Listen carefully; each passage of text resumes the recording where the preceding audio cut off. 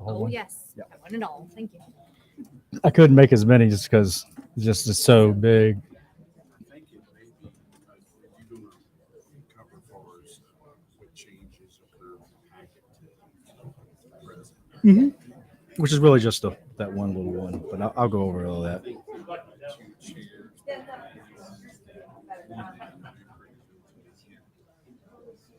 will come in a session, they will handle exit, recess, Okay, yeah. and then go back. Open that one up.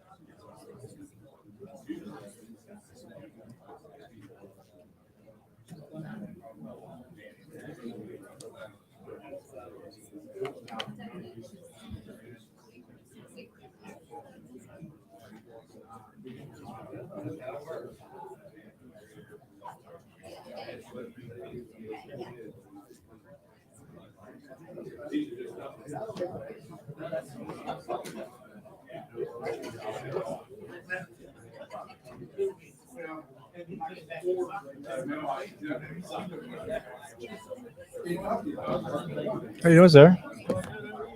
Doing all right. You need a. That's all right. You need a. Didn't get a bunch of them, but enough, I think. Yeah, oh, yeah. Yeah. Our printer doesn't like. Oh, I worked on it from 2 o'clock because it doesn't like really big documents and it wants to like skip pages sometimes. And I got to go back and photocopy the ones it missed. And it's just a bitch. I ought to just take it to a print shop, but they charge off. You never know. Yeah, you never know. Yeah. If I had to guess, it'd be longer than it is shorter, but it might not be as long as you think. So where do you come out on the school? Where do you come out on the school? You feel pretty good? Like you want to give it a shot, or I mean, I know you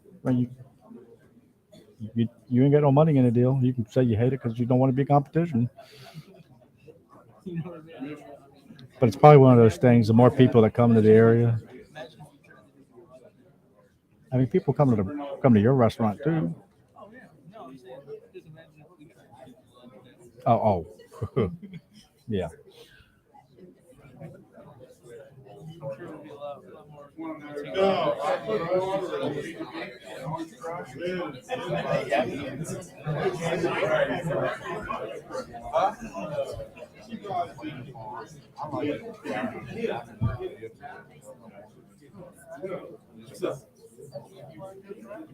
I'm more like you when it's not me.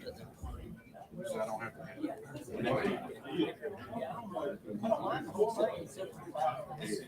It's not me, so I can get rid of all that. Breathe. I just try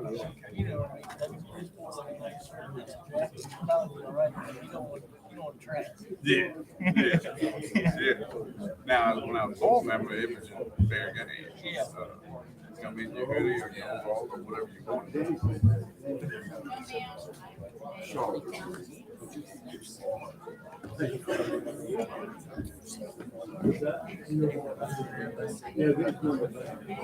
Do we have any more chairs? Or but they're all back here, right? We don't have any more. Well, it's like people aren't filling in really.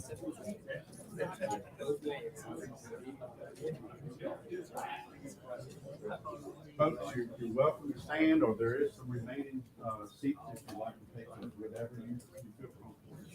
I could look to bring in a few more chairs. Okay. You're welcome. What's up, Jay? Getting over it, something. Hey, sir, did you want to print out? That's right. That'd be a good weekend to do that. I'm pretty sure David said second up, still on direct traffic. Yes. Yeah. Oh, this is y'all big weekend? Next three. Oh, cool. Okay, the Apple. Yeah, if you want to drive through Syria, don't do it on next. Gotcha. I like it. Sir, how are you doing? I'm at like 5 o'clock. Everybody be gone. Hello, Peter. Hello, everyone. Running some traffic coming downtown. I ran into parking. Oh, yeah. Yeah.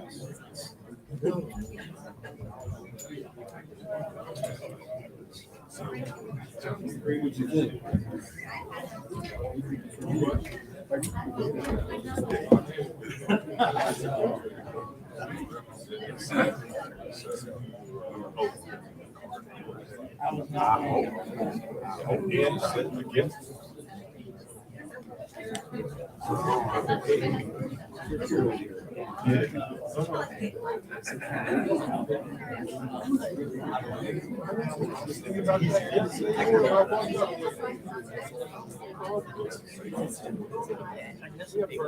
Is he still planning commission? What's that? He's still planning commission first, then? Yeah, yeah. Mhm. So this one. Well, I think they're going to move the agenda and do everything except for Crickersville and then come back to Crickersville.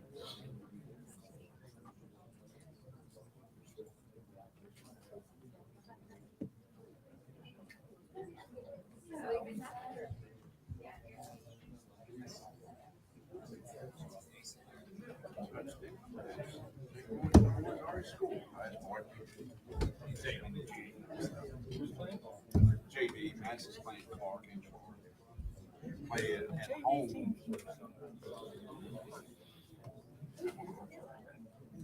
What funny stuff last week.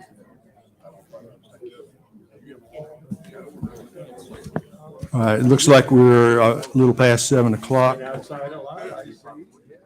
So let's go ahead and call the meeting to order, please. If you would please stand for a pledge of allegiance, followed by a moment of silence.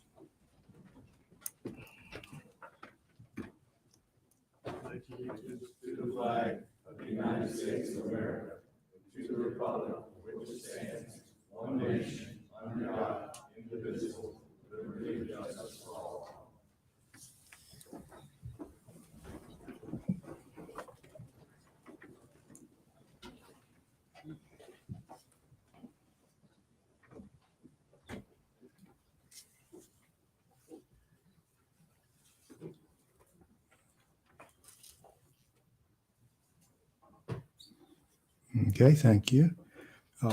We do have a quorum. All members are present except for Danny Krigler, I think. Yes. So all present except for Danny.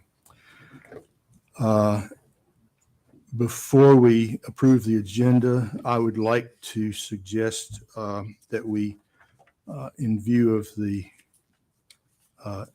public interest tonight, that we move the case number RZ 10-22-25 to the end of the cases so that we can do the simpler cases first and get those out of the way. Following that, we would like to temporarily suspend the planning commission meeting, let the board of supervisors call their meeting to order and take care of those cases. If possible, I'd like to have a brief recess following that and then call the planning commission back into order to continue with the Kriglersville Elementary School supplemental zoning request. Any other suggestions for the agenda? Could I have a motion to approve the altered agenda? So, Moved and seconded. All in favor, say aye. Aye. All opposed? Okay, thank you.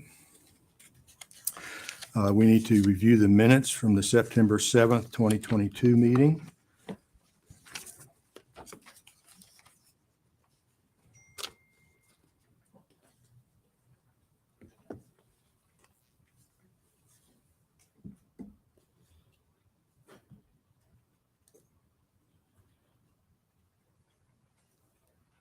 Okay, there were actually only a few actual cases there. Does anyone see any need to change or correct anything on that? All right, if not, can I hear a motion to approve the minutes? move to approve the minutes. Moved and, yeah, Fay is abstained, seconded by Pete, okay. All in favor, say aye. Aye. Any opposed? Okay, minutes are approved.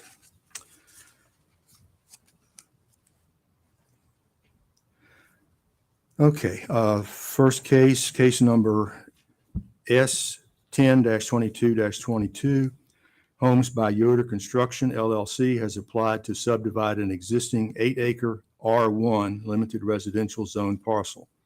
The subdivision would create 2 new parcels and 1 residue parcel.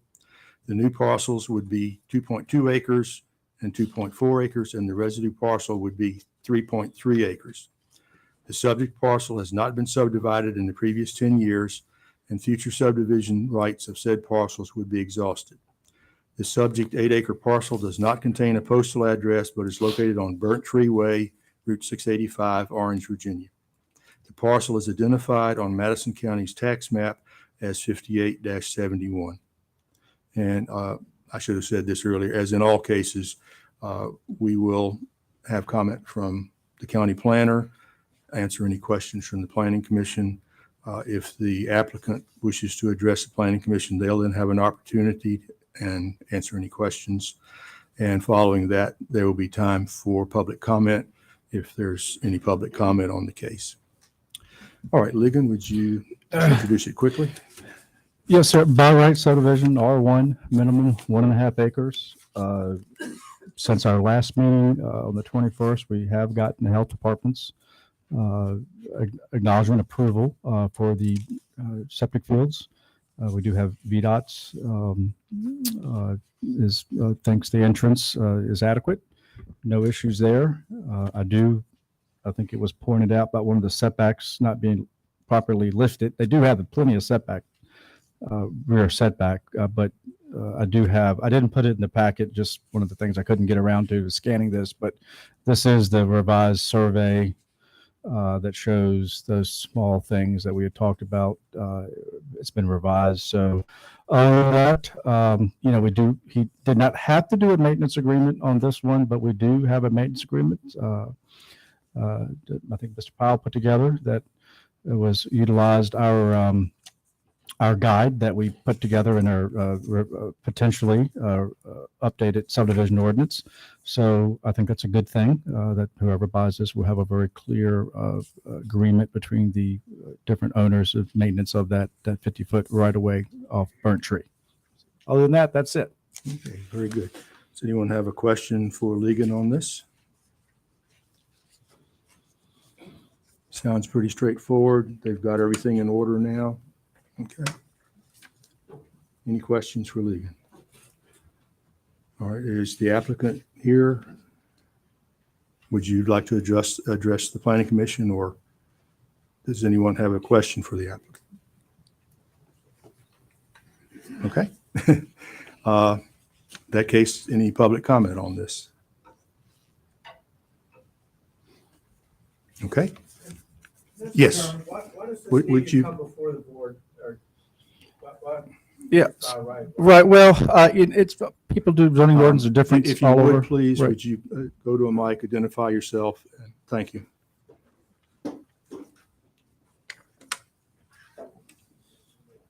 My name is Kevin McKinney, live in Kriglersville. Just wondering why this by right needs to come before the board to begin with. Thank you.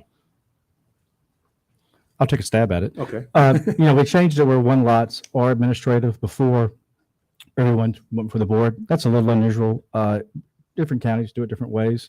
We a couple of years ago decided we were going to go to the single lot subdivisions, which are about majority of subdivisions are single lot. So you do get multiple lot. It's really discretion of the board.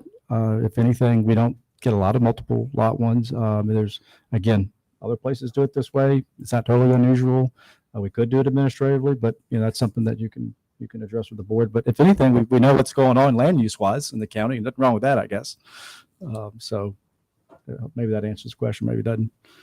Yeah, it's pretty much with the exception of situations where it's not a complex situation, we generally do have it before the board. Any other public comment then? All right, no other public comment. Can I have a motion about this case? Mr. Chairman, I make a motion that case number S10-22-22 be recommended to the Board of Supervisors for approval. Second. Moved and seconded. All in favor, say aye. Aye. Any opposed? Thank you. So case number S10-22-22 will be recommended for approval to the Board of Supervisors. Case number S10-22-23, Gilnockie Land Corporation, LLC, has applied to subdivide an existing 59.9 acre A1 or agriculture zone parcel.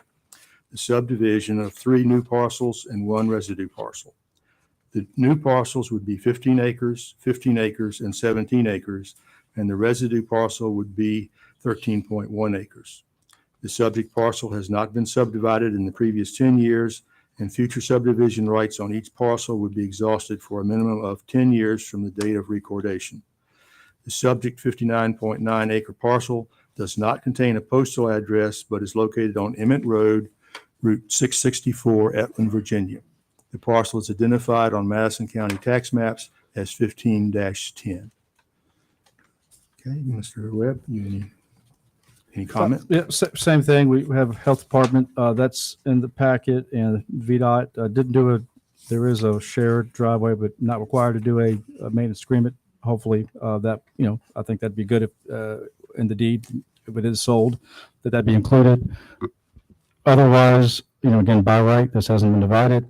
Every new lot would have to hold for 10 years before it could be subdivided again. So just as an FYI. Okay, as before the health department's approvals in place, VDOT's approvals in place. Any question about this for Ligon? Pretty straightforward. Again, no questions. Does the applicant wish to address the planning commission? Is the applicant here? No, don't wish to address. Okay. Does the planning commission have any questions for the applicant? Apparently not. Any public comment on this case? No. Okay. Could I have a motion on case number S10-22-23?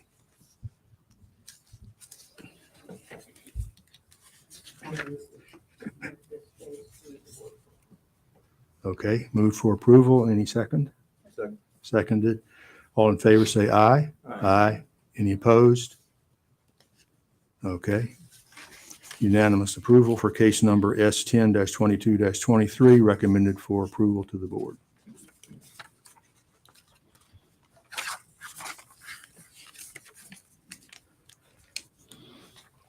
Case number RZ-10-22-24. Mr. Juan Pablo Leon has applied to rezone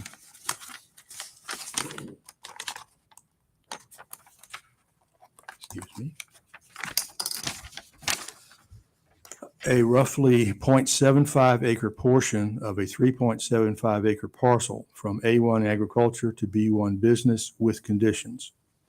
If rezoned, the applicant would subsequently subdivide the roughly 0.75 acre B1 zoned area, creating a separate parcel. The residual 3 acres would remain zoned A1. The proposed B1 zone parcel would be utilized for an automotive sales lot, and the parcel's 2 existing dwellings would be converted into 5 250 square foot offices with up to 5 individual vehicle dealers operating from these offices. Each dealer would have no more than 10 vehicles on the site per dealer for a maximum of 50 vehicles on the site at any given time.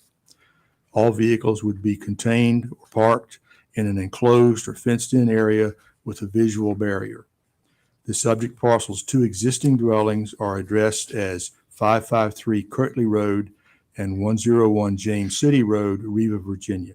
The parcel is identified on Madison County's tax map as 33-11. You have anything to add? I know we've talked about this Yeah. since August 3rd, and Mr. Leon has been here, and you know, when he called the office, I guess several months ago, and you know, we talked a little bit about the property, some other properties he was looking at potentially on Kirtley Road. There's some other business properties there. This is the one he settled on. So when he came in, sort of looked at several ways in which, you know, understanding his business, what he does, his operation that he used to have in Strasburg, the operation he now has in Manassas. And I think, you know, I won't go over that again, but I think we've all gotten a clear idea of the type of business that he's potentially wants to operate here. So the more I worked with him, I came with this sort of idea with those 2 existing buildings that they could potentially be the office, and it could be subdivided off. So really became me is from my perspective was to try to come up with a list of conditions like we always do that would, if I was a neighbor, I'd feel like I know what's going to happen over there, that the county would have the ability to regulate it, and so that's what we sort of have been trying to do for the last couple months. And if you see in your packet, again, VDOT, I did get just to kind of go over the VDOT Health Department. VDOT Willis Betzall did email me back, and he apologizes for the letter, but they are comfortable. They don't have a letter, but they are comfortable with what we call a low volume commercial. Essentially, it's just a kind of a wide radius turn. Kirtley Road has excellent sight distance. That's where they would prefer folks to come in. Getting into the conditions, if you look at the letter that was provided by Mr. Leon to me, we have added, as you might have saw in my report, there have been, let me see, I think it was 6 last time, 6 conditions. We've added 7, 8, 9, and 10, which I think are pretty significant. 7, I believe Mr. Elliott had asked about the health department. That's not a problem. There is a septic drain field. I did talk to the health department. We will get something from them once he comes in, if he gets a building permit, to let them know what the wastewater flows would be. And we will communicate and get something in writing from them. But generally speaking, an office is, in some respects, it could be less than maybe even a single family home. If you look at number 8, and again, I actually have the signed, I got this afternoon, so we have the signed version of this in the office, and that will, if this is approved, that would be recorded with the subdivision, these conditions. If you look at number 8, which I think is a significant one, if this is approved and he subsequently subdivides it, this will not be transferable unless it comes back before the individual who maybe want to purchase this came back before this board, had a hearing ultimately between with the board of supervisors. So in the number 9, the cemetery located would be preserved, fenced off as required. As I can read the code of Virginia, that's basically what it says. You just need to fence it off. He already has that established. I did walk the property just the other day. Essentially you can't disturb the land around it, and I don't think that he wants to do that. And he's already taken measures to make sure it's properly preserved. The last one, number 10, it says here that hours of operation would be from 7 to 7, and no delivery of any automotive vehicle sales lot would happen in that time. I know last meeting you talked about the number of cars. It might not actually be the 50 in the fenced-in area. If that's so be it. That's great. He has an area for that. He can do up to that. If he does less, then that's okay. But you can also see that there is an exhibit with the conditions that shows the type of fencing, the sort of cloth over the fencing that would be a visual barrier. Again, it's already cleaned up the property. I feel like the proximity of some other business zoning, it's close to 29. We've really put this in a very narrow box as far as conditions. It stays with Mr. Leone. And I just have a lot of confidence in talking to him and dealing with him that it's going to be a very nice, clean operation. There's not going to be any big signs or anything. It's all been limited. Again, I'm happy with the conditions, so I'm very comfortable recommending approval with the understanding that these conditions will be something that we're going to hold him to and expect to be a good neighbor. And again, I suspect he will. So that's all I have. Any other questions for me or? Yes, Pete? Again, the original entrance on this was on James City, correct? And now it's on Kirkley Road. If it comes off of Kirkley Road, does it have to cross the piece of A1 to get to the B1? Well, I guess it would, and that's there is also a James City road. I would suspect you probably would see both entrances used, but I mean, as far as crossing, we have other B1 properties that cross other properties, so I don't think it's unusual. I think the from VDOT's perspective, that's just they would rather see the traffic put in that way because be directed that way because of the traffic counts, and there's just less traffic there. Will you be able to use both entrances? We haven't made a condition that he has to close the other one, but I mean, unless that's something that he wants to do, I think any sort of directional signage or anything would be on Kirtley, and that's the address that would be used for the property. But I mean, I don't think anyone has any big heartburn. I don't see it. I don't think VDOT does if they used both on occasion. Any other question for, yes, Mike? So did you say that you did not have anything from VDHF?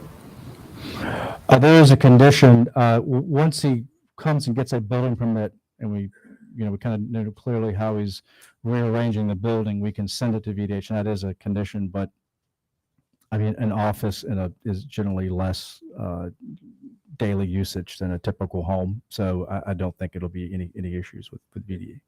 Is that I remember one of the first pictures of all this that it showed that the drain field was on the A1 side. That's right. Is that correct? Mhm. Is that going to be okay? Yeah, we have a condition that talks about that they would be able to maintain it, and it's not an ideal situation, but it's not unusual that drain fields are sometimes on private property owners. Sometimes that happens, but he owns both parcels, so he's given himself the ability to maintain it, which is probably a good idea since he owns both of them. But And if he decided to subdivide and sell one parcel? well, remember, if he wants to sell the B1, the condition is anybody that wants to. It's limited to just this auto sales lot, and they would have to come and get an approval. So it stays with him, and that's, like I said, it's very narrow in that sense. So it's B1 conditional, which is a big difference. Okay, any other question for Ligon? Yeah, I'm a little puzzled. I understand, of course, now I'm not a lawyer, so just take this at face value.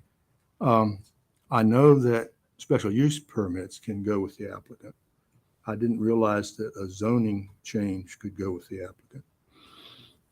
Is that normal procedure or? Well, I've been doing it. I mean, I've been in cases like this for years with it. Okay, It's I not real understand. common, Yeah. but it can. I mean, and again, it's a voluntary condition by him. So he wasn't, So he will voluntarily relinquish. Well, Mr. Gregg, yes. Okay. I realize that sometimes legal and common sense don't go together, but I'm not sure that that a rezoning can be simply dropped like that. So. Sean, could you repeat the statement you just Yeah. made, please? I didn't hear it. I have not researched this issue. This is the first time I've heard it raised. I'm happy to research it and give you an answer, but I will not have that tonight. Thank you. Any other question for Ligon on this? Does the applicant wish to add anything?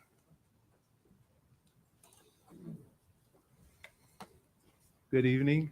Thank you, Mr. Webb. Good evening, Planning Commission and Board and neighbors. Thank you very much for your time.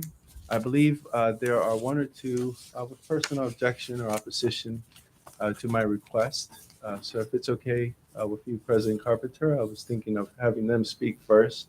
That way it prevents a lot back and forth, and then that way they're able to voice their concerns and questions, and I can come up. I prepared a presentation to address certain questions that were already arised and might come up again today. Okay, I think, I don't see any reason we can't do that. That seems common sense.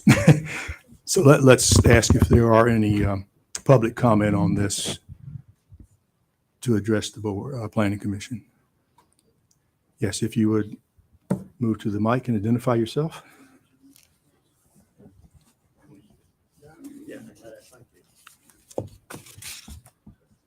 Good evening. It's a pleasure to be back with you all. I'm Butch Davies. I'm with the law firm of Davies, Farrell, Llewellyn, and Edwards. That's a mouthful. What I'd like to do, I'm here tonight representing Gary Fay and his wife. They live on Kirkley Road, and they built a house that quite frankly has a magnificent view of the mountains. It's in a residential portion of Kirkley Road. It's interesting.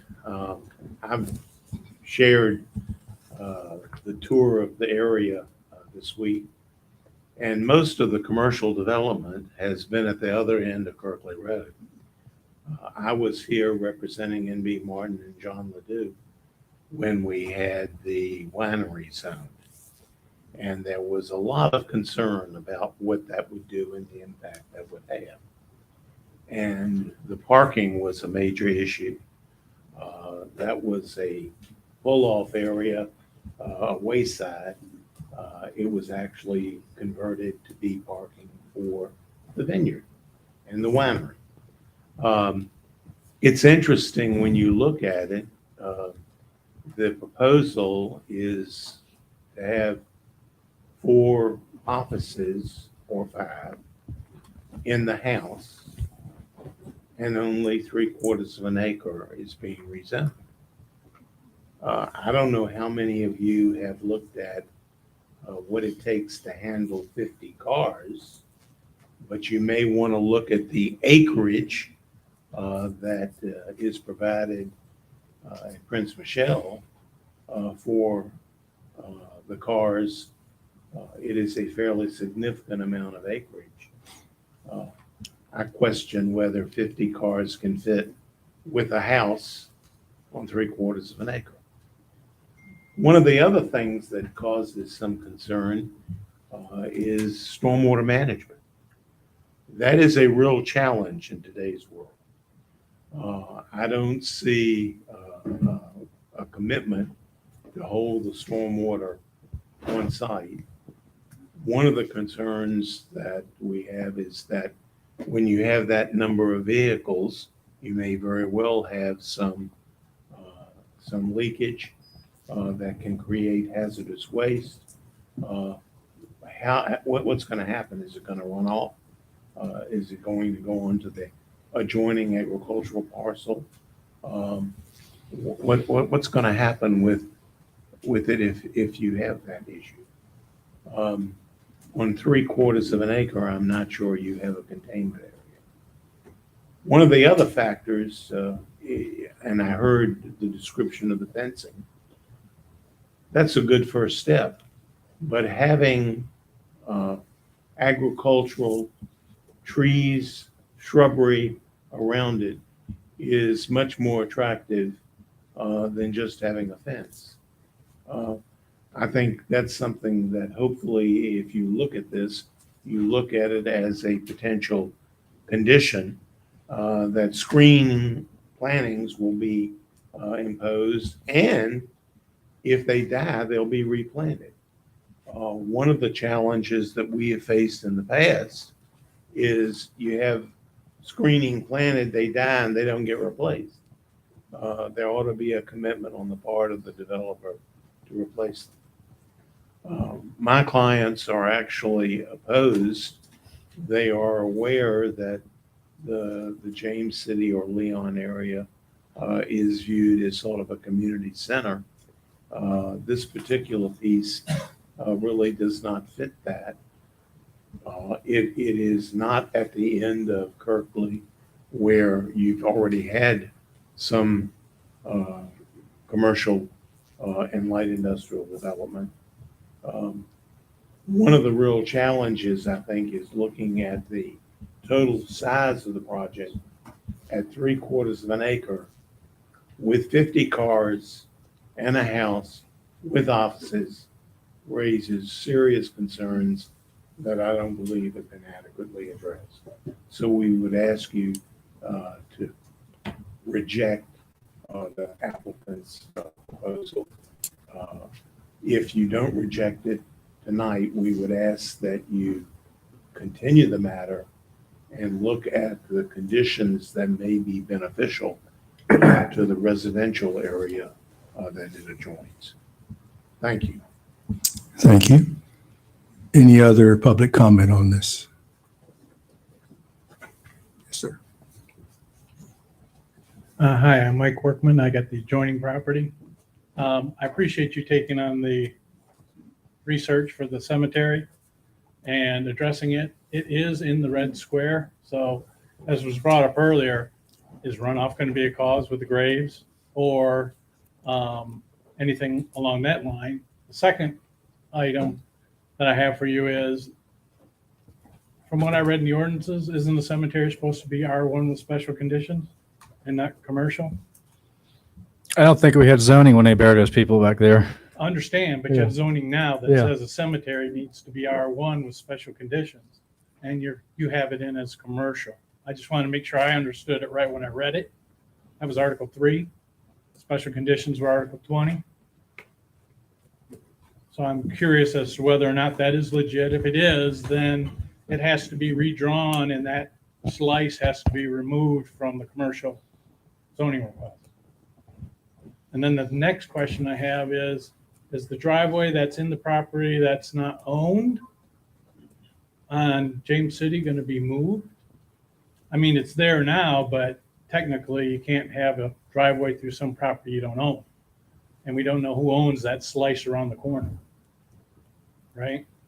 So that driveway would need to be relocated onto James City if you're going to use it, which it should have its own entrance anyway, as it's commercial.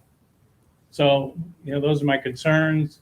I appreciate you addressing it, but yeah, I think you're going to have to cut that up and keep that cemetery zoned properly, and then redo the application, bring it back up again. So, thank you. Thank you. Any other public comment? Hello, Yes, Jerry Fay. I had spoken to Mr. Leon on Saturday to go over the situation. I am a car dealer, and we had spoken about, I said, well, where's your office now? And he says, I don't have an office because the rent went up $600. So I stopped the office. So he has no sales facilities now. And so bottom line is this is not his primary income. So what I'm saying is that he has a body shop a retail shop, and he has a construction company. This is an area that he is going into, that he's putting 4 other people that we have no idea who they are. We have no idea what kind of cars they're bringing in, with 0. And he's going to lease the land to them so that he can keep the license there. He has no intention of running his business through this. If he has a body shop and a service department and a construction company, and he doesn't have to have the sales department, then what is he doing? What he's doing is he's putting a piece of property here, putting 4 additional members that are going to lease the property from him, and there is no runoff for these vehicles. Mr. Leon, I know his business. He has no inventory. I know that he takes newer model cars and fixes them. I get it. The situation is the other 4, we have no idea what they're bringing. We have no idea what they're bringing. We have 2 lots in Culpeper that have been destroyed by people, 2 salvage lots, the Coons lot and the other Pelham Court Motors lot, that are salvage lots that have destroyed the vision of the community. And what you see with the fencing that you see now may not be the fencing that you see later. And again, he doesn't even have the 4 other individuals. He doesn't even have their licenses. It makes no sense. What he's doing is he's going to sit there, rent them $500 a spot. They're going to put as many cars as they want on the lot. You're selling it to him, but you're saying if he sells it, then he loses the commercial part of it. Well, he'll never sell it because he's got people that is renting from it. If he has no car sales at this time, then what business does he have going forward? He's utilizing this area. There was Mr. Leon and Mr. Webb had a conversation. There was confusion, and Mr. Leon thought it was commercial. He bought the lot. Mr. Webb said he should have waited. Okay. But so then now we're at this step because Mr. Leon didn't realize he was going to have to go before the supervisors and the board. That's why we're here tonight. So putting 4 car dealers, would any of you want a car dealer next to you? And I'm a car dealer. I'm just telling you, this is not what he's proposing so that he can lease it out and make money that way. If the sales business was so important to him, wouldn't he have a store now? Or he'd be broke. But no, he has construction, body shop, and a retail shop. And at the same time, how many hours is he going to be there? If he's got all these other businesses, watching the other 4 gentlemen. All right, thank you, sir. Thank you. Any other public comment?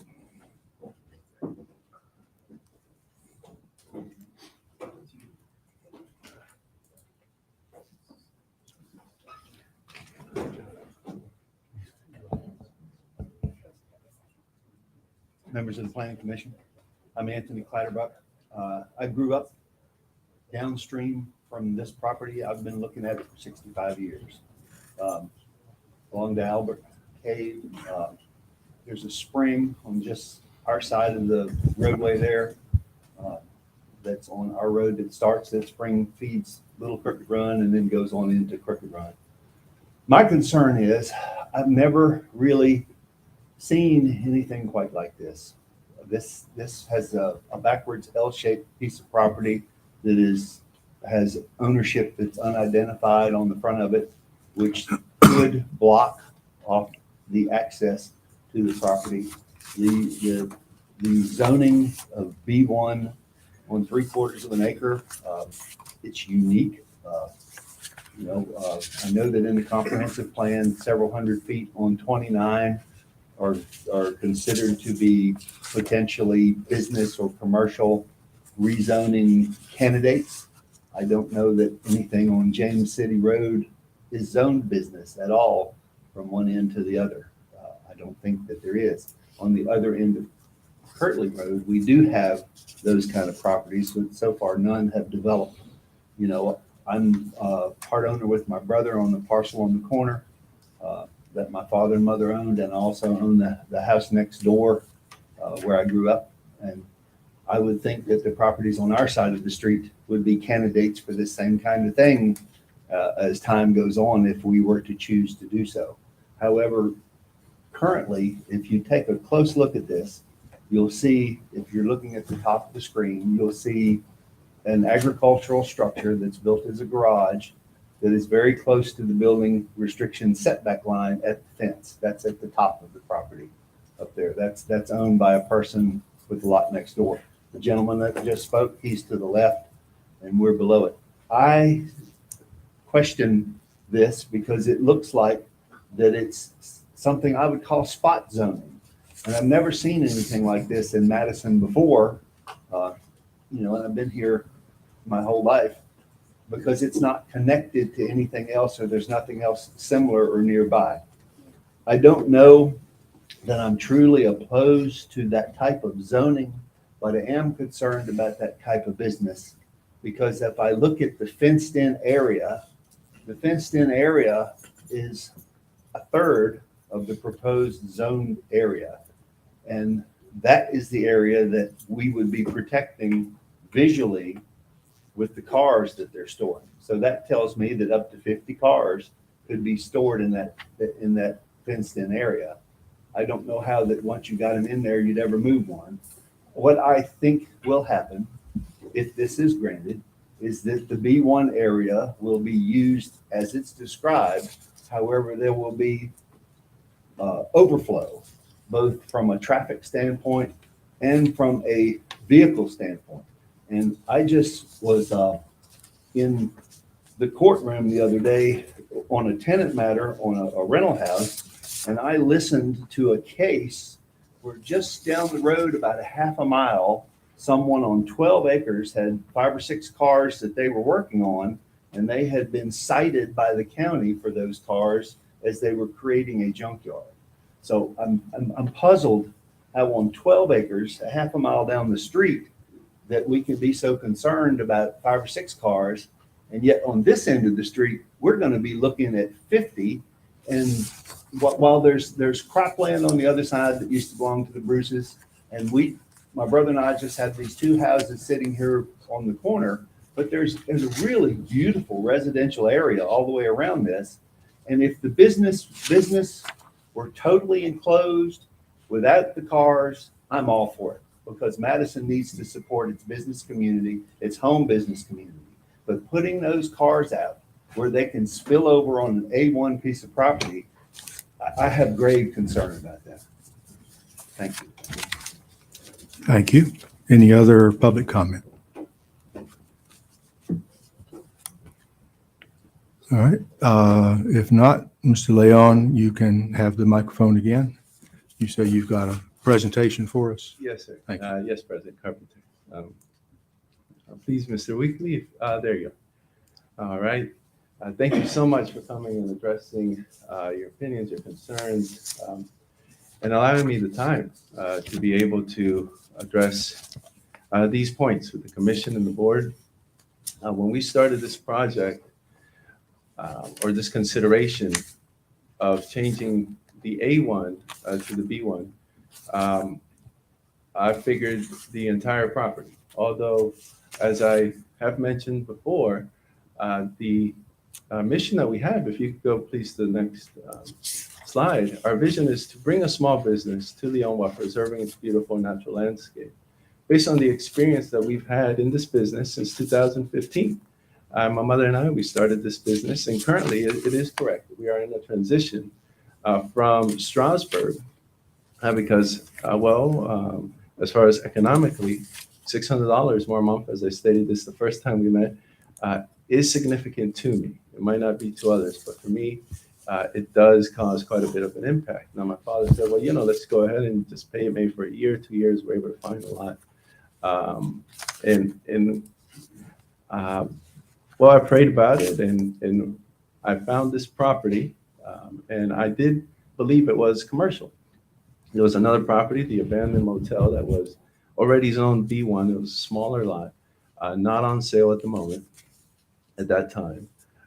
And I was able to contact this owner, and he was willing to sell it to me. And because I did not, nor do I plan to do any sort of major industrial or commercial buildings, I figured, okay, this is a great property for me, especially being as how my business model does not require any vehicles being on the property. It's internet-based. And if we could please go to the next slide. Thank you. This is where I operate out of, 28814 Old Valley Pike. My building was on the left. And if anybody were to drive there at any point of the day, during any day of the week, this is what they would see.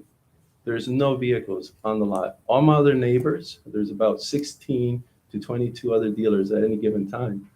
They also operate in a way of wholesale or internet based. We've never had any sort of conflict with one another. We don't look at each other as competition instead of complementary. If I have a vehicle, they recommend my vehicles. If I know that they might have something that a client of mine might be interested in, I give them their numbers. And if you could please go to the next slide. That's the rest of the 3 acres.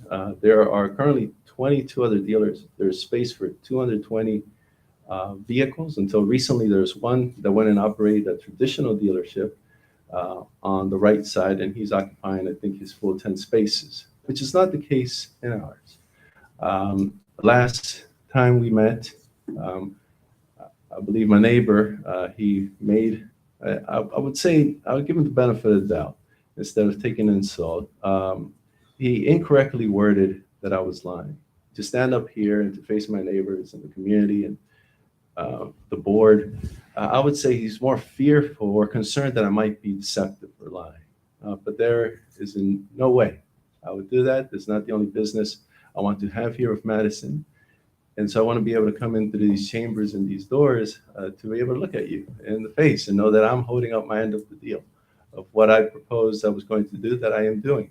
And the difference between my landlord and myself as a landlord with my tenants is that I have went through the requirements of being a dealer. I know how to be in compliance.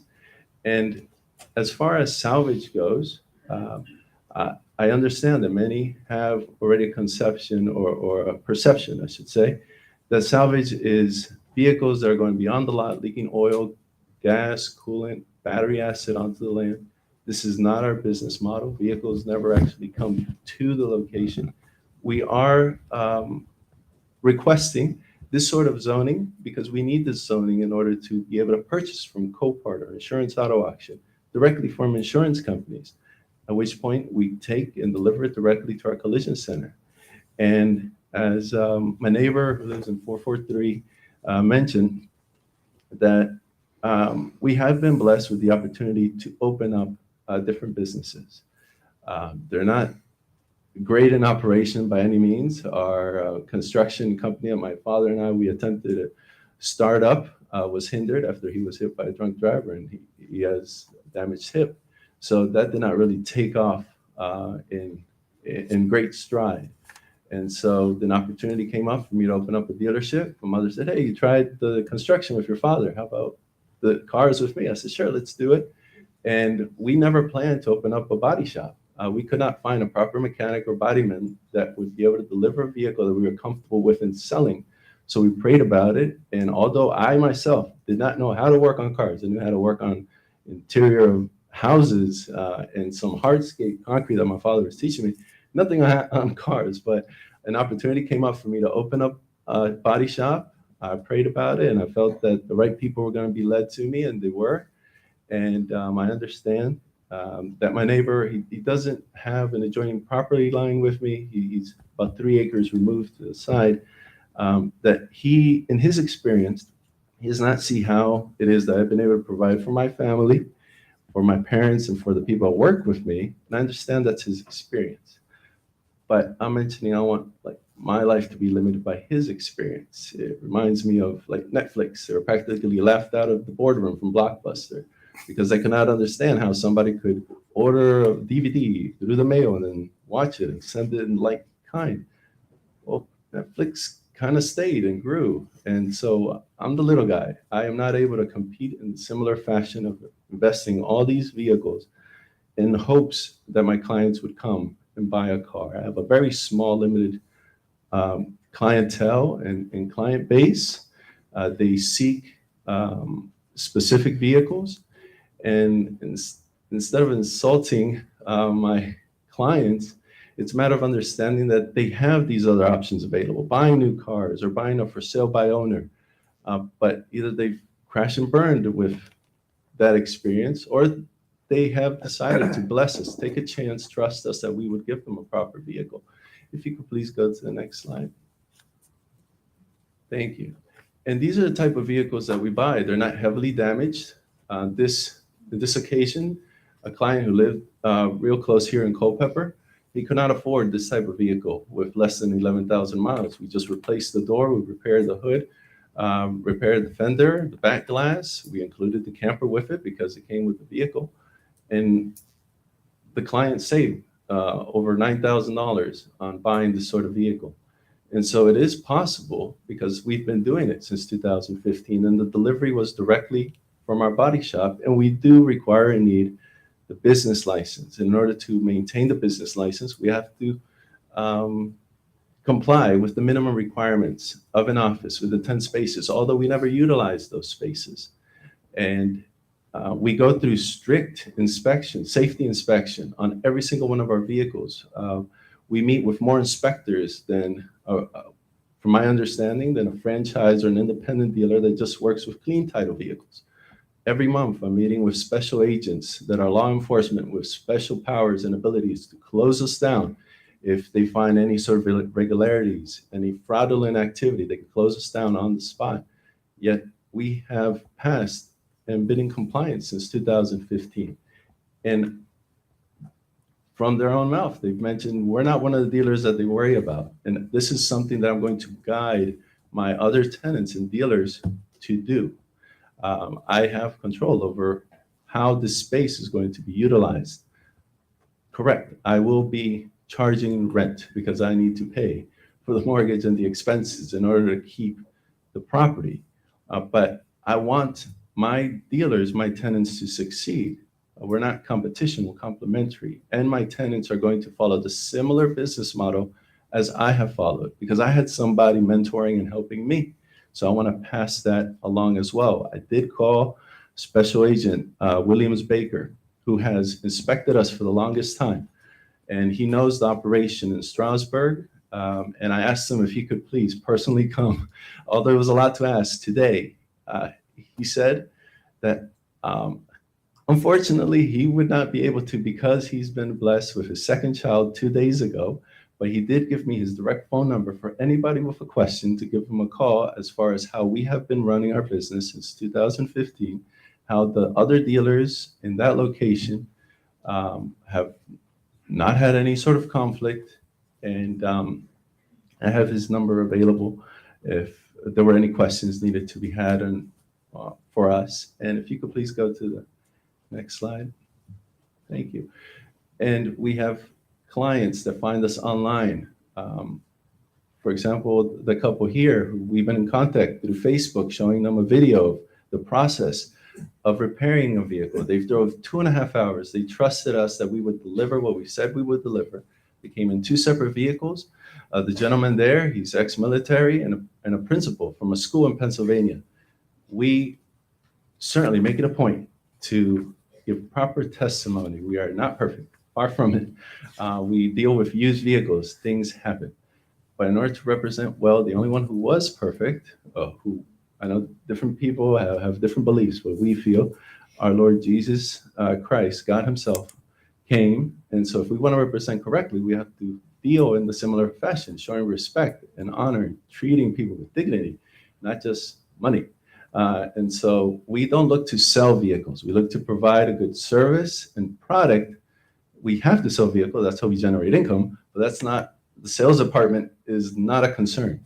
We concern ourselves with providing a proper product and service that people are willing then to buy. And if you could please go to the next slide. Thank you. We also have been blessed with support of other businesses. They realize that every vehicle loses value every single mile, every single day that it's there, unless it's a collectible, and those are few and far between. So we are transparent with how the vehicle looks before we repair it. We make it a point to deliver and keep our overhead costs low. This is why we mainly focus on internet sales. We do not have a huge physical presence. That's why we rarely are able to get a vehicle online. We have been blessed that we're able to sell the vehicle before it's fully repaired. If you could please go to the next slide. Thank you. And experts in the industry have blessed us with buying vehicles, with recommending us, because when we are low in sales, we focus on repairing vehicles because we need to provide for our families. When we are low in repairing vehicles, we focus on the sales part of it. So I've been able to structure it so that way we don't necessarily have a very low side in the business. The owner of State Farm in Tysons, she purchased a vehicle for her daughter who was graduating high school with a left side damage, and it was salvaged. She knows it goes through a rigorous inspection. All the receipts have to be presented, and she bought it for her daughter at the time graduating high school. If you could please, and I'm promising I'm ending my presentation. Clients from Ohio, they come by from Stevens City. Sometimes they come from North Carolina, just one-way ticket based on what we've shown them, what we're going to give them. And I coordinate Uber pickups from the airport, or I drop off the Enterprise that they rented one way, and then off they go with their vehicle. If you could please go to the next slide. Thank you. We have repeat customers. This is the way that we handle business. This lovely couple, they were just starting out their family. They came back and they bought a van when Enrique's wife was expecting their second child, and they referred their brother-in-law to us. That's how we have been able to maintain during this whole pandemic, but also thrive. More of word of mouth. We do not do heavy marketing. This is why we gave up the right to do like wavy guy or huge neon signs and lights, to be able to preserve the aesthetics of the property. And I understand that my neighbor that has the property above our lot, he is a car enthusiast. He built a garage. He comes over not every single day, a couple times during the week or a couple times during the month, and works on his cars. My neighbor to the left, a very pleasant man. I was able to speak with him. He's the one that made me aware of the cemetery. He's also a car enthusiast, building himself a good-sized garage to repair, currently, I believe, inoperable vehicles that he has on his property, because he wants to repair them. And that's wonderful. He's retired, and it's great that he's able to enjoy his property. And the neighbor next to him is the gentleman with the Ford dealership. I understand he wants to have quiet, peaceful enjoyment of his property. That's what we also want for him. Across the street, there's currently more vehicles than what we're going to have. There's like about 8 or 7 trucks and trailers that are parked there by a landscaping company. We're not going to have that. So he wouldn't have to worry about us. We're more than 3 acres removed. Our idea on that is that we'd have to go out of our way to be bothersome. We're not in any way planning to do that. Whatever my power, I'm definitely going to mention to my tenants the opposition, the questions, the concerns I've had during this process, that we want in no way the commission or the county to receive any sort of complaint, justified complaint, from our neighbors. Because we'd have to go out of our way to bother them, and they'd have to go out of their way to be bothered by us. This is what's wonderful with Madison, aside from being able to come face to face, and I respect this completely. Thank you so much for coming directly and letting me know this is my concern and allowing me to address these concerns reasonably. And there's a lot of trust when it comes with these meetings I see, as well as selling vehicles. If you could please go to the next slide. Thank you. And that's what we focus on. To end up, we feel it was just a divine answer to our prayer that we found a location in a town that shares our last name. And my father and mother, whom we own these small businesses with, I imagined when I opened up a construction company, my father used to work with Ficina, they grew big. And then they sold to Lane Company. Amazing. They did great projects. I was like, we're going to do that. It didn't happen. My father had an accident. Things happened.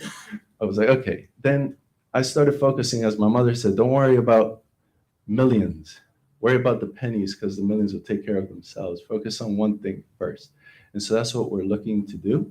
My father, for me, is the most honest, integral, hardworking man that I know. Coming from Bolivia, I understand that our name is on a plaque on the mayor's house. He was a treasurer there before immigrating here. And I look to bring honor to our name and also our city that shares our name by doing what I mentioned I'm going to do.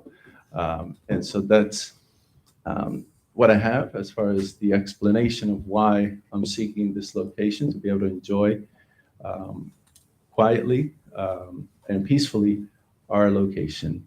And I'm attempting to do it in the best manner possible. And as far as my understanding with zoning is limited, this is the first time I have this experience, and I'm so thankful for your guidance and for your time and consideration with us. And I want to make sure that I addressed each one of the concerns. And certainly we are going to take the proper time and work to address this cemetery that has been forgotten, not even a concern until this point. But the moment that we found out about it, we're going to make sure that proper respect is given to those whom have come before us. Because I also have a son, and I want him to know 20, 50 years down the line, I'm not planning at all to sell his property. But whatever he does, and if we're blessed with another baby, whatever my children do, I want them to know that their father kept the word. Like it says, instruct the child when they're young, that way when they're older, they don't depart from it. That's how I was raised.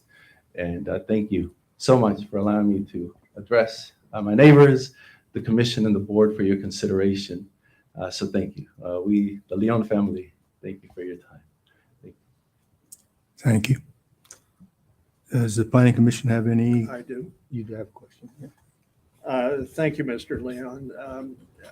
You've appeared before us a couple of times at least. I think, speaking for myself, I'm impressed by you. You're an entrepreneur. I think you're a thoughtful, able guy. But I don't think your presentation really addressed the concerns that were stated. One of them was whether that spot that is enclosed in red is suitable for 50 cars. Just taking a look at it, I don't think it is. And the bulk of your presentation focused on your activities. And I think you've been successful and admirable in your various pursuits. As I said, I think you're an entrepreneur, and Madison County needs entrepreneurs. But we need to be able to address, I think, we as a planning commission need to be able to address what I thought were pretty legitimate concerns. And this goes, I think, to a problem that Ligon knows that I have, and that is the process of developing conditions that will not only encourage welcome economic activity in the county, but also protect the people of the county. And I don't think we've done a very good job of that in this instance and other instances, which I will address later on in connection with the Criglersville School project. So I would really recommend, Mr. Chairman, that we take a step back. I don't think this is ready for action by the Planning Commission. I don't think it's ready for action by the Board of Supervisors, because I think there are legitimate concerns that have not been fully addressed. Any other? Yes, Faye. I was very confused. I heard Mr. Leon's first presentation, in August, and was impressed with his business plan, which he explained to us, as he did tonight pretty much. And the online opportunity for people to buy and for him to be able to provide that service really impressed me, because if you think to the future, that's the way it is. And I think like some of the delivery people know my house pretty well, because I can't find it in the store. Believe me, they know my address, because that's the way we do business these days. Who would have ever thought? I was in a town, a city, getting to airports. I used Uber. I had no idea who those people were. I just ordered them. They showed up, gave me a license number. What I'm getting at is we do business very differently these days, because I didn't want the hassle of getting back and forth to an airport, that kind of thing. We do it very differently. We have people here who do business very differently. I still understand that there are more government workers right now working from home, doing business, big business from home right now than we had before the pandemic. And they had to, of course, shut down during the pandemic pretty much and work from home. And they're still there because companies have found out that work gets done. They come in maybe 1 or 2 times a week or not, but they get the work done. They don't get the work done, they don't get paid. It works. That's why we need broadband. But that's another subject. I'm very impressed with the business plan. I know people personally who own what they say are, there's a term for when you buy a car that doesn't get a clear title. I know people, I've found out that there are people right in this county that own cars like that because they can't afford anything much more. So and I think that's what it is, right? You don't have a clear title to that car if it's been, would you maybe address that too, but just real quickly? It's called salvage. It has a salvage history in Virginia. A salvage certificate is not negotiable unless you're only selling parts from that vehicle. And so in order for the vehicle to be able to be registered and be negotiable as a sale, it does have to go through a repair process, and then it's given what's considered or known in the industry as a branded rebuilt title with a salvage history. Mm-hmm. Yes. Right. And I know people that own them right now. You do too. You just don't know that what kind of car they have. But it's fine for them. That's what they want. The other thing that we didn't emphasize quite so much, first of all, there will not be, according to Mr. Leon, 50 cars on that property ever. Am I correct? That's not your business plan. They get transported, maybe dropped off there and immediately taken on to be worked on. The vehicle would actually never be dropped off there in its damaged condition. The only time we would meet there at the office is for delivery. For example, for clients that come in from Charlottesville or the UVA area. We have a number of clients that buy from universities. And so we would only meet there as far as the delivery. No overnight vehicles would stay, except for myself. If I decided to drive my own personal vehicle and stay in my own building, then yes. But as far as business for sale vehicles, no overnight vehicles would be there. Well, the other thing I think that we learned then, and I don't think it was mentioned tonight, these requirements for having a space for 50 vehicles or a 10 spaces for each of your salespersons that you will be coming aboard. That's required. Virginia's, probably many states, most states haven't caught up to that yet, to the online thing. Correct. That's a requirement of the state of Virginia for you to have a dealer's license. Am I correct? For a franchise or an independent dealer in Virginia currently, you need to have a minimum of 10 parking spaces available for every dealer license. And there are many other industries that I know have requirements that to us seem rather silly and really totally inappropriate. However, it's what we're doing. They're speaking for the state of Virginia, and that's what it is. So you go by it.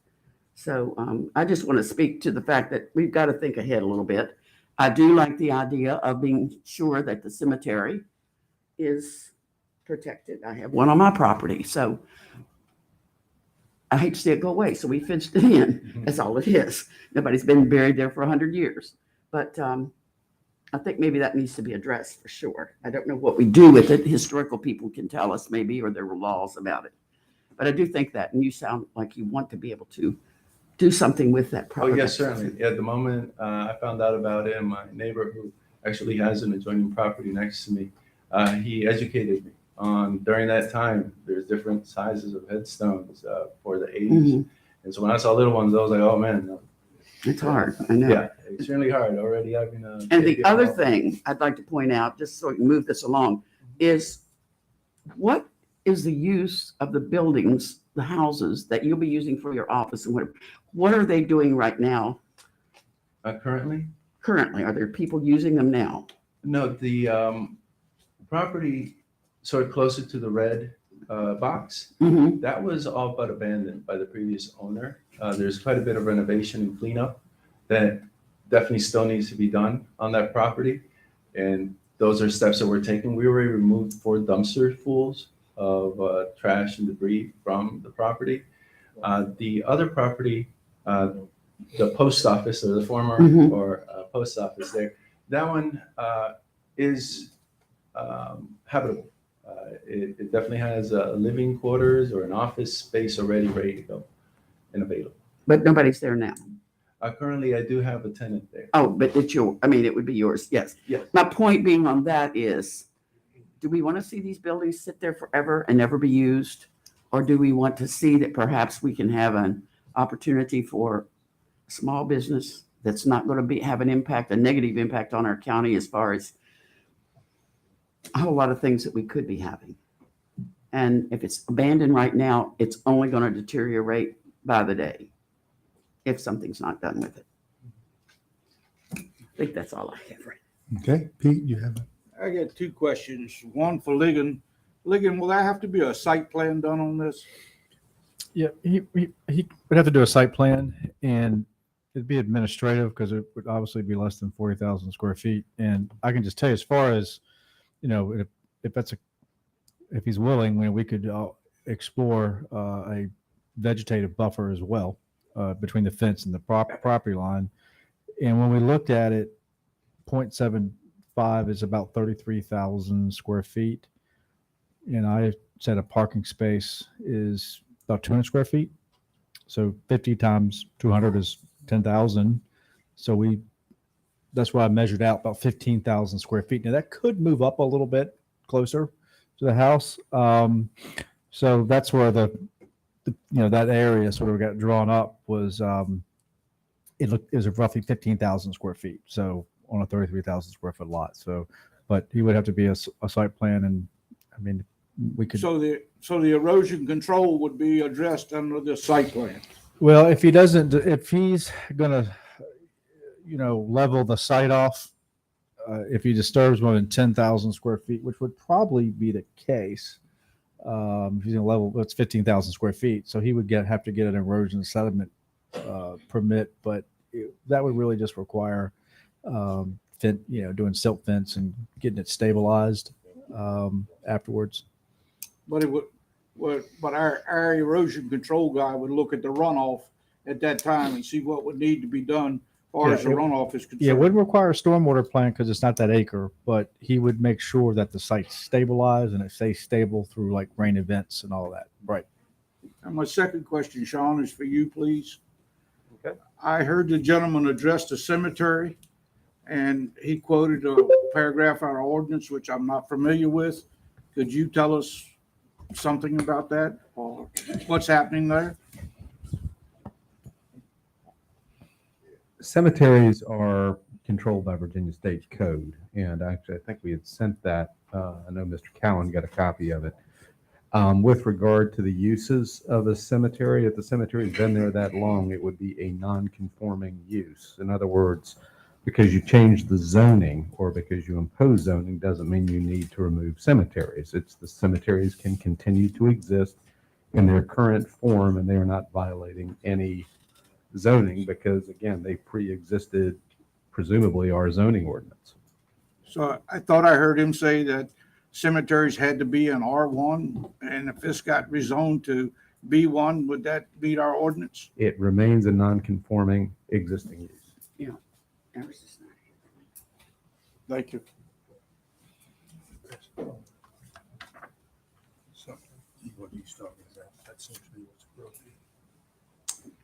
Yeah, Mike, you have a question? Yeah, I think a lot of it's been addressed already by the other 3 or 4 comments, but I had reached out to the Virginia Motor Vehicle Dealer Board, and they seem to be pretty, what would be the word? So they're going to make sure that you've got your parking.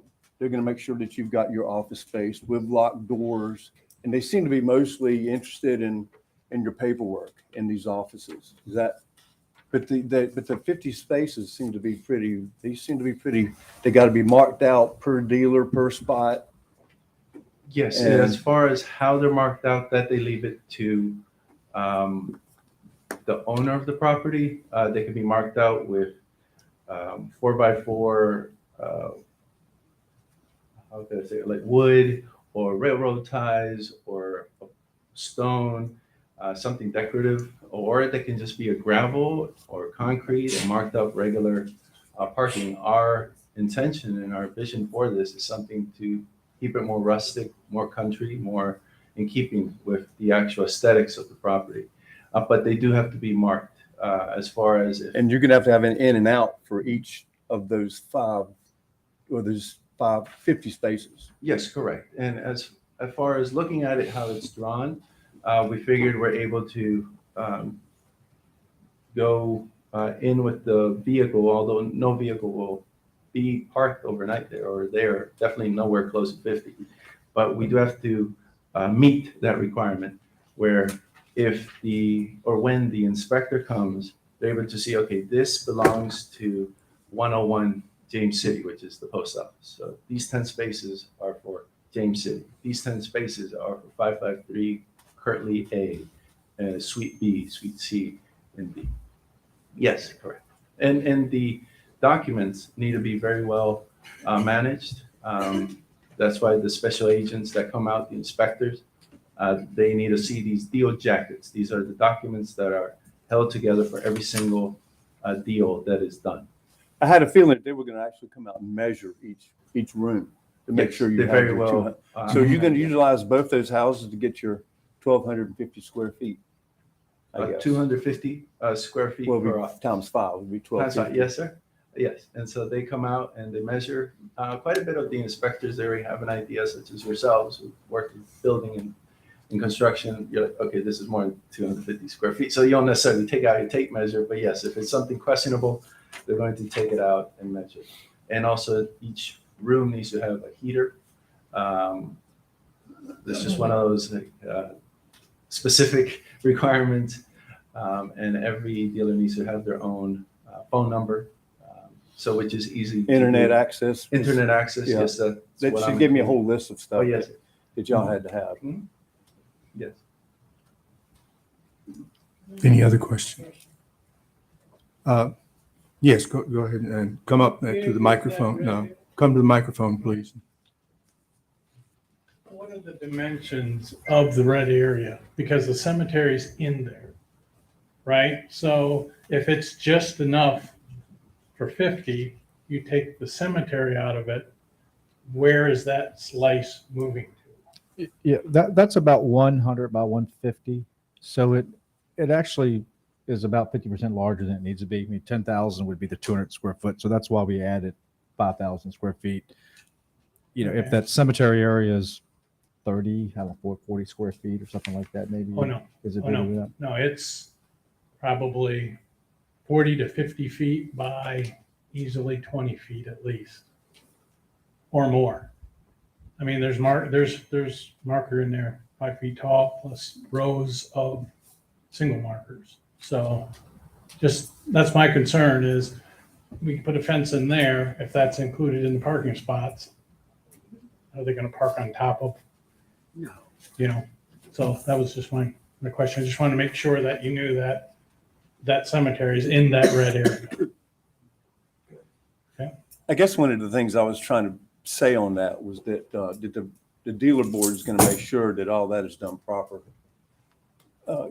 Wherever it is going to be, maybe they're in different, maybe one dealer's over on one side and he's got his tent. I don't think it has to be at the same spot, does it? That's correct. It does not need to be enclosed. But you're going to have the fencing for if it's at different spots. You're going to have that fence. Yeah, so the fencing is mainly for the salvage, being able to obtain the salvage license in order to purchase from Insurance Auto Auction and Copart.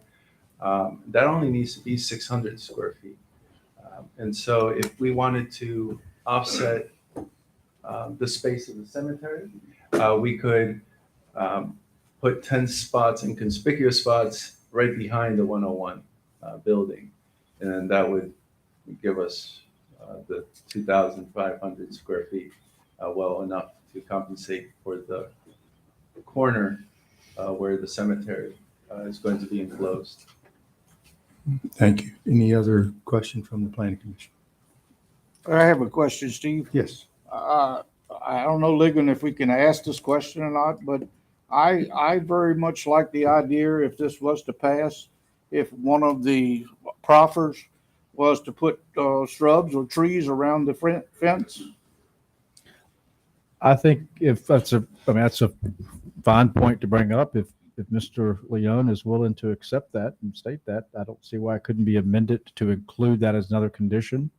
On top of the 10 conditions that we have, we add one more. Is that something that you would proffer in the site plan that we could?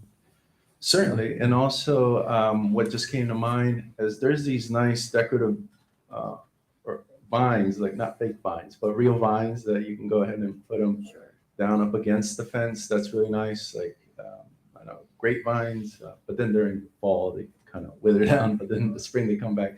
But other vines that are more permanent, something like that, instead of just trees or shrubs, but something decorative. Sure, certainly. Or No maybe issue. another idea is that just even though our ordinance require it can be administrative, maybe he could just bring this site plan back as a condition. If you could just bring the site plan to the planning commission and board.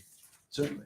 Yes, it's something that we also discussed, that if in case, for example, we give it a go. We've seen this work in where we were tenants, not the landlord. But if for some reason we're not able to find or come to an agreement with our tenants, then we just won't rent that space. But we have the ability to try it. And I thank you for the ability to try and show you our commitment to keep our word, our ability to do this business.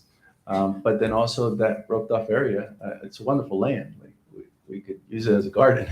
So it's no objection of ours to make it even more decorative as far as putting shrubs or something instead of an unsightly like yard fence, right? So, yes. Okay. Any other question or comment? All right. Does anyone want to make a motion on this?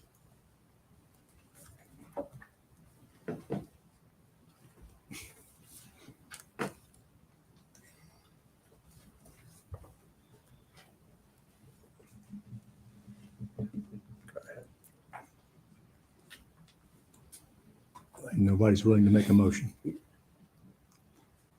I will. They will. Okay. I'd like to recommend that case number RZ-10-22-24 be recommended to the board with all the proffers, consideration also of the added buffer, vines, whatever. All of those, which I don't have in front of me, but I would want those to be included for sure. Okay. Any second for that? Moved and seconded. Maybe we better do a show of hands. All in favor, raise your hand. 4, 5, 6, 7, 8. Okay. Thank you. All opposed? All right. So Peter's opposed. Okay. All right. So case number RZ-10-22-24 will be recommended to the Board of Supervisors for approval. All right. With our change in the agenda, we will move straight to case number OA-10-22-26, amending the zoning ordinance, specifically Article 20 definitions, and adding a definition for the term short-term lodging unit as Article 20-160A. This definition would allow a single or one short-term lodging unit as by right use in a C1 conservation, A1 agriculture, R1 limited residential, and R2 general residential zoned parcel. And 2 or more short-term rental units would require a special use permit on a C1 or A1 zoned parcel. On R1 and R2 zoned parcels, a second short-term rental unit would not be allowable. Okay, Ligon, we've been discussing this for a while. We've been doing this for a while, and I appreciate everyone's perseverance. And I was just at a Virginia Municipal League conference where short-term rentals was discussed. And again, just to reiterate the conversation, we had a commissioner of revenue, a zoning person, and, as far as from a zoning perspective, it really, communities, some don't regulate at all, some regulate every last one. I think this is a good balance, and everyone I've spoke to about this policy that's kind of been unofficial for the last, since I've been here, has generally liked it. So I think it's a good approach. I think it, acknowledges that short-term rentals are here to stay, especially the apps.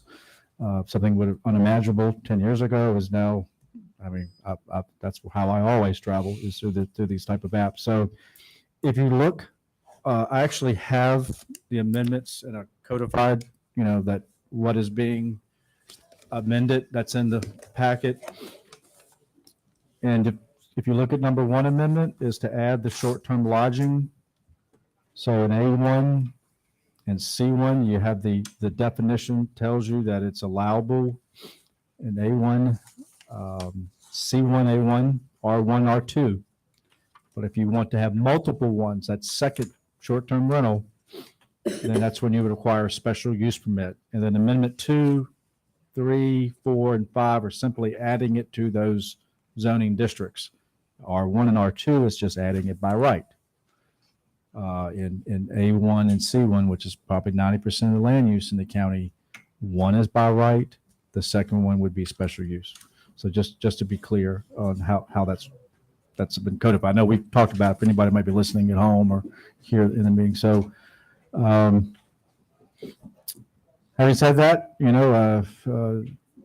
I think we've got a pretty good policy, and we've seen few special use permits for both multiple uses. I think that's a good way to go. If you have any more questions for me, I'll be happy to answer. Okay. Any questions? We've been doing this for a while. Any questions for Ligon? I have one Comments, question, yeah. the way it's worded, to see in Prince. When it says 2 or more short-term rentals in the A1 or C1, special use, so if there were more than 2, that would all come under special use as to how many that person would be allowed to have. That's right. If We're it not was putting a top limit or anything. right, if it were more than, if it were 5, then so be it. You'd have to come and get a special use permit. For each one, or for the 5. Well, I would imagine they would come in all at Okay. once, and this is how many I want to do. That's what's happened in the past. It would be my understanding that in terms of an upper limit, there would be one because it's based on the amount of land. You can't have 5 of these on 5 acres. I don't think we'd approve it, would we? Right. Uh, Well, it wouldn't meet the. Right. It wouldn't meet the code. Yeah. Okay. Any other question for Ligon? Any other comment? Do we have any public comment on this?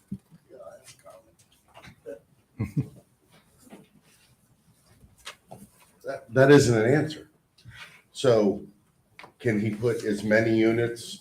Well, I think he would, or I think he could. That's not an answer. Well, specifically, each one of these would be considered a use. Am I correct?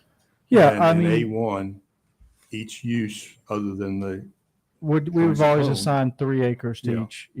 each So it's, unit. So there are specific acreage requirements for use, yeah, where are those located? Where do we find those in out? the zoning ordinances. And are they set now? Or are we trying to change that? No. Okay. No. Thank you. Any other public comment? Okay. Any comment further from the planning commission? Mr. Chairman, I make a motion that case number OA-10-22-26 be recommended to Board of Supervisors for approval. Okay, is there a second? Second. Moved and seconded. All in favor, say aye. Aye. Any opposed? Okay. Francois, is that opposition? Okay, thank you. Yes.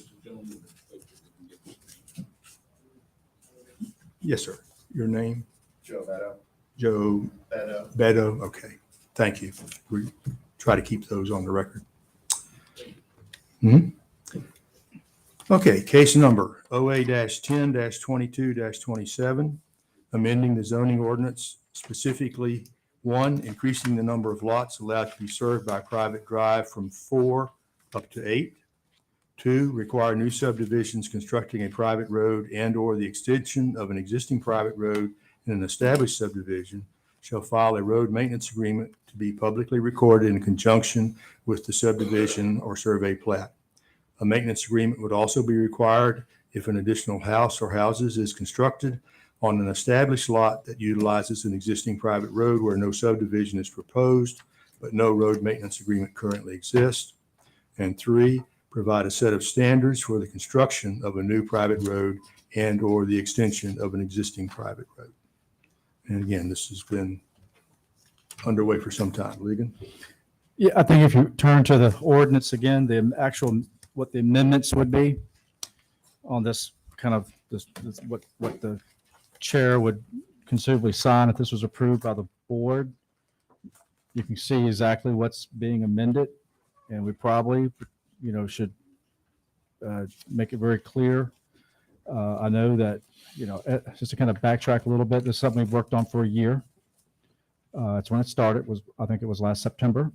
We had a subdivision that had two separate parcels. One had 5, one had 3. I thought maybe we'd talk about it for a couple months and we could maybe make it we could make an exception. And it turned into a very long process, but a good process to talk about where Madison is when it comes to private roads. And we've got quite a few. We've looked at the number of lots on private drives and roads. And as far as the transportation infrastructure in Madison County, private roads are probably, I'd say, are 30-40%. So it's a lot of people live on private drives and roads. And I think most seem to be fairly well maintained. But these private roads are only as good as the people who sort of stand behind them and the agreements and the folks who share those roads. Usually it's a government duty.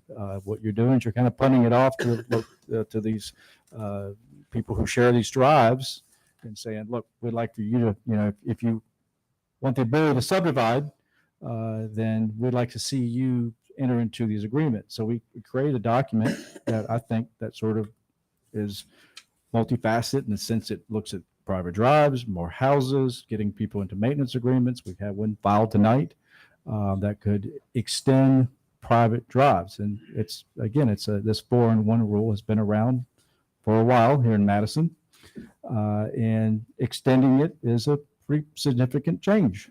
But as I have pointed out, going to 8, or maybe if the board prefers 6, so be it.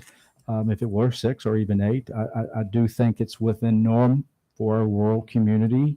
We know some of our neighbors have different regulations. We're kind of given broad ability to decide for ourselves, and so that's where we sort of have gotten to this point. And I think we have written a very good ordinance from my perspective. Sitting down there and looking at surveys all day and talking to landowners and looking at division rights. I think it's something that's going to be administered reasonably, and we can kind of move people into that want to put more lots on a private drive, an existing one, to giving that assurance that they're going to maintain that road. So if you look at this kind of the actual amendment that would be signed, the big changes is, as I see it, the decision is number 1. That's 6 lots. I put 6, and I did that just because I've had conversations with the board member. I feel like that's where they're going. If the Plan Commission wants to recommend 8 or go with 6, I think that's what we need to do now. So number 1 has 6, and then number 4, that also states 6. So that's really and also I should also make a note that number 7, that has 8 on it right now, but I would have changed it to 6, but those sections, if you look at number 1, number 4, and number 7, I think that is the decision. We kind of gotten down to the 6 or 8. If you're even inclined to, you might just feel like keeping it like it is, and that's obviously okay too. So But if we are going to make a recommendation, those are the three, number 1, number 4, and number 7 is where I would encourage you to make, what is your number as a planning commission? Okay. Any question for Ligon? I've got a comment. Okay. Peter? Yeah, I think there's substantial good in this proposal, particularly as relates to the maintenance agreements that are required. I must say I am with Ligon in not wanting to go to 8 entrances on a private drive. In our 2018 comprehensive plan, a big deal was made of the fact that 4 entrances, which had a long-standing history, was the appropriate number, and that ought to remain.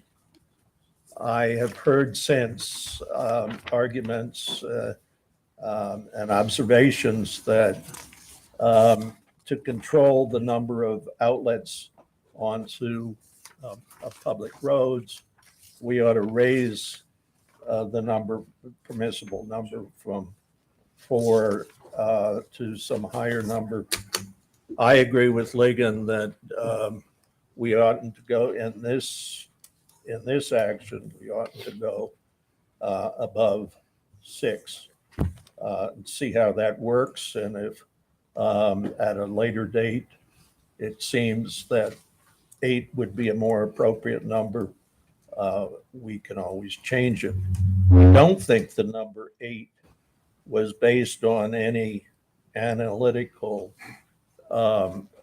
inquiry as to whether that was the right number or some other lesser number was more appropriate.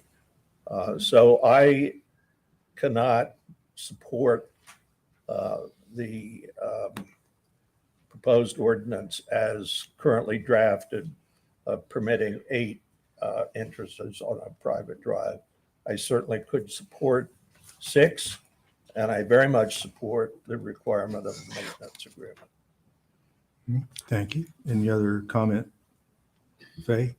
Yes. The comment about, because I worked on this ordinance a lot with my committee members. Yes, I do think the main concept of the maintenance agreement is extremely important. I think that'll really help a lot with a lot of the maintenance of all these private drives. Anytime there's a new one added or change, in any way increase, they have to do this along with the standards. And we have standards that are acceptable, including the possibility, if it's not using the Culpeper soil water booklet that they recommend, which are now former, what was he called? Anyway, he was using that as a standard for the road. All right. We also have the ability for the person to bring in a design from the surveyor, or not surveyor, the engineer. What do we call those folks? Engineer. Anyway, an engineer. Okay, certified engineer. So that's a very good thing.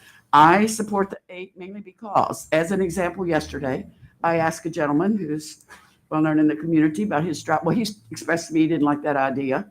I said, so you live on a private drive. How many houses do you have on a private drive? How many drives come in? He counted 6. So if we left it at 6, it wouldn't help anybody. Nobody along that road would be able to increase the number, even if he didn't own all the land. To me, it really, a lot of our driveways are 6. I have them near me, 6 already. And they have no ability then to do any kind of thing if we want to try to keep the land in farming or land in whatever. It doesn't allow for any of that. 8 seemed reasonable to me. 10's a little bit, maybe too many. So I'm supporting the 8. So I guess that's all I have to say right now. Pete? Yeah. I have to kind of agree with Faye, and I was on this committee and this committee did a lot of work and hashed out a lot of things and went over it and over it and over it. A lot of meetings. I support the 8, and the reason I support the 8 is because the Planning Commission committee submitted the 8. If the board would like to change that 8, then I'm behind whatever the board says. But because the committee submitted 8, that's what I support. Any other comment? Yeah, go ahead, Nathan. I was on that committee as well, but and I was, and it's interesting because it was a very long process. We put a lot of work into it, everybody. And starting out, 8 sounded reasonable with where we were headed. And the longer it sat out there on the table, I said, man, eight's not appropriate, and I could see 6. And even now, I've been feeling that way for a couple months. I mean, I almost feel like 5 is more appropriate, or even 4. 2, and the fact that there's other non-conforming, private drives out there, that's not a reason for me to say, hey, let's make it more so we can have more building. I don't think we need to make it easy for people to basically develop land, create some sort of density issue. I absolutely 6 at a max. I think I don't even know if I'm in favor of the whole thing. There's already plenty of building going on with what we have in place now. Okay, any other comment? All right, it looks possibly, why don't we see if we have a motion on was advertised, and we'll see how that motion turns out. Is there a public comment? Yeah. And if we can try it that way. All right, is there any public comment on this? Yes, sir.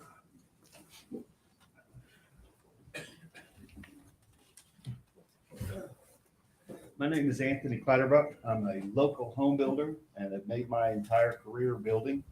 And I'm a conscientious developer.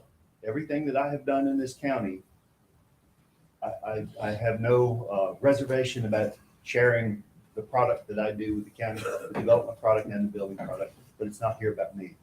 What we have to be careful in Madison about is we need a hard look at our comprehensive plan to create a place where development is welcome.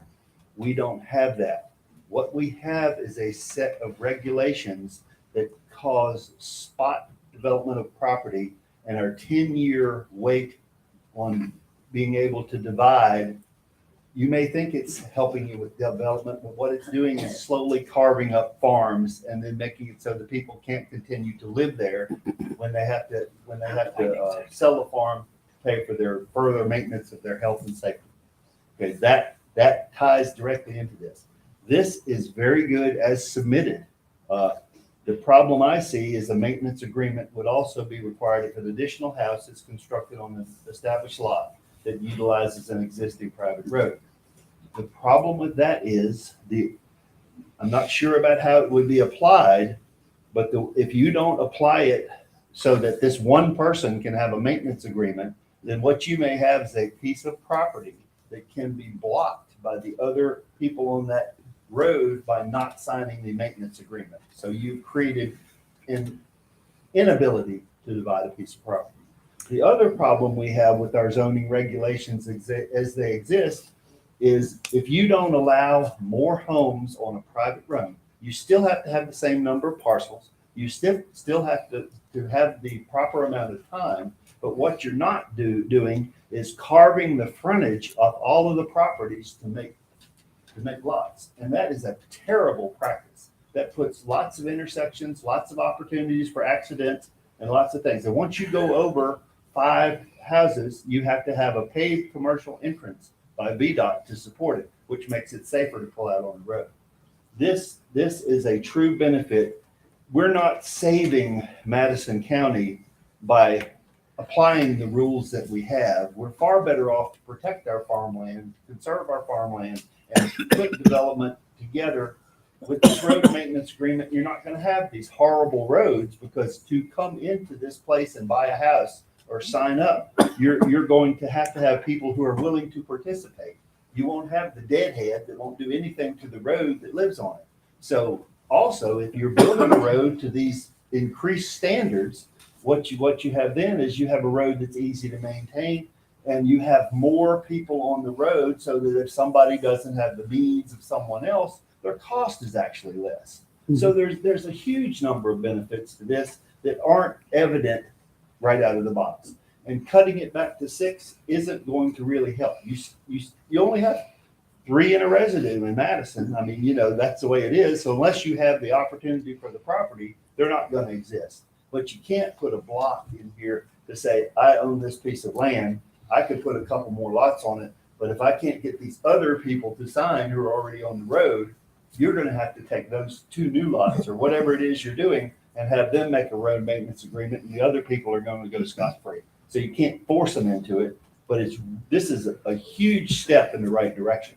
So we should take advantage of this. And I've been building for 32 years, and you certainly haven't seen me or people like me carve the county up. You know, I love this county. I love its beauty and everything else. So this is the first real step we have in heading down the right road.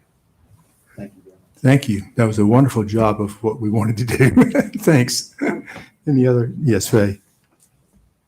Oh, I would like to ask our Mr. Gregg, if you would answer. I think you can answer this question. We talked about it a lot. One of the things that we talked about with the road maintenance agreement, which was, and even bringing the road up to standards, both of those issues, what happens to the person who already exists at the beginning of the lot, and like he has his house already and had it for 20 years there, and somebody's selling land to add to that road.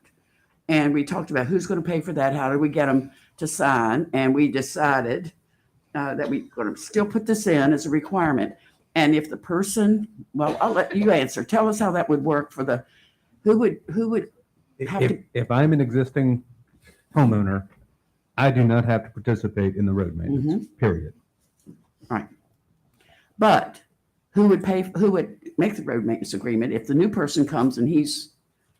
The new people on the new lots would be responsible for it. The whole thing. Correct. If any existing landowner or homeowners want to volunteer to do it, they could certainly volunteer, but they're not going to be required. Right. And that's part of what we know. That's about the only way we can really do that. And in the road maintenance agreement that we have recommended in the ordinance. It goes back to property rights.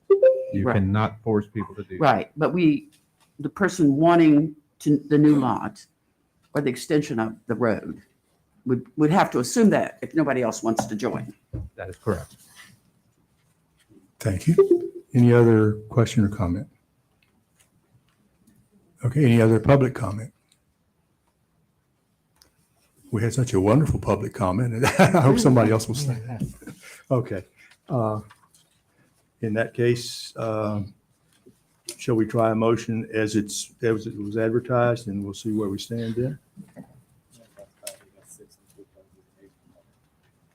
Well, that's what we have advertised, is what we have in front of us here. Do we have 8 advertised? Yeah, we advertised 8, so I think that's probably correct. Just, make a motion for the 8. And I'll make the motion. Okay.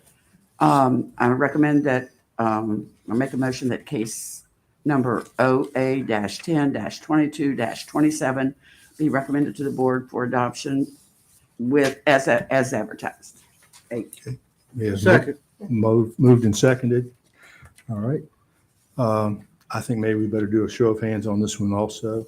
All in favor, raise your hand. Okay, so we got 5. Is that right?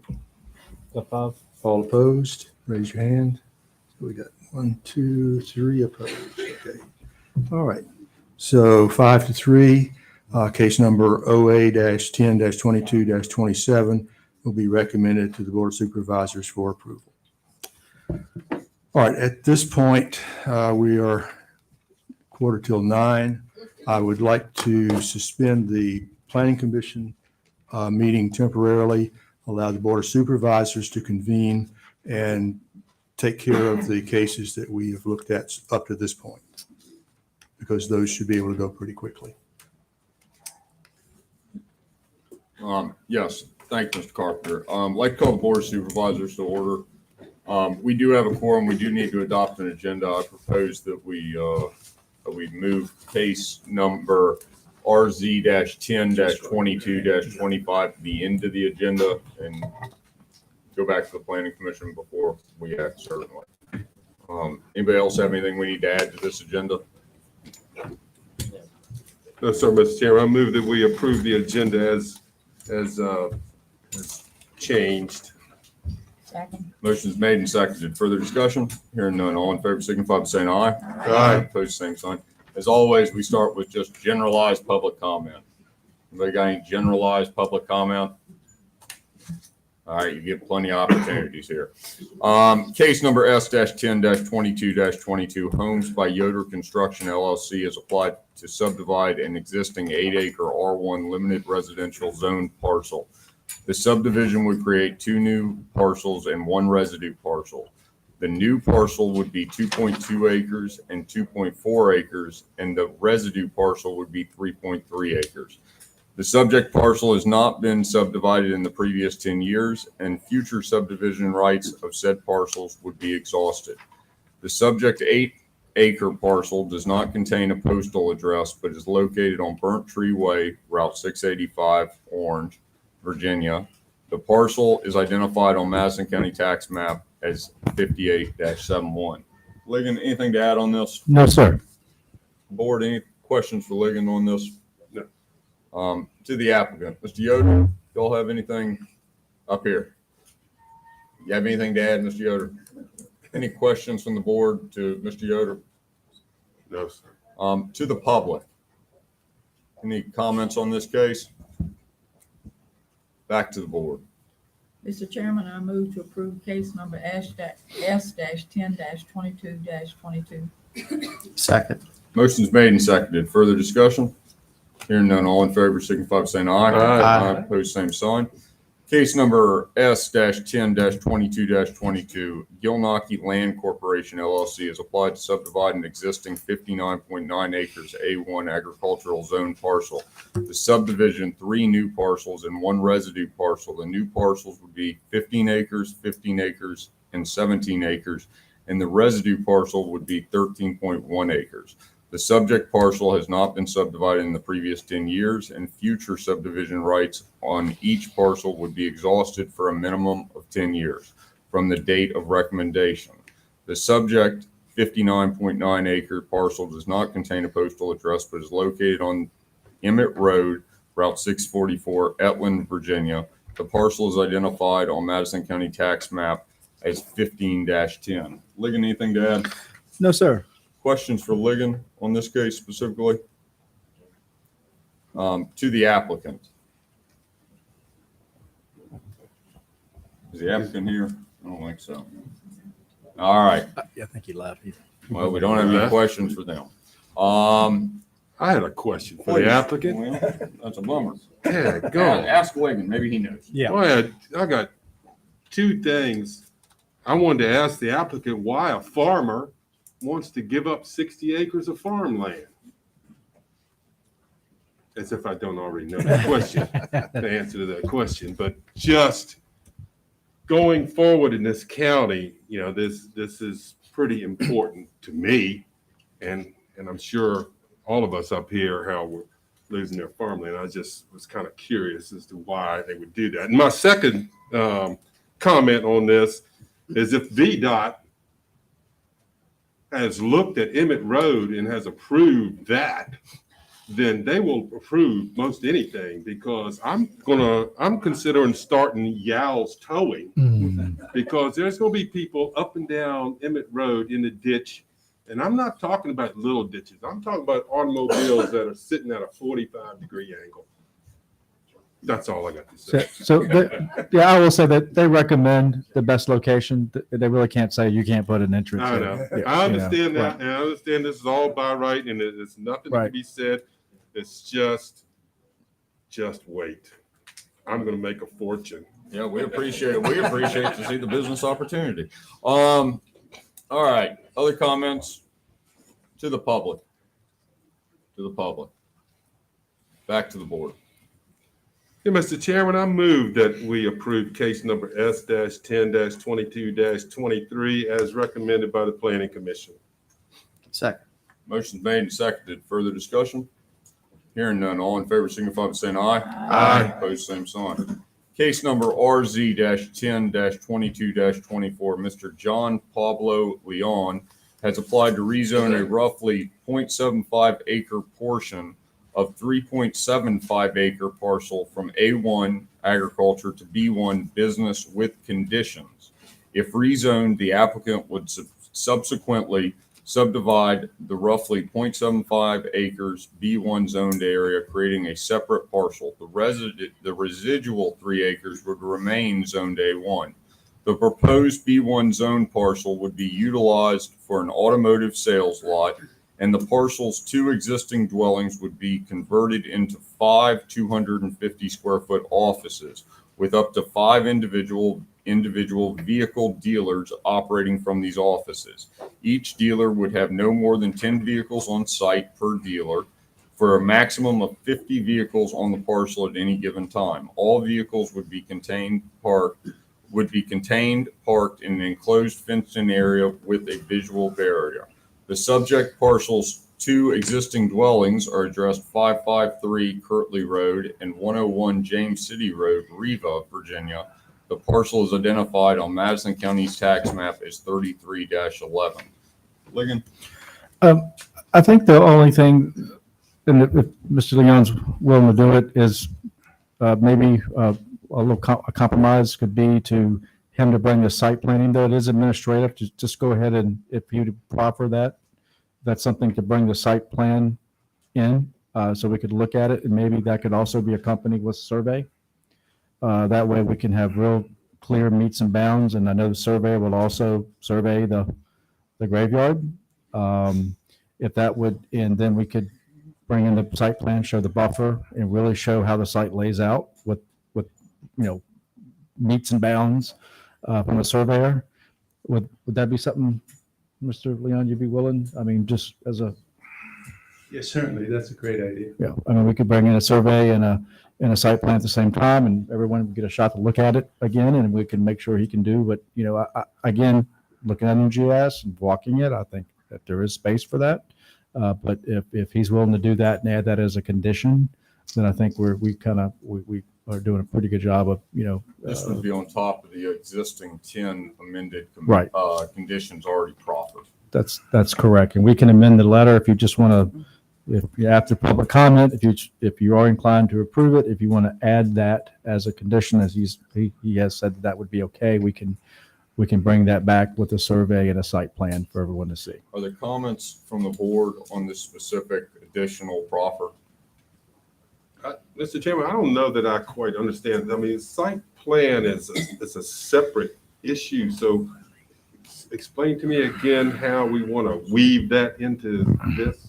So before he disturbs any land, he'll have to bring a site plan, show how things are laid out. And normally that would come to the board. But when we change it, if it's less than 40,000 square feet of area, then you don't have to bring it to the board. So what he's doing, he's voluntarily going to say, I will bring this to the board. As a matter of fact, I'll add a survey, an actual survey. It will show how it's going to be divided. Basically, we're asking him to waive the administrative approval of the site plan. That's right, and bring a survey with it. I got it. What do y'all want to do? Do you want to add that as a proffered condition? No, I have another question, comment, but that can follow this. Well, go ahead. All right, I have a question for Mr. Leon. Mr. Leon, I'm curious, why didn't you just apply to rezone the entire property? I mean, what was the rationale? Yes, sir. So that was to give peace of mind to my neighbors, that I'm not looking to further disturb the buildings that are on it or further develop the property there to build 10 or 20 more offices. That way, it's contained to what's already there, and to be able to assure my neighbors that there will be no disturbance, being as how my operations are mainly done online. And so I limited myself to that space. Okay. The other issue I have is I admire what you're trying to do, but I'm a little concerned that the Planning Commission has not adequately addressed the concerns of your neighbors. It's not your fault. And I would really, and we're talking about these additional proffers / whatever. I would really like to see this referred back to the planning commission, get all the details worked out and bring it back as one package. I hate to do it because we're going to have to vote on something else again later, I'm sure. So that's just my recommendation. All right. Other questions for Mr. Leon from the board? Mr. Leon, anything else to add? We don't need the presentation again. It was very good. But, we all paid attention. Okay, I believe I addressed, to the best of my ability, the concerns of my neighbors. Less than 1,000 feet or yards away, there's already an old former truck repair shop where bigger vehicles were held there overnight. Now it's a dog grooming place or a pet sitting place. And in front of one of my neighbors who more passionately opposed what I'm doing is, if he wants to call it unsightly, or parking of trailers and landscaping equipment. It's already there. And I'm not looking to do any of that. It just seems more of a personal issue with the property that I have. Maybe being a dealer himself. I think I addressed to my best of my ability their concerns and conditions or questions. Sorry. All right. Any further questions? To the public. To the public. Anybody like to go again? All right. Back to the board. What would y'all like to do here? Well, Mr. Chairman, I've got a few things here. I sat in on both workshops for Mr. Leon. And in the very first workshop, his business model is not something that any of us were familiar with. But now I understand it and I have no problem with it. And I've subsequently found out that my boss at Skyline bought an automobile like this, and he tried to tell me about it months ago, and I couldn't figure it out. So, but now I do understand it.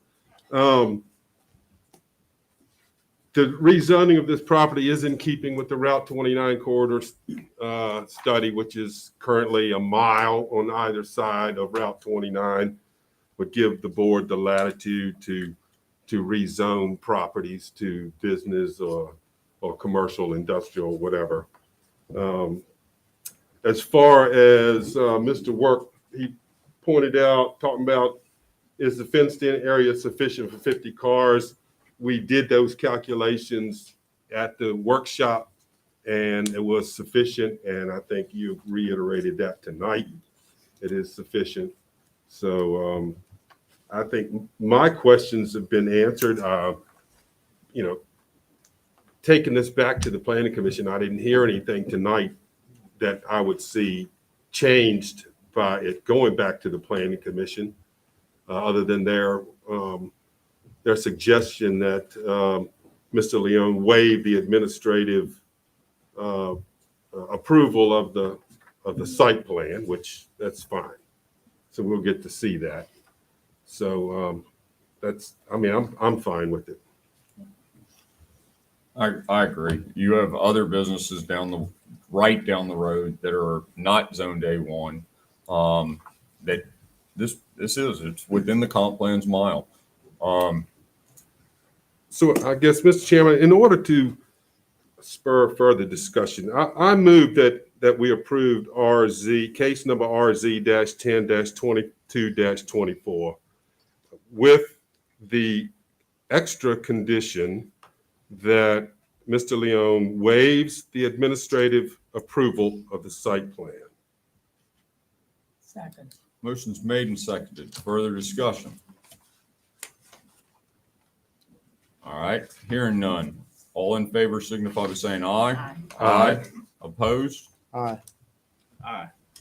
All right. Thank you. Moving on.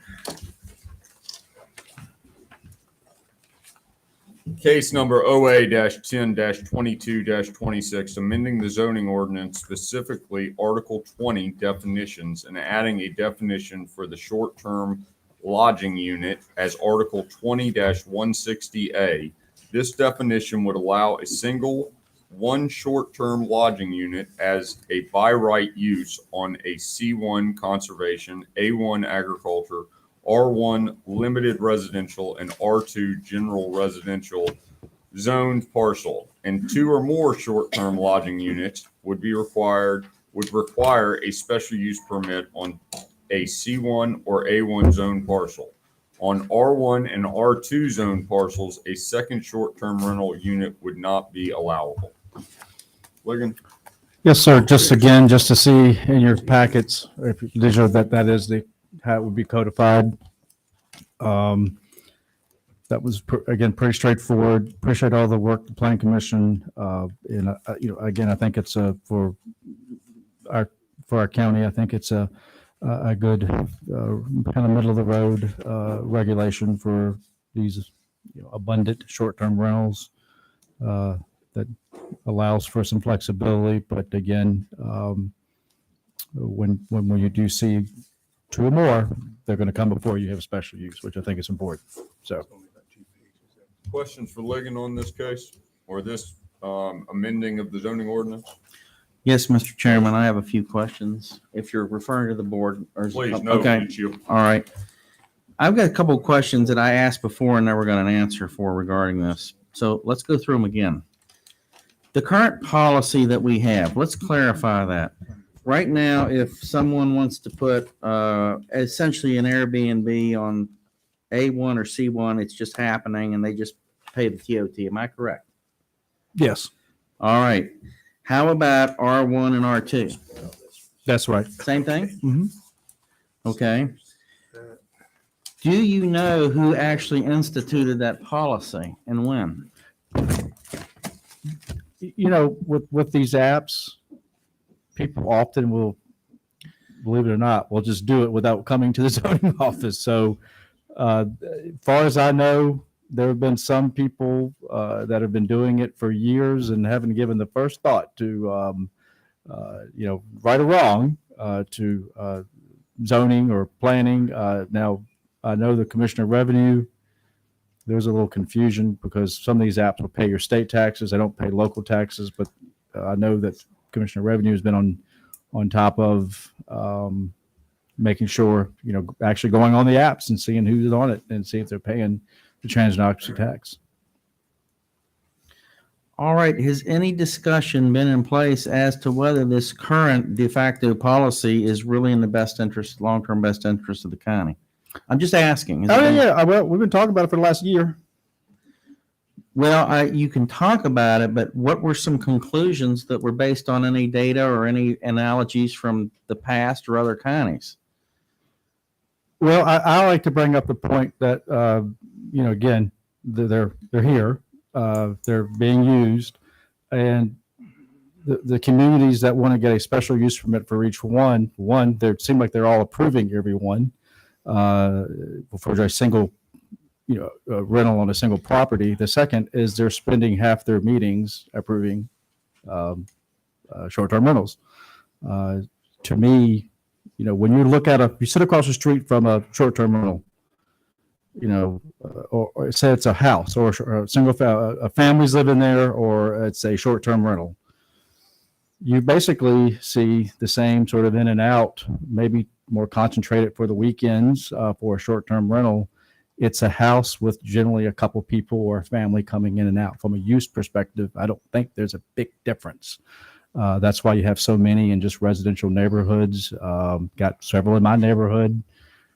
I don't know when they're there, when they don't. So, again, I think this is a good middle of the road for a tourist-oriented county. That again, once we have those concentration, then we want to sort of get input. So, because we're codifying this policy now. And once this happens, I feel like you're putting yourself in a situation where we may be looking at density issues. And just to comment, both of these policies on short-term and also this road access, these are leading us towards increased housing density. Is that intentional or is that just consequential to what's happening? with these proposals? I don't really think that Airbnb is changing any housing density. It doesn't increase your subdivision rights because you're short-term rental. So I don't really see that as a now. There's no question that if you add more lots to a private drive, that in theory you are adding more. You're potentially adding more density. But as far as the Airbnb policy, or call it Airbnb, short-term rental. That's already here.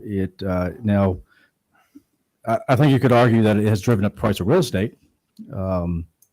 But it's kind of, and again, that's some of the conversations we've had over the last year about this. But I don't see short-term rental policy this as being as necessarily a driver of any kind of density or more housing. Okay, thank you.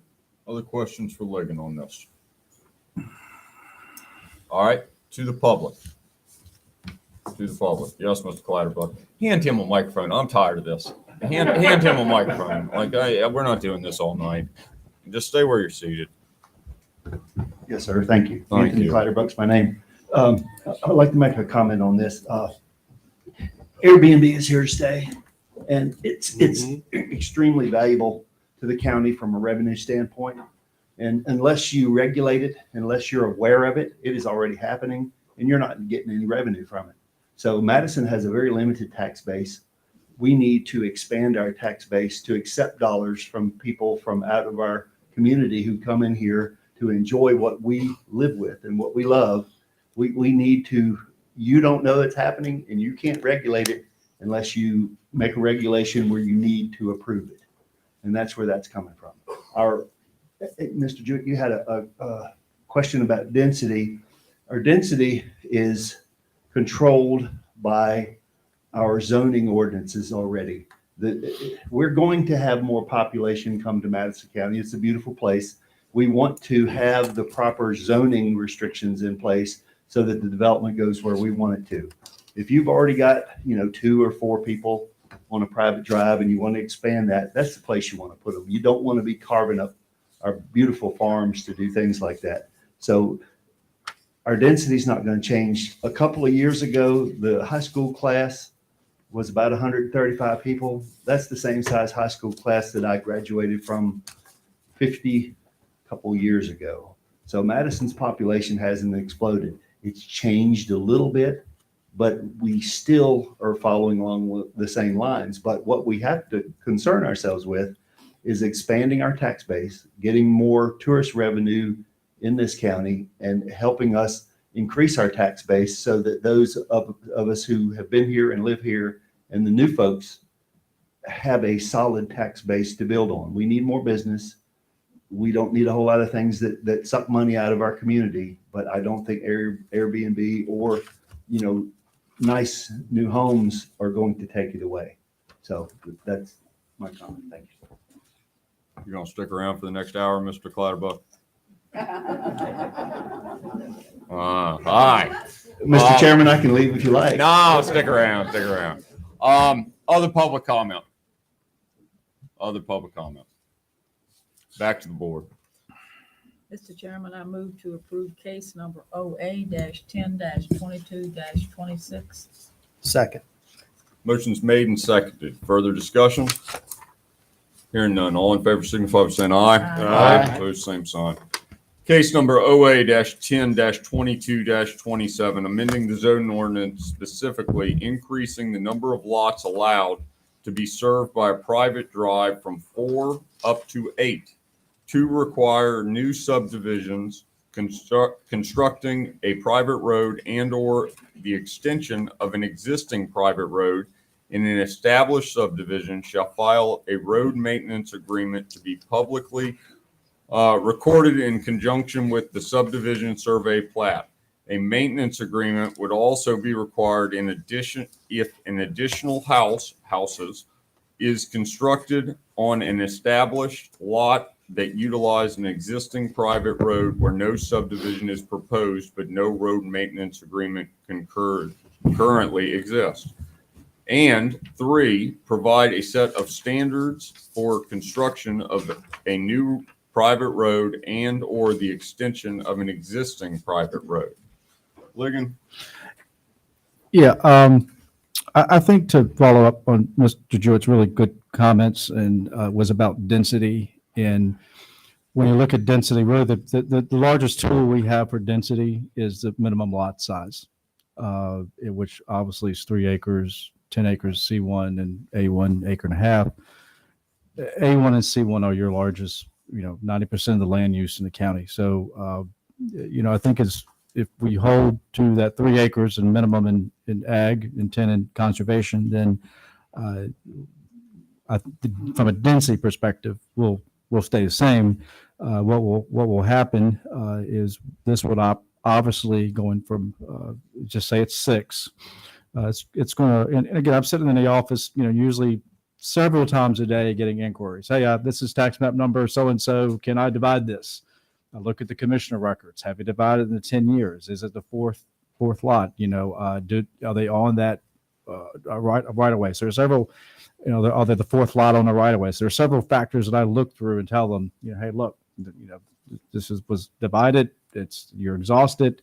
You're the 4th lot on the end of a private drive. So this is going to change that. If you were to go to 6 or 8, this would change that. It would inevitably open up the ability to have more houses on a private drive. But I think that the hook is we're really again through these set of regulations that are all kind of cross-referenced that we worked for many months on. It does give us the county at least the assurance that these new lots that are added or created on a private drive would have that maintenance agreement. And again, just to be clear, we're not changing the division rights in a 10-year period or like that. That's not what's happening. So that would still be in full force. So I've talked a lot about this in the last year, as we all have, and it's a big change. But I think, and I guess that's why personally, just from a planning perspective, sort of like the 6 is a little bit. We're not doubling it, but we are increasing just slightly. Again, from my perspective, from administering it, I think it'd be very easy and ultimately would provide the ability for more lots to be constructed in the county. There's no question about that. I do think it's worth, before you go in too far, but the planning commission has recommended it as advertised up to 8. Understand that the direction of the board is to consider potentially 6. Do we want to go ahead and narrow it down?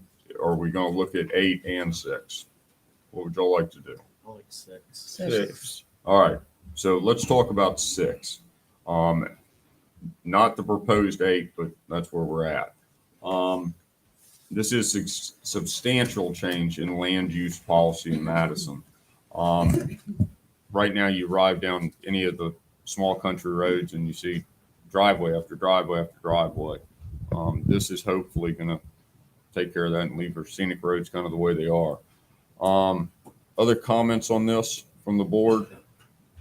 To the public. Please, Mr. Clatterbuck. Please, yes, sir. Yep. I would please ask that you consider 8 instead of 6. It's going to, when you have development, you're going to have development in one way or the other. And it's just like a balloon. If you squeeze the balloon, it's going to squeeze out in another place.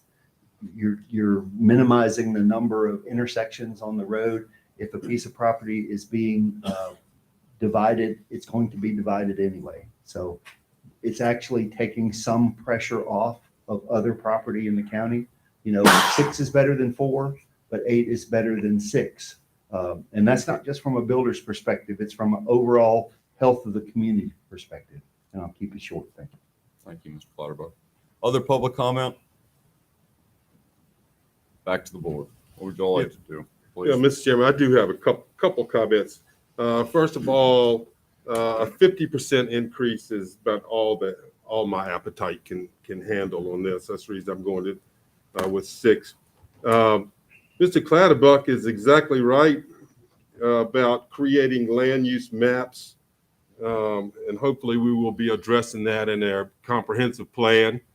And it's kind of ironic that we talk about that when you start by squeezing the balloon, because just last week we had RSA come in here and talk about doubling the capacity of our sewer system so that we could, in my mind, actually, control the density, and yet people were totally against increasing the capacity of our sewer system right now, which that could keep the density issue in a land use map that Mr. Clatterbuck was talking about, and save our farmlands. So what else I had? Something else. Something was really important and it slipped me. So I guess that's all I got, Mr. Well, Chairman. there you go. All right, other comments? And you must excuse me, a motion's been made and seconded, correct? No, it has not. So, Excuse me, Mr. Chairman, apologize. I move that we approve case number OA-10-22-27 with the change to 6 on a private drive from 4 to 6. Second. Motion's made and seconded. Further discussion? Hearing none. All in favor signify by saying aye. Aye. Opposed, same sign. All right, like to suspend and go back to the planning commission. You mentioned a slight recess, Mr. Carpenter. Do you think we can do that for 10 minutes? Thank you.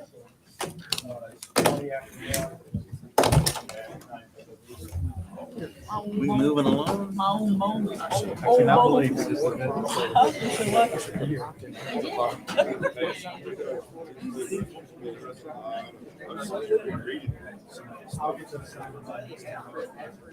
are we going to waste our time? Yeah.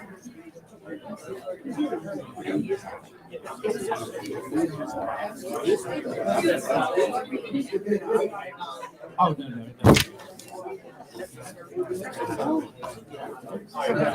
Yeah.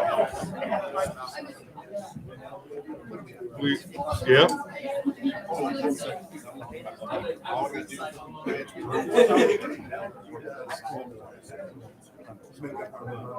Good. I didn't mean to say that.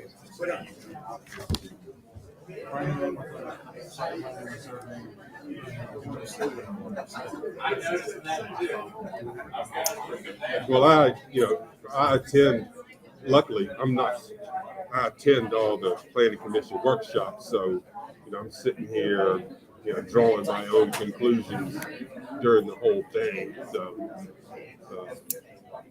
but you feel like we're stepping on you somehow? Yeah.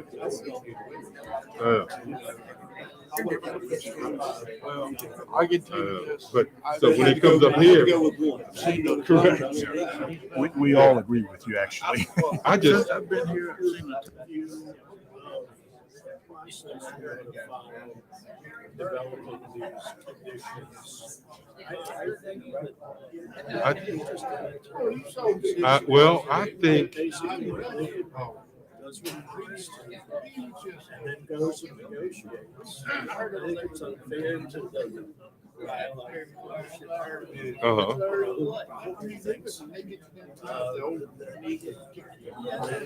Well, the conditions are settled. Yeah, and they should be. By the time we get to this meeting right here, they should be. They should. Now that we've gone to at least two workshops, those things he can produce them and say, yeah, the applicant is good with this, but then for you guys to say, yeah, we're also good with this, and we want more. We want this and this and this as well. So then you give that back to Lig, and then he goes back to the applicant, and then the applicant says yes or no. But by the time we get to this meeting right here, it ought to be done. Other than somebody from the public actually asking a question that you can't answer, which I had. Remember that utility corridor thing, and I tabled it, we tabled it because I was the chair. I couldn't. And boy, did I catch hell about that. My board was ready to vote on that, and y'all tabled no it. extra Like, in well, there, so I I had don't questions think I that- didn't have an answer for. How are you, sir? Very well. You're welcome. Mr. Jonathan. How you doing, sir? They tell me we're gonna have a plan by We're gonna have these. They'll change it more. That's not the first time they've come. Again, I don't think that's. What we'll do. The applicant, whatever represented to county's position. And negotiated. What we got right now. Well, yeah, that is. I mean, the ones that we've got right here. Felix signed off on them yesterday. Take a look at number 12. Number 12, I don't think so. Event hours, yeah, 10:30 and 8:30, yeah. That permits. Yeah, I just want to make sure. Every day. Especially if we're in transition. No, 52. no, he lowered it from 11 to 10:30. Oh, But it permits. Last week. use allowed music. Yeah, I was okay. till 8:30, till 8:30 on Sunday through Thursday, and 10:30 Fridays and Saturdays. Yeah. He's not, but see that, he's not gonna do that. He's not gonna do that. Well, then, He's then the condition on it. The other day. to, no, I'm talking about these. Well, I mean, I would have to give him, Get into this. business When he- thinking he's got the right to do this, whether he wants to do it or not. well, I think though they are reasonable times. I mean, he is, Felix, yeah. Felix, I think he's really vested in Cricklesville. He really wants it to be something good for Cricklesville. Yeah, yeah. But I think What's that? On that time?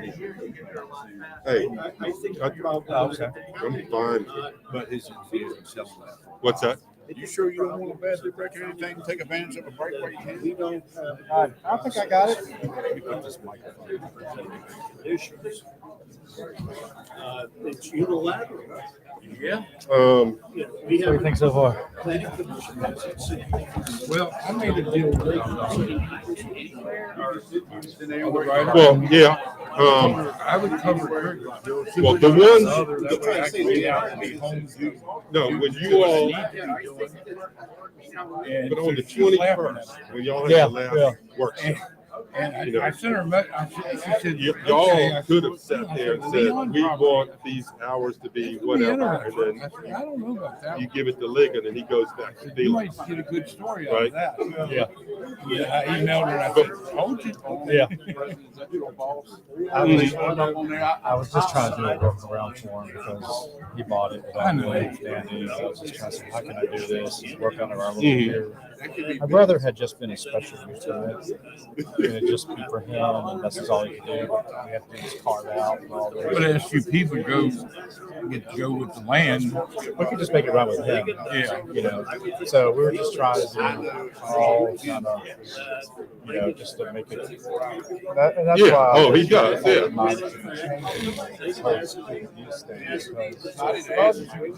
The workaround's harder than just, Yeah. you know. Well, yeah, I mean, we all had 2 workshops on this. I don't know that they changed very much. Yes, sir. Yeah, nice to meet you too, sir. Mr. Leon and Leon. I know. Okay, good luck. Yeah, now something like yesterday, what changed yesterday? Yeah. It was real minor though.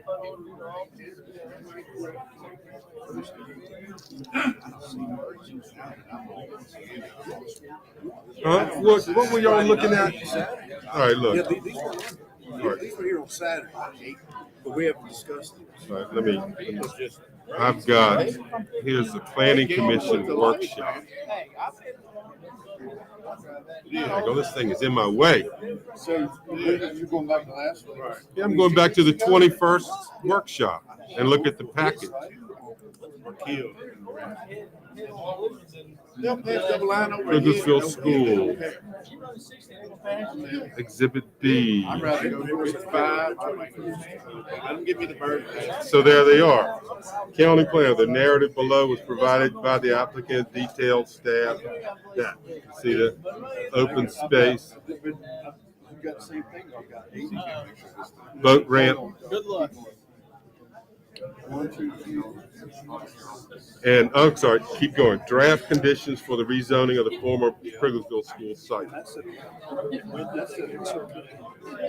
They came out on the 18th of September, no, 15th of September, yeah, for your workshop. So I think our process is, okay, so applicant comes in, sits down with Ligon right from the get-go, right, just to start.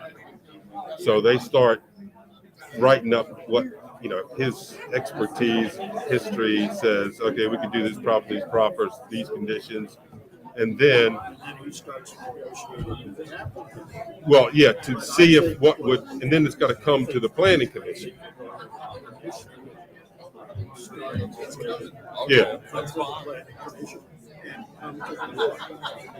Well, it comes to the planning commission for two. We're doing two workshops then, not just one, so two. You got, so, 5, 6, 7, 10, 13. I got 13. Recordation and transferability is the last one. That's 14 on this one. That's Yeah. 14 on this one. Yeah. So now we got, remember, You know, we got 16. no, I know. And she sat there, Ashley sat there at the workshop and said, somebody said, oh, the hours of construction, you're going to be constructing, till hell freezes over. She says, we will add hours of construction in the construction part. Okay. Right, yeah. He's in the big leagues. He's a good thing. Where's y'all county position? They wouldn't have guessed. Then take it to the. I can't ever. They can't ever have conditions. No, absolutely. You gotta be 3 hours. That is we got at least burn a tank. That is right. Okay. Could you hear me out there? Yeah, we've been through this so much now. John?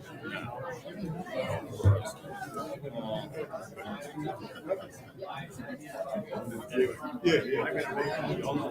All right.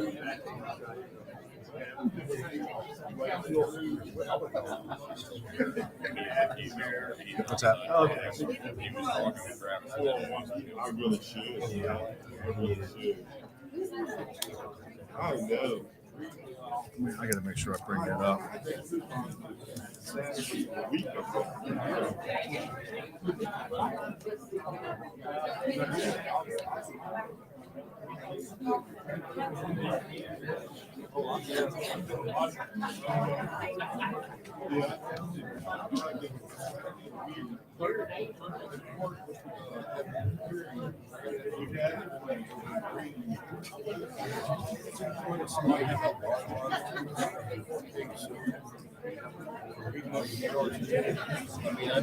I mean, it's got to.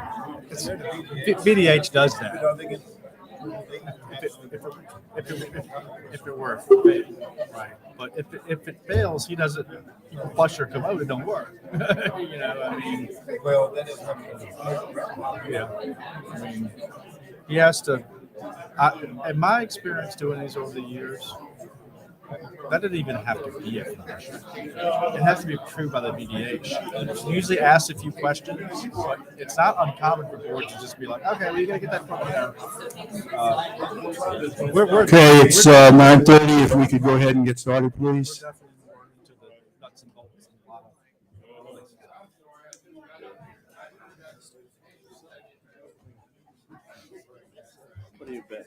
11:30? It could be. It took over an hour and a half before. We're going to try for 3 minutes. Okay. Okay, I think we are pretty much all back in place. I would ask that as we move on to this next case, which I'm sure everyone's here for, that when we get to the public comment portion of it, that we would ask public comment to be limited to 3 minutes. We did that at the workshop, and I think that worked okay. Okay, we will reconvene the Planning Commission meeting. And this case is case number RZ 10-22-25. Kriglersville Elementary School LLC has applied to rezone 5.83 acres from A1 Agriculture to M1C Limited Industrial with conditions as allowed by right per Articles 9-1-20 and 9-1-36 in the M1 zoning district. The applicant is seeking to utilize the parcel's existing buildings, the former Kriglersville School and the former voting precinct building, for a mixture of short-term lodging units, a restaurant/bar, event venue space, and retail space. In addition, the applicant is seeking to construct new short-term lodging units or cabins on the property. The total number of new short-term lodging units would not exceed 11 total units, and these lodging units would be a mixture of 1 and 2 bedroom units, with 1 unit potentially containing up to 8 bedrooms. The former Kriglersville school structure has roughly 15,000 square feet of interior area and is proposed to contain up to 20 short-term lodging units. And the former voting precinct building has roughly 2,300 square feet of interior area and is proposed to be utilized for retail space. If rezoned to M1, prior to the sale of the 5.83 acre parcel to Kriglersville Elementary School LLC, Madison County's Board of Supervisors would administratively subdivide a roughly 0.81 acre portion of the subject parcel as a standalone parcel under county ownership for continued use as the location of the Kriglersville Mountain Museum. The parcel's postal address of 1120 Old Blue Ridge Turnpike, Madison, Virginia, and is identified on Madison County's tax map as 21-61. Okay, Ligon, and I know that there have been already some changes from what was written in the Yeah, there are some public notice, and perhaps if we look at the conditions, since this is the Right. first time we've had all of those on paper in front of us. Right. Well, the first thing is that as of, remember for the last workshop, it's been reduced. The significant change is, we're going down. So we've reduced the detached cabins, rentals that are in the rear of the property from 11 to 7 single bedroom cabins that would have no more than 400 square feet of floor area. The conditions from what was posted on Friday, when, again, the reason kind of conditions are sort of fluid is the conditions really are not just staff, things that we think of, or we're sort of, my goal is to try to come up with the best proposal. This is something that the board or the Plan Commission's inclined to approve. My goal is to work and make something that would be predictable, that these conditions address the problems that I hear from Plan Commission members, from board members, and members of the public. I know I've had a lot of conversations with folks out there, and I will, if I hear a good idea, a good condition, then that will go in and I will propose it to the applicant. So we went back and forth. Friday we had at 5 o'clock. We post late at night on Friday. I posted the conditions in with a little sort of caveat that they could be adjusted some, and the adjustment happened to number 4. And it essentially, there are just a few words, or either cabins or the accessory structures on number 4. So if you want to look at number 4, just to make sure you understand what that says, that's been the only very minor change. and the conditions. I'll just do a quick, we've been talking about this at least since the spring. Maybe it was April or so, maybe even a little earlier that when Mr. Shapiro came forth to put a contract to purchase on the building. So the Plan Commission and the board, several months now, has worked through this proposal.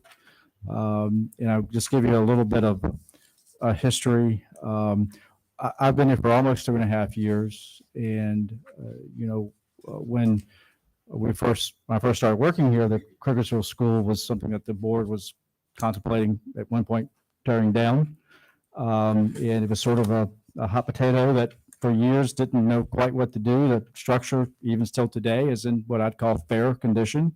It's a solid structure. It obviously needs a lot of work to be adapted to something else. But I guess it was in the fall of 19, we were approached by a developer that had an idea to potentially develop this in very similar fashion to what's being proposed tonight. And the Plan Commission for several months looked at several options of, how would this work, zoning wise. Of course, kind of before that, the county had adopted a rural resort ordinance. We now call that event venue, but either way, the event venue is kind of a broad zoning category. It's a special use in A1 that allow for event venues, camping, short-term lodging, potentially retail, and that was considered. But we did put a limit that an event venue in A1 would have to at least be 10 acres. So we thought about it for a little longer. Well, what would be a zoning district that maybe we could add, maybe a specific use that could really just be used for this property? Because again, the idea was we would really like to see someone come along and try to reuse this property.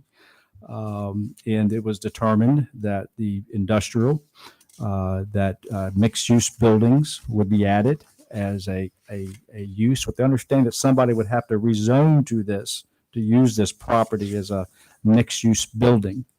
There are several other by right uses in M1 that are very similar business.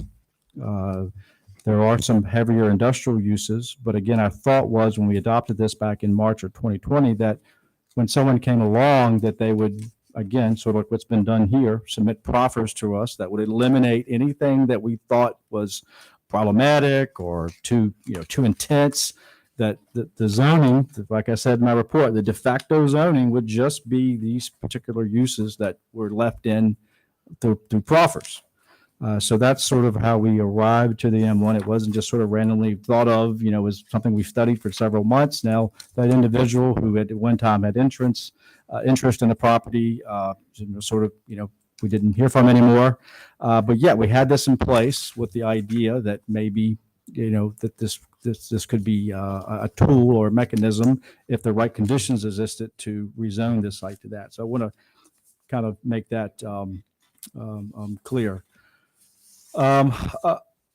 Other items, if you kind of go back and look at the conditions again, I won't read my report, but I think that I've been doing this for a while, and I believe that from a kind of the point of zoning is predictability, that your neighbors and people around you can have an idea of what's going to happen on a property, and not just tomorrow, but maybe in several years. So from that perspective, if you look at the conditions that would, if this is approved, would be recorded with the deed, they are clear, measurable. I think they limit, almost every possible sort of, from signage to lighting. We've actually kind of got some add-ons that we normally don't have. We don't require lighting plans. We don't require landscape plans. We do require site plans. So again, these conditions really, I think, are very thorough and give the board and people in the community a higher degree of predictability of what this will look like. And again, haven't been involved in a lot of these hearings, and some folks here have been involved in a lot of hearings with some, large projects with a lot of interest. From a developer, from my perspective, from a developer, this is the easy part. I mean, the hard part is what was to come. It's a result sort of oriented business, and if this is approved, we obviously wish that it's successful under these set of conditions. But still, this is a partnership that will take many years. It's something that just doesn't appear overnight. I think you'd probably easily have a couple year construction period. So, I just sort of impressed that we've been through a lot of hearings that we, for whatever reason, we don't get the results. Whether this will happen here, that remains to be seen. So I won't keep it much longer. Having been around and seen old school buildings, I know there's one in Tom's Brook that I remember a few years ago that was adapted into apartments. They generally are these type of structures, especially built in this era, are pretty good adaptive projects. And I do believe that, again, having been in it several times, that this could be a project with proper patience and investment, with someone who can see this through. I really think, from a community planner's perspective, and again, understanding there's a lot of different opinions out there, that I do really believe if it is developed under these set of conditions, with the guidance of the building zoning and the different health department, all those different outside regulatory agencies, I really believe that it could be something that the county can be proud of and could potentially revitalize Criglersville and make it a hub again. And again, with the understanding that we are sensitive to the neighbors, to things like noise, to things like hours of operation. Like I sort of said before, it was a school before, and that has a defined set of hours. This is somewhat similar in an odd way, but it's obviously a totally kind of, transformed set of hours where you're more heavy toward the nights and weekends. So, I've been clear that, again, I believe it is a good project, that the opportunity that we all, that the county had budgeted $350,000 to potentially remove the building, given the contract, given the conditions on the contract, that there has to be a, within 4 years, some certificate of occupancy. I don't really see, with all these conditions and that the contract, the contract that's in place, I think it's well worth the chance to revitalize this really important building to Madison, to Criglersville. So, having said that, that's my spiel, and I'll be happy to answer any questions once we get going from anyone in the public. That's really all I have now on this. Again, we've talked about this for several weeks, and I'll be happy to entertain any questions anyone might have. Okay, does anyone on the planning commission have questions for Liga? Yes, Mike. This is a quick and easy one, I think. Under number 6, under landscape outdoor planning, about halfway down, we're talking about the height of the monument style sign not to exceed S feet. I think we should probably identify a number there. It's about halfway down. It's a typo, yeah. Yeah, it's a typo, but I think we should probably put the number there instead of an S. Okay, you're reading from what was online, and what we have printed says. I think it's 5 feet. 5 feet. Yeah, I've got S feet. This is what was online. So is it printed differently? Yeah, that's. Mike, you see my mouse, my cursor? Is that the portion, sir, you're referring to, not to exceed? Well, all that was been changed because that S, something else has been changed in, because where I've got S feet is kind of in a whole different spot.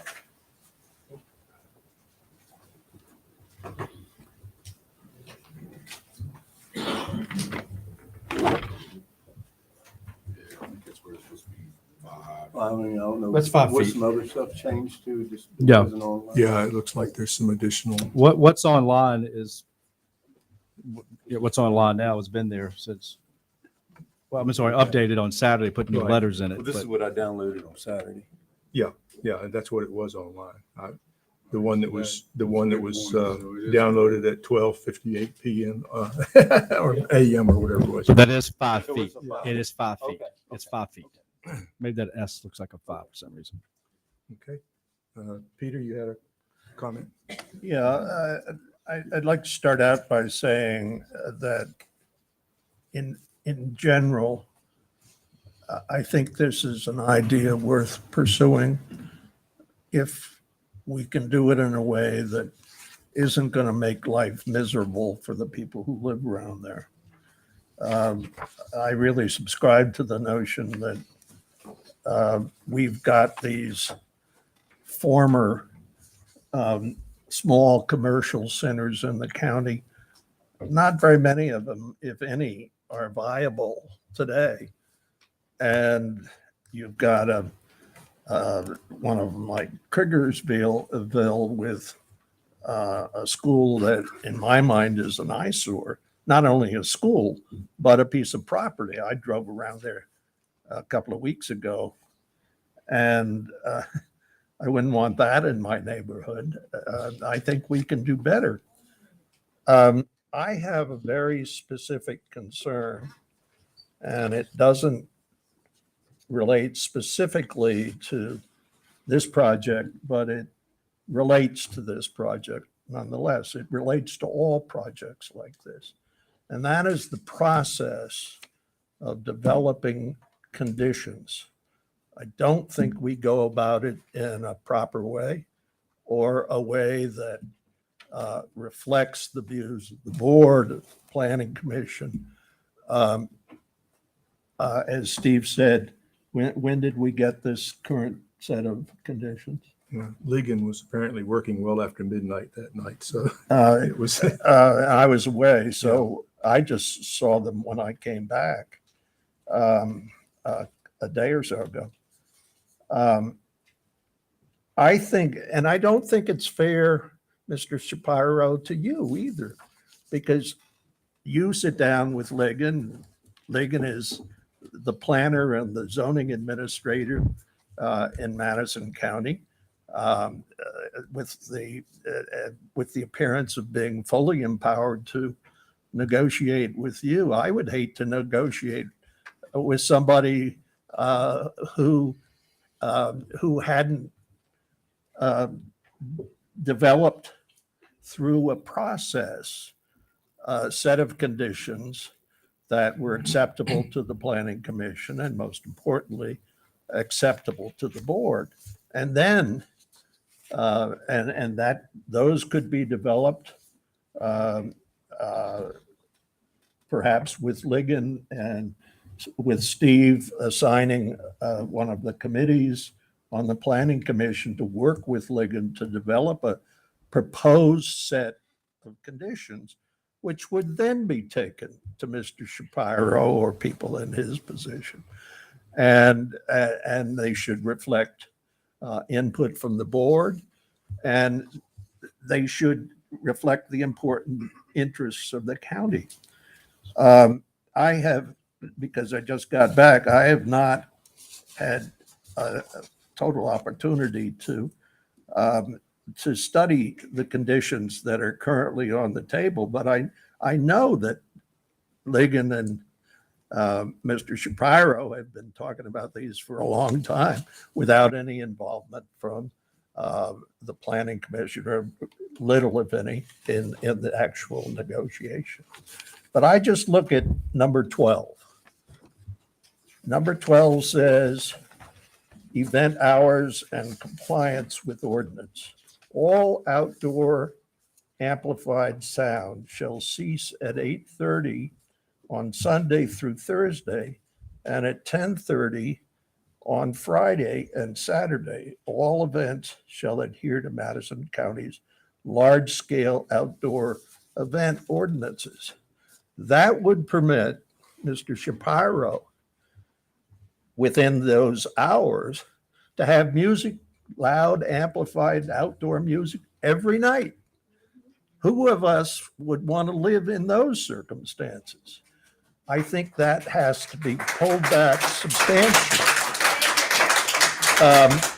In cooperation with Mr. Shapiro, because I see him as a partner of the county and an important potential partner of the county.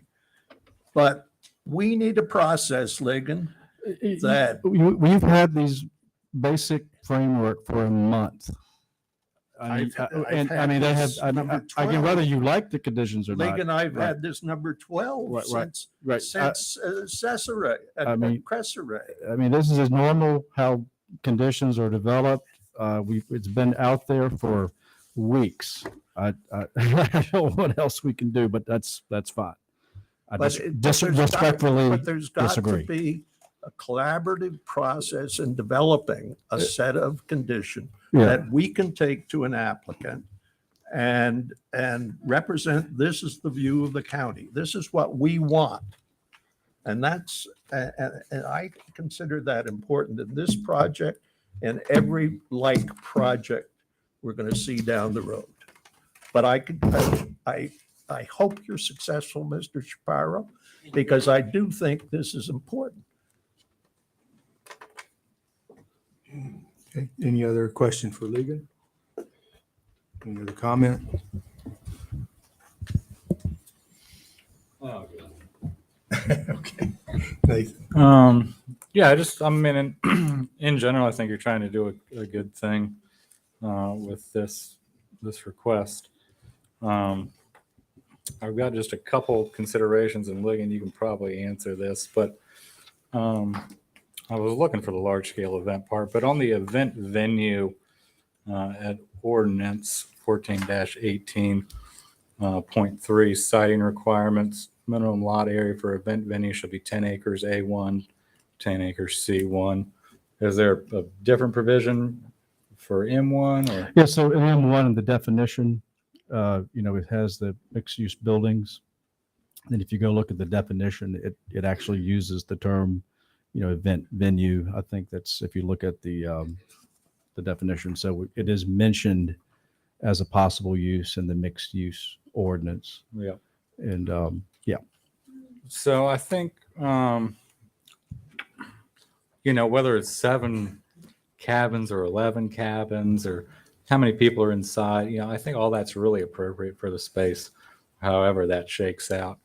My really only concern is just with the, event venue capacity, large scale event capacity of the property, just because it's large influx of people. I don't know where I'm going with that as far as, what I think is appropriate, but that's absolutely my main concern. And then I do think the timeline on the amplified music, outdoor music stuff is, should probably be dialed back some. Yeah, to kind of follow up on what Nathan's talking about and what Peter has said as well. These are things that not only the community has been asking questions about, but the Planning Commission has questions about that could have been already dealt with perhaps. And I know from the workshop that there were community questions that are not answered in the proffers that we have before us now. And again, partly that's because they haven't been really part of the process of creating the proffers, which is not your fault. I agree with Peter. I think most of us think this potentially is something we want in Madison.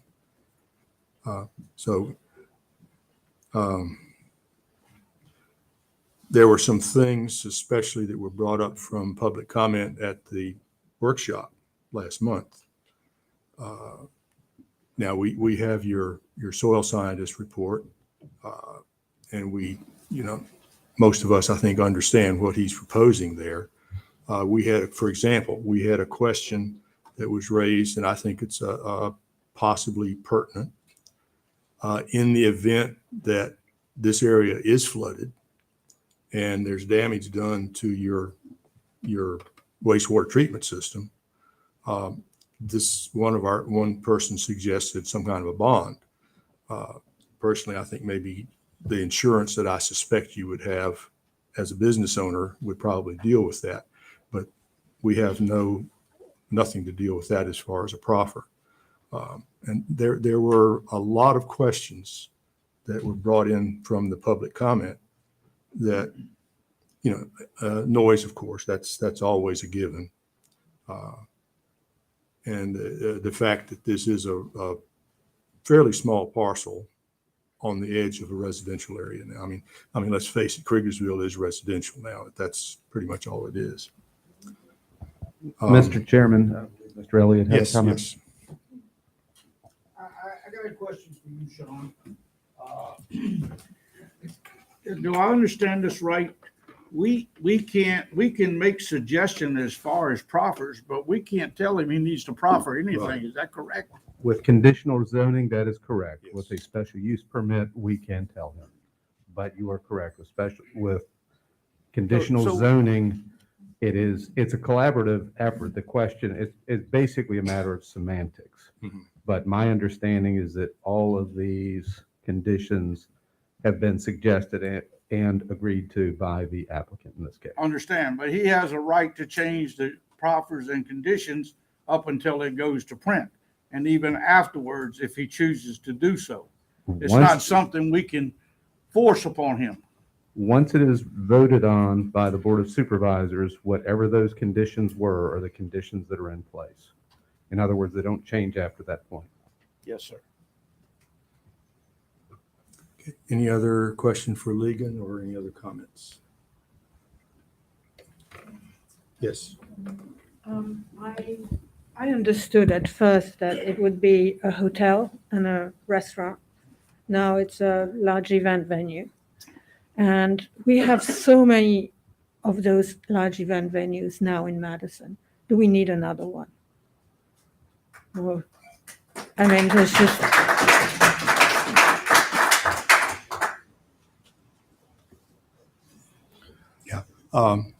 Just a personal point here. The use of the gymnasium as an indoor event venue, I think that's a wonderful use for the mixed use building. So I think what everybody's asking about event venue is potential large outdoor gatherings with amplified music and all this stuff. And again, these are questions that have come up in the workshop. We had quite a bit of public comment along those lines.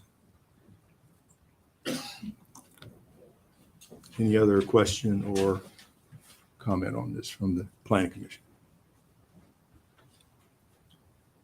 Yeah, I got one. Okay, yeah, and we're not trying to give you a hard Yeah, time, yeah. by the way, that's just. So because this is an existing structure, is this subject to stormwater management? I Yeah. didn't see anything on the construction, on the so conceptual. If plan. more than an acre is disturbed, he would have to do a stormwater. It's in the rear. You're probably going to have an acre disturbance, so you'll have a stormwater management plan. It depends on the parking lot. How much they plan on reclaiming or refilling. So it would just depend. I would speak on the floodplain. I know that he's going through the amendment. Again, and talking to Jamie, our building official, Jamie Wilkes, as long as things are elevated, if this map amendment that he's going for is not changed, as long as the construction is to the floodplain construction standards, then that's allowable too. And just to follow up on the conditions, I mean, again, my experience, different communities, this is often the conditions are, you want to have them finished, but there's a lot of nuance to these things. And a lot of things you sometimes, like I said, I've said before, you just sort of, you can forget, or someone brings it up as an idea. So process that we have here that at least I try to follow is nothing unusual. We've had these online and, again, up several weeks ago, we've had probably 80% of it. I don't remember hearing a lot of comments, necessarily from particular plan commission members. So I think we followed a good process, and again, we've had it out there for at least since Friday night. So again, whether or not you like the conditions or anything, that's up for debate. But but as far as the next opportunities to see this, if this were approved, would be during a site plan. Yeah, I think perhaps what, in a way, everybody's getting at is we would have liked to have seen a more responsive set of proffers by the time we had the public hearing tonight before the Board of Supervisors. And we really didn't start getting a lot of public input until very recently. We Mr. got a Chairman. lot of public input at the workshop meeting. I just like a point of privilege, if I may, just so I can set or at least establish the record. So proffers came to the Planning Commission workshop starting August the 17th. So that's when we started having these discussions. Now, I agree whether folks agree to it or not, but they came to this body and this body starting August 17th. So they have developed since then, but I just want to say these started about that period of time. Mr. Yao and I had a community meeting early September based on those August conditions. Yeah, that is certainly true. The first, probably first 8 of them, certainly we had already seen by then, yeah. And others have been added as we've gone along. That still leaves the point that as of tonight, we have, I think, perhaps unaddressed issues brought up by public comment. Oh, sure. I mean, workshop. That's still And, acceptable. But in the intervening couple of weeks since the workshop, these have not been addressed. So, and I would like to have seen them addressed, I think, yeah. Any other question or comment from the Planning Commission? Just have one comment. I think all you people from Cricklersville are awesome the way you've banded together. It's really admirable. If this was out on Elliott Road, there'd be one person on each side. And here, then that would be it. So I think you guys have an awesome little sub community there. Good for you guys. Yeah, and the 2 people in Ellie would be disagreeing on it, right? Yeah. Any other comment or question? All right, well, normally we would go for comments from the applicant, so, and if you have any questions. I won't talk for long, knowing I'll probably be batting cleanup after everybody else talks. And I'm also sure many of y'all are sick of hearing from me. I was doing the mental math. I don't know if this is the 10th time I've been in this room to discuss this project publicly, but it's certainly getting close there. So this is starting to feel like old home week, and it's good to see y'all. To that point, it is certainly beyond my pay grade to critique the broader process of submitting proffers.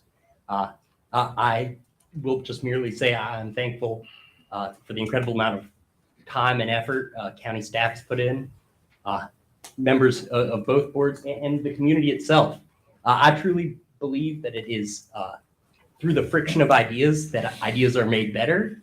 And so I just want to thank you for all the comments you've made up to this point. I think they've made it not just a better community asset, but a better business plan, and we're more robust because of the community conversation.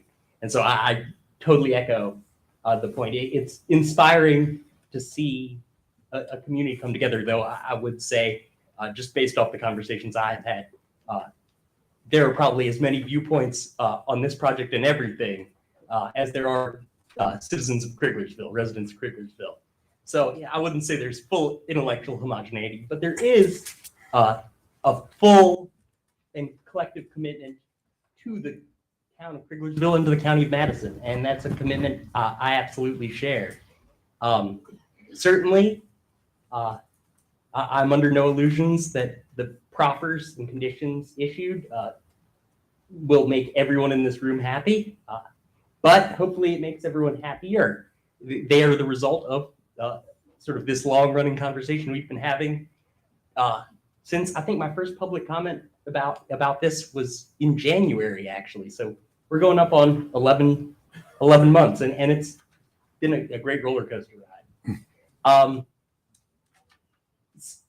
Again, I wish all the proffers had been baked, in our first meeting in August. That being said, that wouldn't have allowed for y'all's input into them, and I suspect they would have been wrong and have needed to be amended anyway. So I appreciate the responsivity of this process and the important role everybody here's played in it. It's development, like politics, is a game of balancing interests and figuring out, the best path forward. And so you all have been important valves in this broader pressure system that is going to result in a great new Kriglersville Elementary School. Hopefully, pending action of the board. So I know there were, I'm trying to catch, critique of process. I can only say that my market research indicates that there is ample economic opportunity for a large scale event venue to succeed and thrive in Kriglersville, as it sounds like many do across Madison. It's the beauty of the free market. If it isn't a good bet, it'll come out of my pocket. So I believe in it enough that I am putting and have put a substantial amount of cash into answering these questions. Amongst those investments has been answering what I heard first from the board, questions about the septic field. In our first workshop or two, that was sort of the sole area of conversation and of focus. And so that's where we put our time and our effort. If we had been directed differently, we would have done differently. So yeah, and I will say, like any compromise, people will say a good compromise leaves everyone a little unsatisfied. Some of these conditions are as they are today, hard pills to swallow for us as a business, but we're going to make them work out of sort of the spirit of compromise and of negotiation with the community. But that being said, it's I hear you that everybody would love an event venue with the incredible economic impacts that would have. But if it could be, tucked entirely out of sight, at some point, there's the economic reality of, Madison County is a beautiful place. It's part of what is attracting our customers to both stay in the lodging and potentially plan events.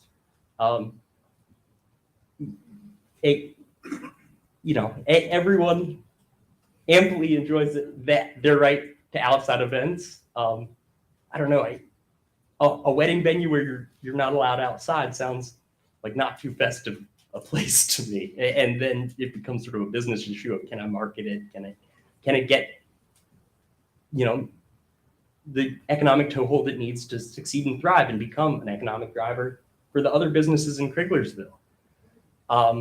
So I'm sure y'all will hear from me at the end, but there's a little teaser. Did I forget anybody's? Sorry, there were a lot of comments. Yes, Francois. Do you actually know how many event venues there are in Madison? I've done a survey, but I'm sure any number I come up with, I will be told is wrong. So I won't put it out there. I'd like to get I'm your focused on estimate. Kriglersville. No, well, Kriglersville is competing with the rest of Madison. So how many do you think there are in Madison? In Kriglersville, there's only one other event venue at the moment. Ligon, I can think of about 6 or 7 big ones. that are at least routinely marketing themselves, right, as event venues.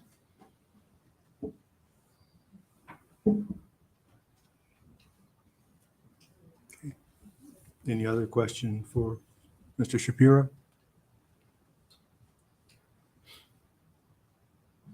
In that case, now, please, for public comment, if we could hold to maybe a 3-minute limit. I suspect we're going to have lots of public comment like we did at the workshop. And I would certainly appreciate a brevity, especially since it's now almost 10:15. So any public comment? And remember to come to one of the mics and give your name.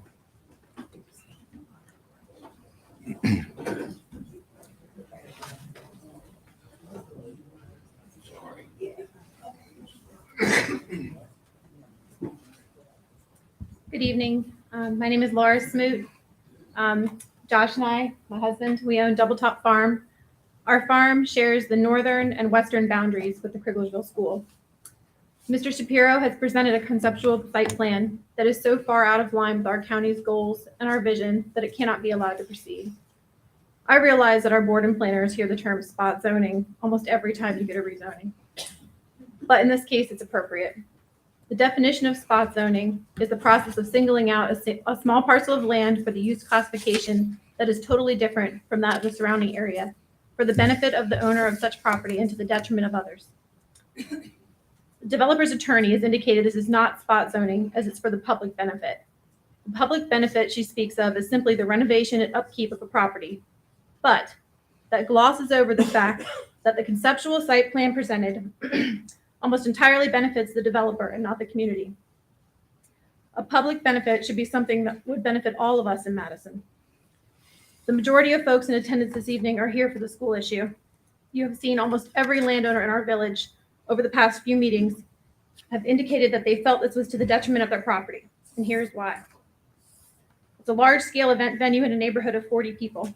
You have noise until 8:30 and 10:30, respectively, with a landscaping buffer. Trees are not going to block the noise. There are trees there now. They do nothing.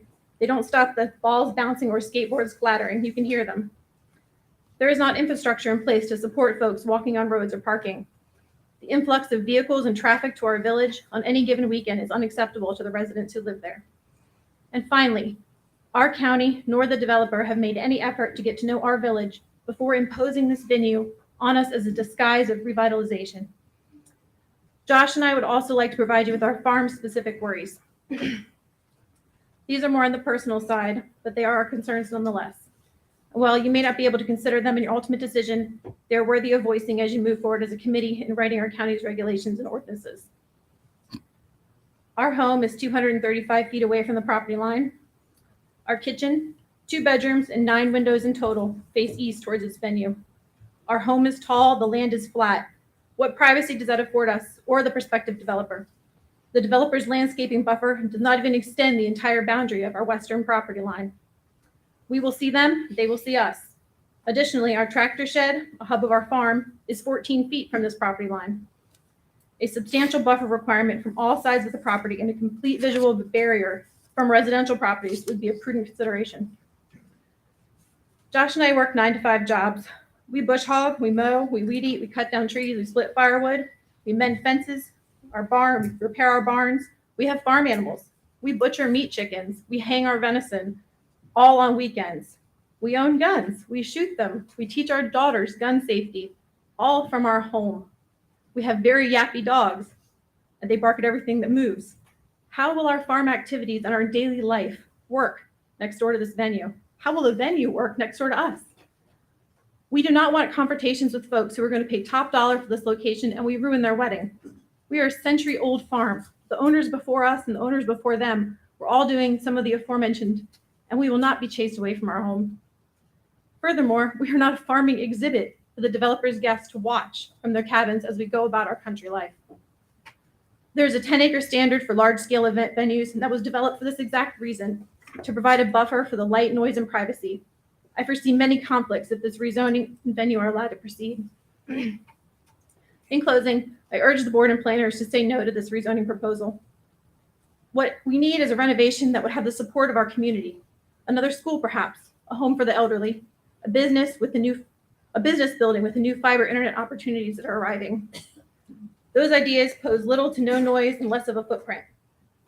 Our village could welcome the renovation of the school if simply the rezoning for this venue even with the proper restrictions and conditions, lacks the proper thought and oversight to protect the Krieglersville village. Let's get our zoning rules and regulations sorted out and seek a purchaser with a project idea that fits into a small village community. Thank you. Thank you. Any other public comment? Yes. My name is Judy Mahanes. I live off of John Tucker Road, and sometimes I get there by using Ellie Road. That's in the eastern part of the county, somewhere between Radian and Oak Park. But I'm here tonight as a member of the board of the Madison County Historical Society. In the discussion of this proposal, our organization does get mentioned. And the county states that it plans to retain ownership of part of the property where the Mountain Museum at Krieglersville is located. And I want to share a bit of background about how our organization got involved in Krieglersville. First off, though, I want to thank the members of the Board of Supervisors, past and present, for their support all along the way as we designed the monument area and created the museum, and for their commitment to maintaining its presence in the community as we go forward. The Historical Society's involvement with this property began in 2015 when we sought permission from the county to erect the stone chimney to honor and remember the mountain people who were displaced from their homes so Shenandoah National Park could be created. In June of 2017, the official Virginia highway marker recognizing the Blue Ridge Turnpike was dedicated. During these years, the Blue Ridge Heritage Project, which is the umbrella organization for creating memorials to the displaced people in the 8 counties where land was taken for the park, that organization was pushing county groups to erect interpretive kiosks near the chimneys to tell the story of the people in the park. For whatever reason, we dragged our feet on the kiosk idea. And then we looked past the playground equipment over toward the porch on the white home economics cottage that was built for Krieglersville High School. We wondered about putting some sort of display there on the porch so we wouldn't need to build something out by the road.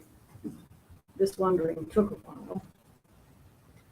But finally, our president, Max Lacey, convinced us to forget the kiosks, forget the porch, and just get the whole cottage and have a museum. The Historical Society stuck its neck out and offered to do something with an abandoned building. Max convinced the Board of Supervisors that we were serious, and lease negotiations began.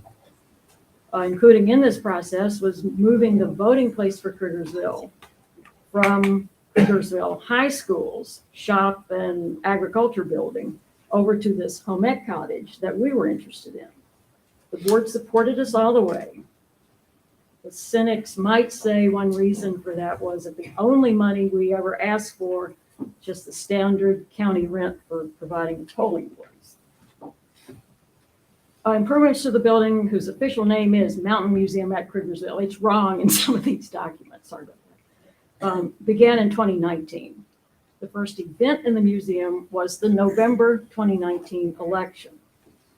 We continued to work on the museum when most things were shut down by COVID, and hosted a preview visit in August of 2020. The official grand opening and ribbon cutting celebration occurred on June 28, 2021. At that time, we actually also unveiled 2 kiosks on a stone base out by the chimney. Somehow it took a museum to make us do that piece of the work. The Mountain Museum at Krieglersville is open on Sundays from 1 p.m. to 4 p.m., other times by appointment. We invite everyone here to join the 563 visitors who signed the guest book during 2021 and the 352 visitors who have checked in so far this year. Our most recent event was the 2022 Mountain Skills Demonstration Day on September the 11th. 7 of us board members hosted 22 musicians and crafters and the 52 guests who actually signed the guest book. We know there were probably 20, 30 more people than that who were present. Looking forward, we would like to have neighbors on the property.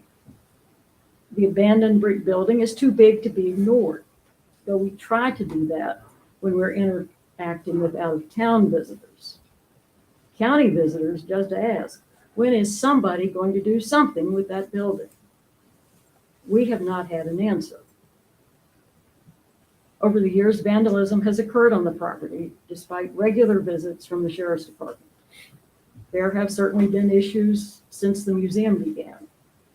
Some incidents likely began as pranks, but our security cameras suggest that people with housing insecurities may be resting in their cars behind the building.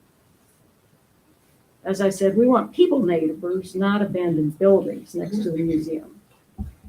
We will welcome Mr. Shapiro's guests to the museum. They can learn about the park situation.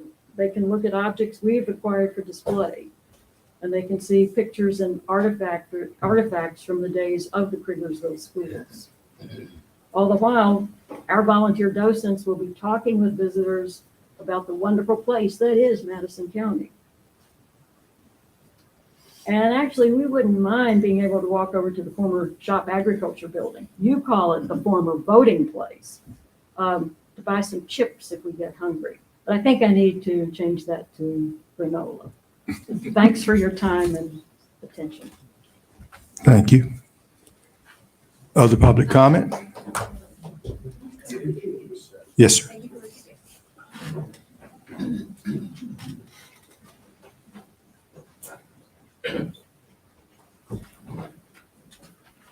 Good evening. My name is Marty McGetrick, and for purposes of staying within the time limit, I'd like to confine my remarks to noise pollution.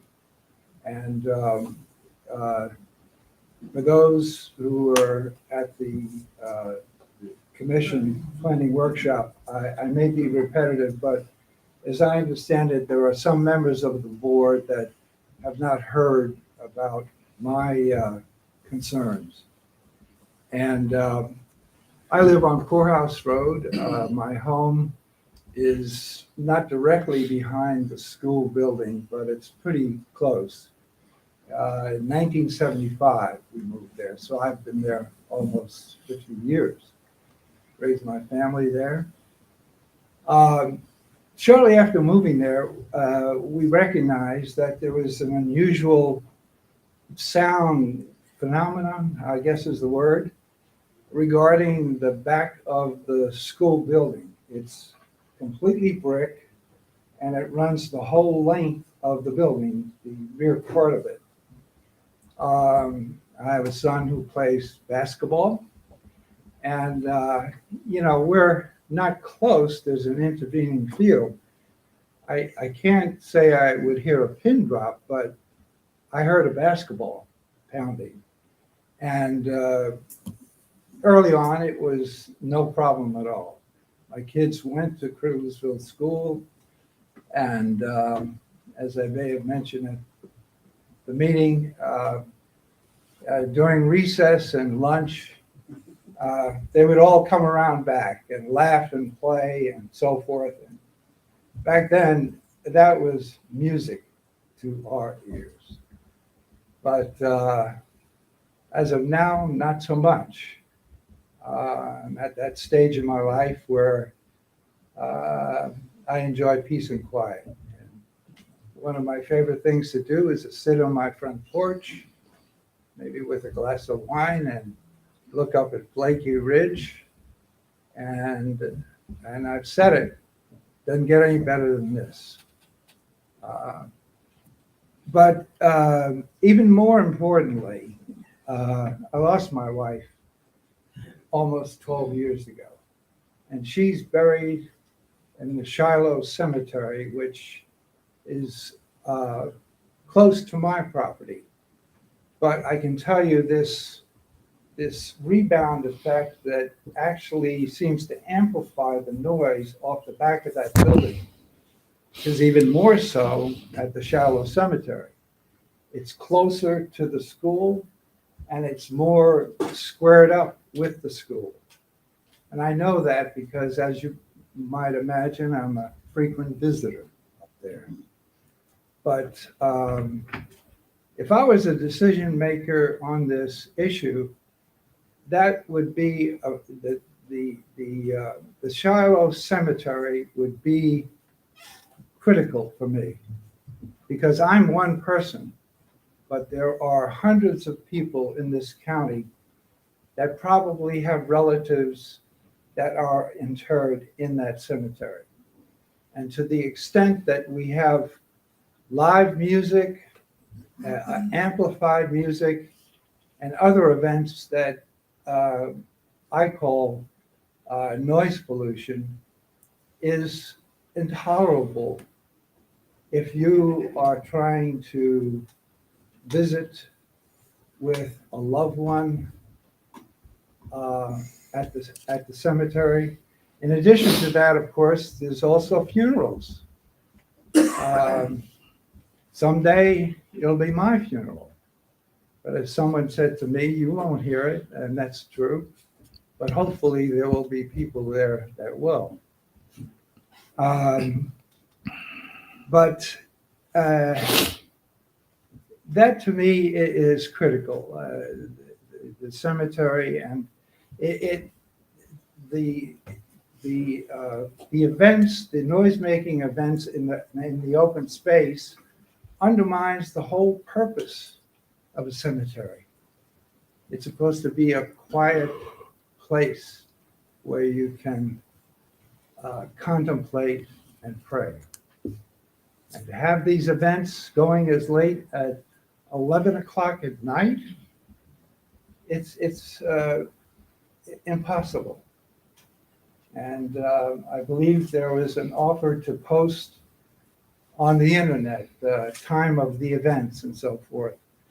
And you may remember at the Planning Commission, I drive by that road going up to the cemetery lots of times. Am I supposed to go home and check my computer to see whether there's an event going on before I make a visitation? It's ridiculous. So my point being that there should be no loud music in that open space. There should be no amplified sound or any other event that I would consider the noise making, because it, of course, it takes away from my enjoyment of my property, but more importantly, it has a severe deleterious effect on the whole purpose of the Shiloh Cemetery. So I would ask, there are other issues, of course, and I'm probably running out of time, but that all of these noise pollution events should not be allowed, period, outdoors. Thank you very much. Thank you. Any other public comment? Yes, sir. Good evening. My name is Peter Millay. Together with my wife Holly, I live on Berry Road, just outside of Kriglersville. I'm a professor of commerce at the University of Virginia, and I also have extensive experience in commercial real estate finance. I think I'm reasonably well qualified to be assessing this project. I want to thank you all for your service to our county. I know you want what is best for our community, as do we all. In fact, I want to identify myself as somebody who favors economic development, provided that it is appropriate to our context, that it's environmentally responsible, and that it's good for our community. Unfortunately, the proposal in front of you this evening is none of those things. In fact, it is precisely the opposite of those things. I strongly oppose this rezoning application and believe, as fair-minded leaders of our community, you should reject this application. First, our county's comprehensive plan, which Virginia law requires you to be guided by, enshrines as its primary goal to, quote, preserve, protect, and enhance the natural beauty, rural character, and air and water quality of Madison County. Consistent with this goal, wedding and event sites are zoned A1, which require a minimum of 10 acres for that activity. This makes sense, of course, given the considerable noise and light pollution associated with such venues. In fact, as far as I'm aware, there is no event venue anywhere in our county on less than 17 acres, and the majority are on 50 acres or more, literally 10 times the size of this particular site. Of course, the county understands this problem, as was pointed out earlier, and so is attempting to get around this very sensible 10-acre minimum by slipping the Criglersville School into the M1C category.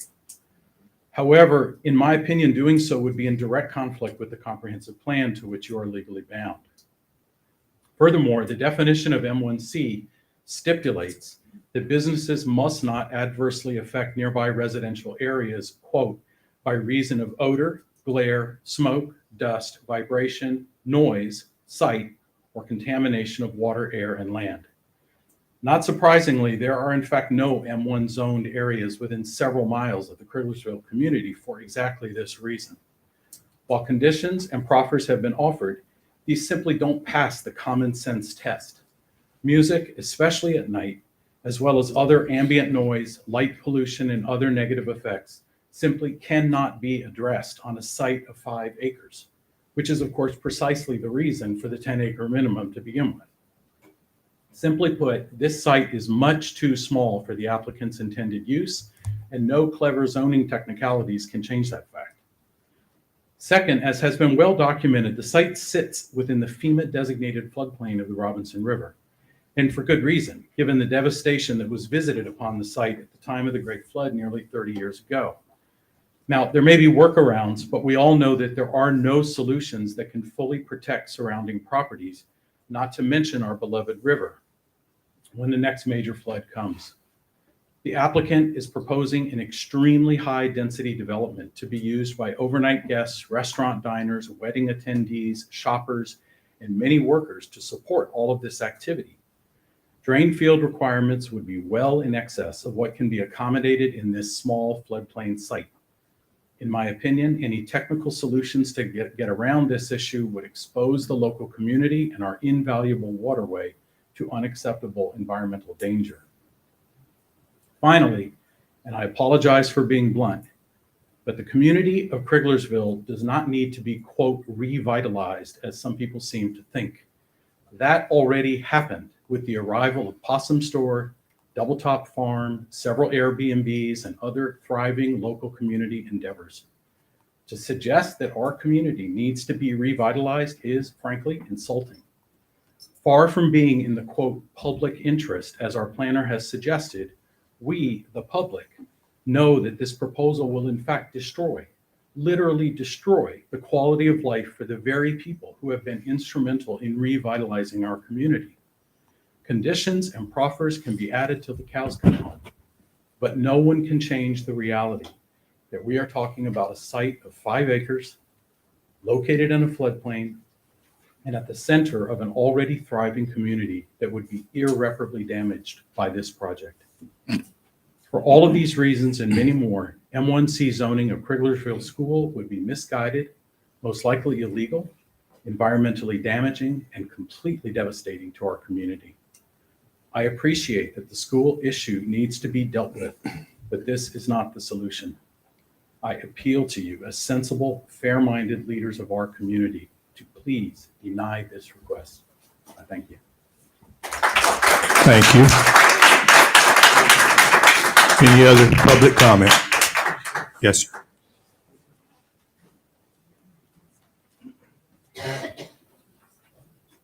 Good evening. My name is Reynold Dawkins Taylor, and I've lived in Criglersville for 38 years. I actually live at the intersection on the northeast corner. And my property is directly downstream and downwind from the school. And I can say right now that the proposed sale and development of the school into an event venue already has a stink to it. I see the proposed development of the Criglersville School as a clear and present threat to the tranquility and environmental health of the Criglersville Valley and to the quality of life for the local residents. In my view, the pending sale of the school is a transaction tainted by an obvious conflict of interest. The county is the governing body that decides whether the sale will go through or not, but the county is also a stakeholder in the sale. Hence the conflict of interest. The county makes the rules, but the county stands to benefit from selling the school. The adoption of the mixed-use building provision, Article 9136, in 2020, I see as a self-serving strategic change in the M1 zoning, specifically designed for Crigglesville School so that it could circumvent the 10-acre minimum requirement. But if you read between the county framed this as a mechanism to attract outside interest to potentially develop the former Crigglesville School, unquote. But I see it, what the county refers to as a mechanism, I see as a zoning exception. In my view, the county has manipulated the zoning ordinance to increase the school's potential for development in an effort to avoid a $500,000 demolition cost to tear it down. You have to ask yourself, who wins if this sale goes through? The county wins because it converts a $500,000 liability into a potential source of tax revenue by simply tweaking the zoning code. And Mr. Shapiro wins because he's able to pick up a building and a parcel of land for next to nothing and gets to work with a very accommodating county government. So who loses? It's the residents of Crigglesville. The idea that there's a public benefit to this project for the local residents or the town of Crigglesville is an illusion, a smokescreen of hopeful speculation by Mr. Shapiro and the county to hide the reality that this proposal, in essence, is spot zoning and the only winners are the county and Mr. Shapiro. What is being proposed here is not a community center or a cultural hub, but a privately owned hotel and event venue shoehorned into 5 cramped acres in the middle of a floodplain and a residential area. And what did the local residents get out of this transaction? More traffic, more noise, more light pollution to shatter the tranquility of the town and surrounding area, more environmental risks for the valley. And finally, in my view, the notion that Crigglesville needs to be revitalized as part of an enhanced gateway to the Shenandoah National Park is another self-serving assertion made by the county to support the rationale for the sale of the school. It's just a marketing theme designed to put a good spin on the deal. I am not aware of any discussion by the town residents about the need to revitalize Crigglesville. There's nothing in Crigglesville that can be revitalized. No empty storefronts, no broken sidewalks, no town lighting in need of repair. Crigglesville is a quiet little town that just wants to stay that way. It doesn't want to be thrown under the bus so that the county can improve its balance sheet and escape the responsibility of not maintaining the school over the last 2 decades. Thank you so much.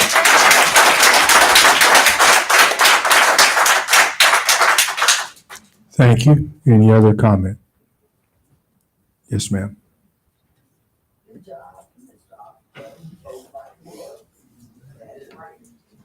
Well, I hope I'm awake enough to communicate. Good evening to the commission, the board members, to Mr.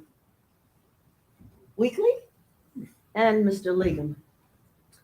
My name is Judy Aucenthaler, the better half of the mayor of Crigglesville. I am the Mrs. Mayor. We are the unofficial mayors.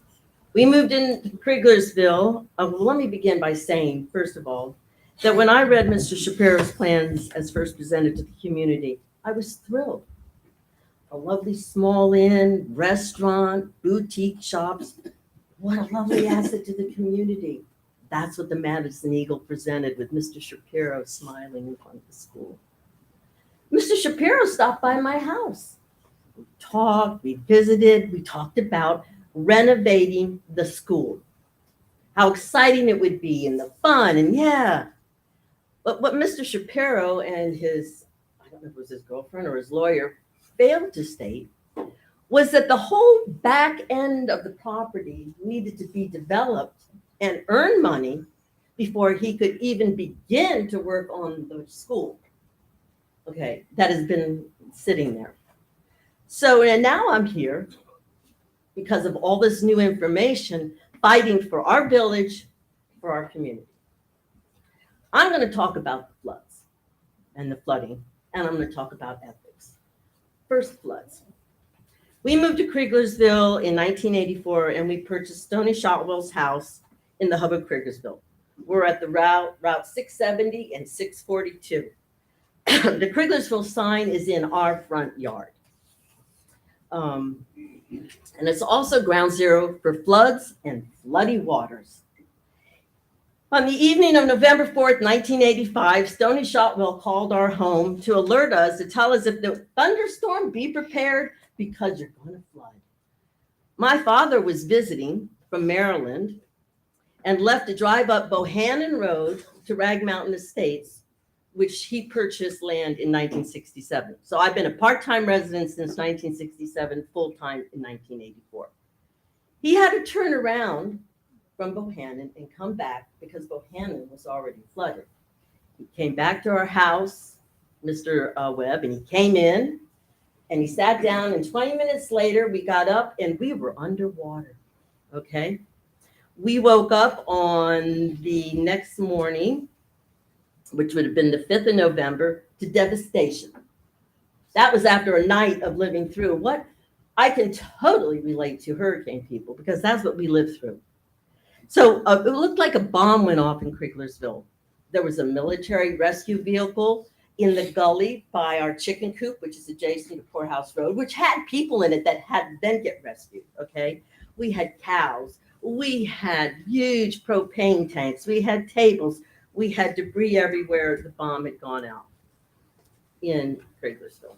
That was the first flood. And I'm not even able to share all that went on during that time with all of you.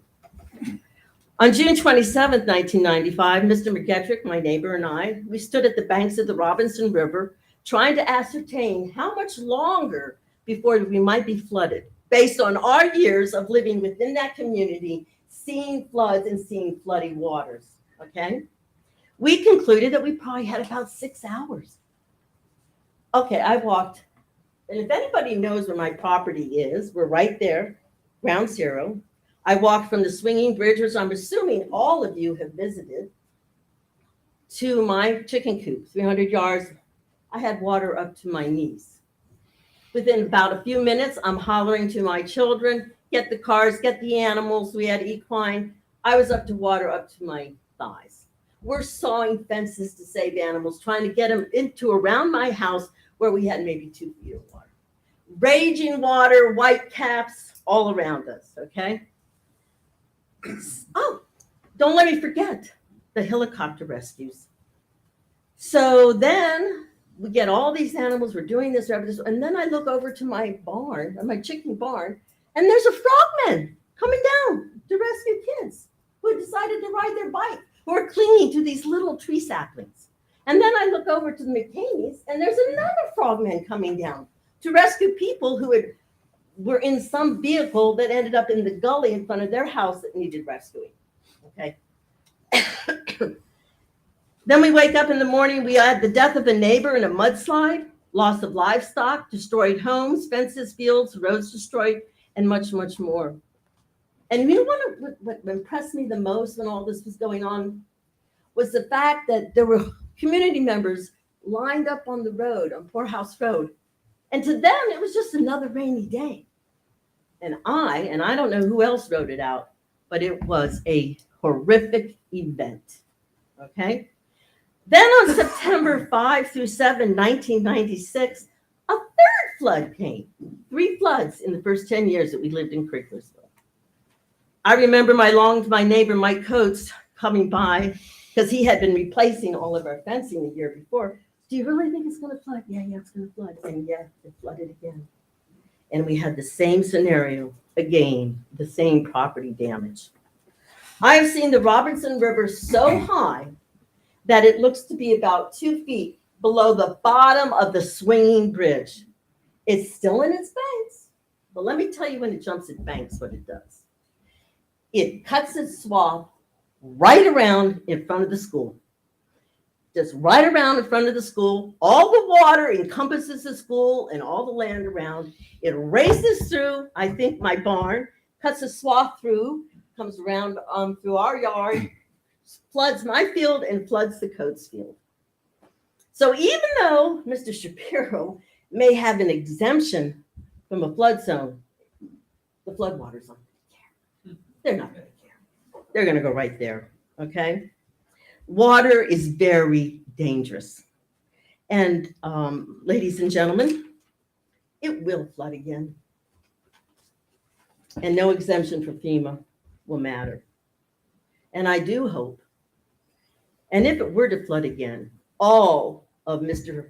Shapiro's event menu will probably end up in our yard, and perhaps some lives, okay? Because the 1995 flood was a flash flood. And I can tell you right now, if there's a flash flood, they're not getting out of that hotel, and they're not getting out of that back field unless you send some frogmen.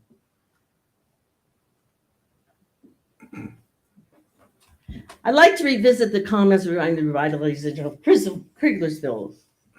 I have lived in Kriglersville since 1984 and have seen businesses ebb and flow in Kriglersville. There were many years when it really could have been revitalized. It was dead. Dead, dead, dead. And as Mr. O'Malley has pointed out, we are full. We have 2 Airbnbs. I'm not going to repeat what he said.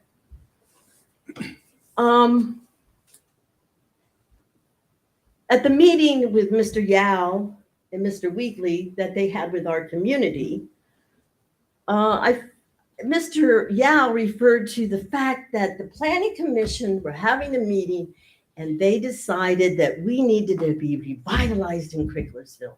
And my comment to you was, what made you make that decision? Okay.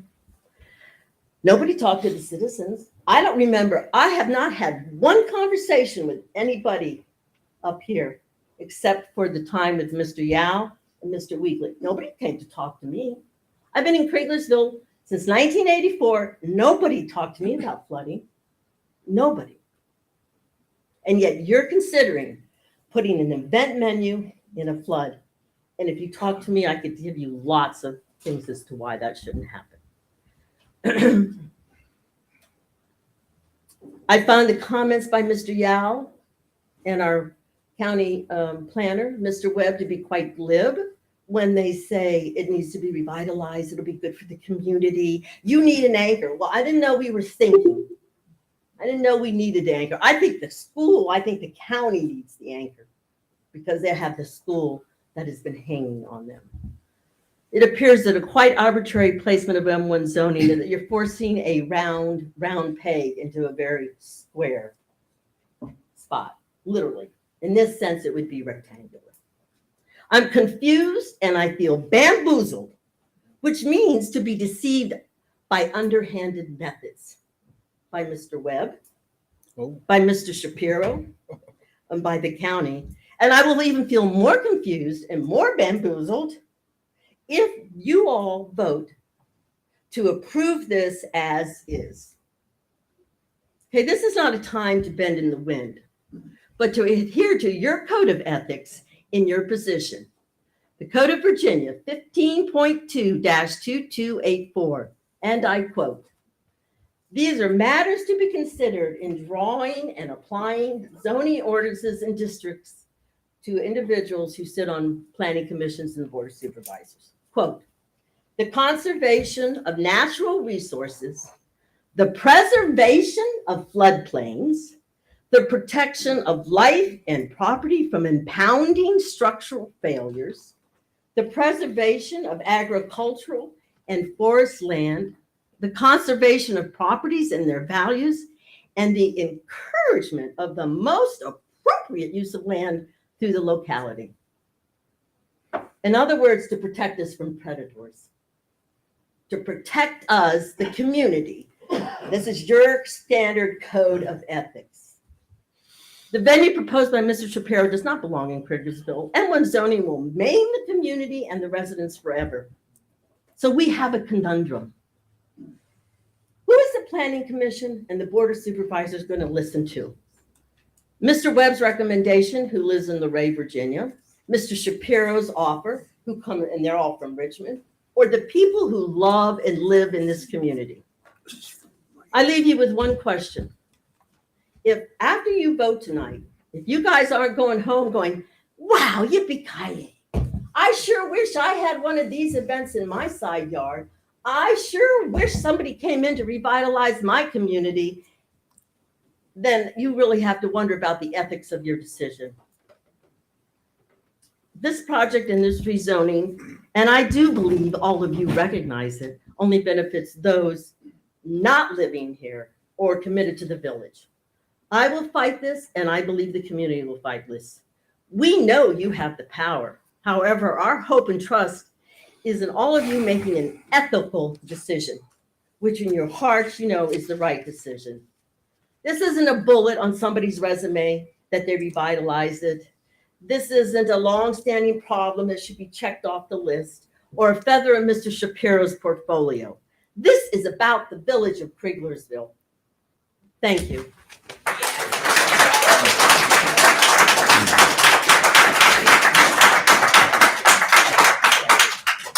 Do we have any other public comment? Please try to keep it to 3 minutes.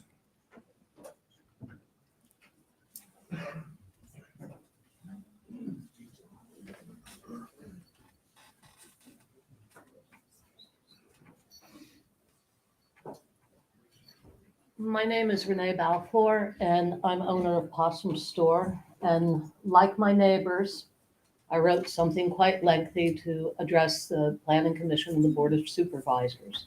And first of all, I want to thank you for hearing all of us. We are a very tight-knit community. I've only been there briefly for 3 years. Everything that my neighbors have said, I agree with completely, and I support completely. This event venue, what Mr. Shapiro is proposing, will destroy our historic community. He is applying for historic district designation. He has done so without consulting his neighbors or even informing his neighbors that he had begun the process. This is very upsetting to many of us. I also want to address the issue of flooding. And I'm addressing this from my point of view and the building that I renovated or am in the process of renovating. It is my understanding that federal FEMA regulation only allows half the value of a building, half the value of the building be put into the renovations. So my question is, if he does not get the the flood zone changed, does that mean the allowable amount is $12,500 to renovate the school? Many of the things that he's trying to institute in our community are to benefit him and his event venue and not the community itself. And that, to me, is very concerning. I'm also concerned that he has not presented, that I've seen, a financial plan that supports his ability to do this. I'm also concerned that he has already in the community done what has been called, and I agree, a bait and switch. He pulled at the heartstrings of our community by suggesting that he would renovate the school and revitalize the area by doing so.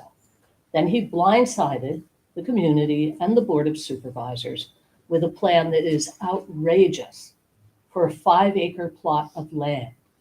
Madison County ordinances allow him, without permit, to have an event of 500 people. 500 people on a 5-acre plot of land in the center of a very small community. That's 100 people per acre. There has been question about spot zoning, and his attorney has said that it's not spot zoning because it's good for the public benefit. It is not good for the public benefit. And I question the clause in the sales contract that Madison County, if he does not have an occupancy permit in 4 years, that the county will buy back the building with all improvements. So in 4 years, you're going to be possibly faced with buying back the school. It'll be your problem again. But not only having to buy it back, but buy it back at additional cost for any improvements made on the property that fall under this clause. That's concerning. That does not benefit the community, and it is not sound for the financial stability of the area.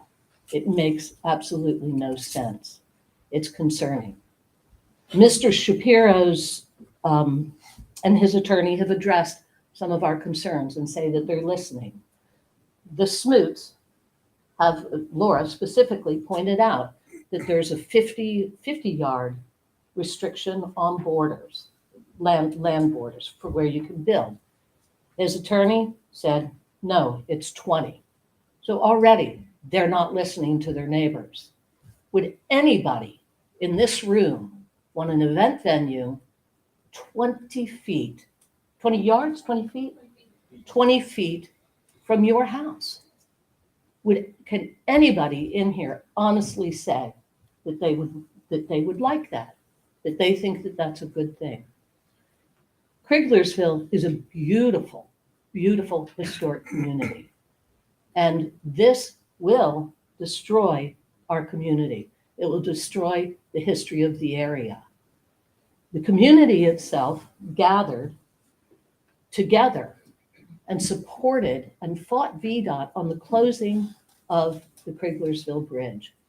The community, and through their efforts, will now see VDOT reopening that bridge. We care about our community. We would like to have a hand in determining our own destiny and like to work with the county in coming up with a plan that really honors the area, that really supports the integrity of the community. Speaking as a business owner who's only been there for 3 years, and I think the Smoots have been there for 2. We have survived COVID and we are thriving. We have stayed in the community and we have worked. It is a vital community. And I think the people in this room are a reflection of that. And I'm proud to be in Kriglersville. I would like to stay in Kriglersville. And I would like the board to consider their decision on this and at the very least postpone any vote. There is not adequate information. There is not adequate proof that Mr. Shapiro has the ability to see this project to fruition. And there's great many concerns that he has proposed starting the renovation of the school after he finishes everything else. Thank you for your time. And I want to thank everyone in my community for speaking out so eloquently. I'm proud to be part of this lovely, lovely area. Thank you.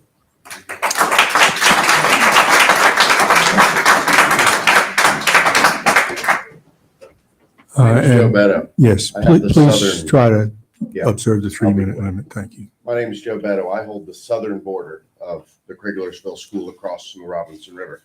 I've never met this man. He's never stepped foot and tried to talk to me. My problem is this. Says he's got a $3 million budget. He's got 4 years to do it, and then we all get to buy that school back. That's the part we don't like. That doesn't make any sense.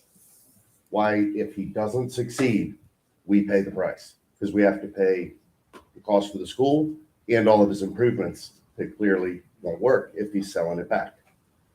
So that's all I need. Thank you. Any other public comment, please? Yes, sir. Good morning, everybody. Almost. I guess all y'all older than I am. I went to school when that was first built in the 2nd grade. And I graduated in the 4th grade.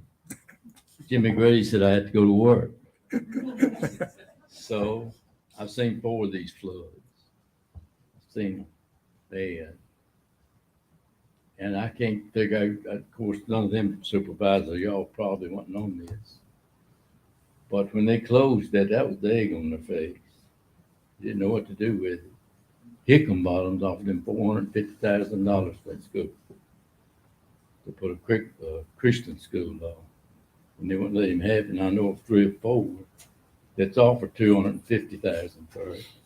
Carter knows that it's supposed to have been mine when this virus started. If Hickenbottom didn't take it, it was supposed to have been my school, and I never heard no more about that.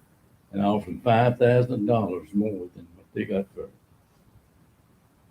So thank all of you. Thank you.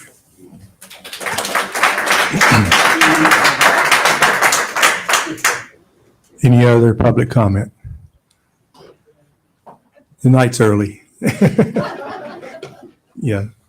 Hi, my name is Angela Quinn, and I wrote a letter to each of you, and I won't bother going through it because I think a lot of the comments have been mentioned here tonight. But I just wanted to put a face to the letter and to let you know that I hope you take it into consideration when you make your decision tonight, because this will affect us all for a lifetime. Even if Mr. Shapiro does not succeed, we will all be affected by it for a lifetime. Thank you. Thank you. Any other public comment?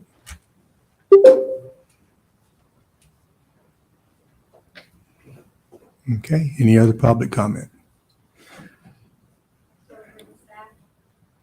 Certainly. It's only 11 o'clock, yeah. There you go.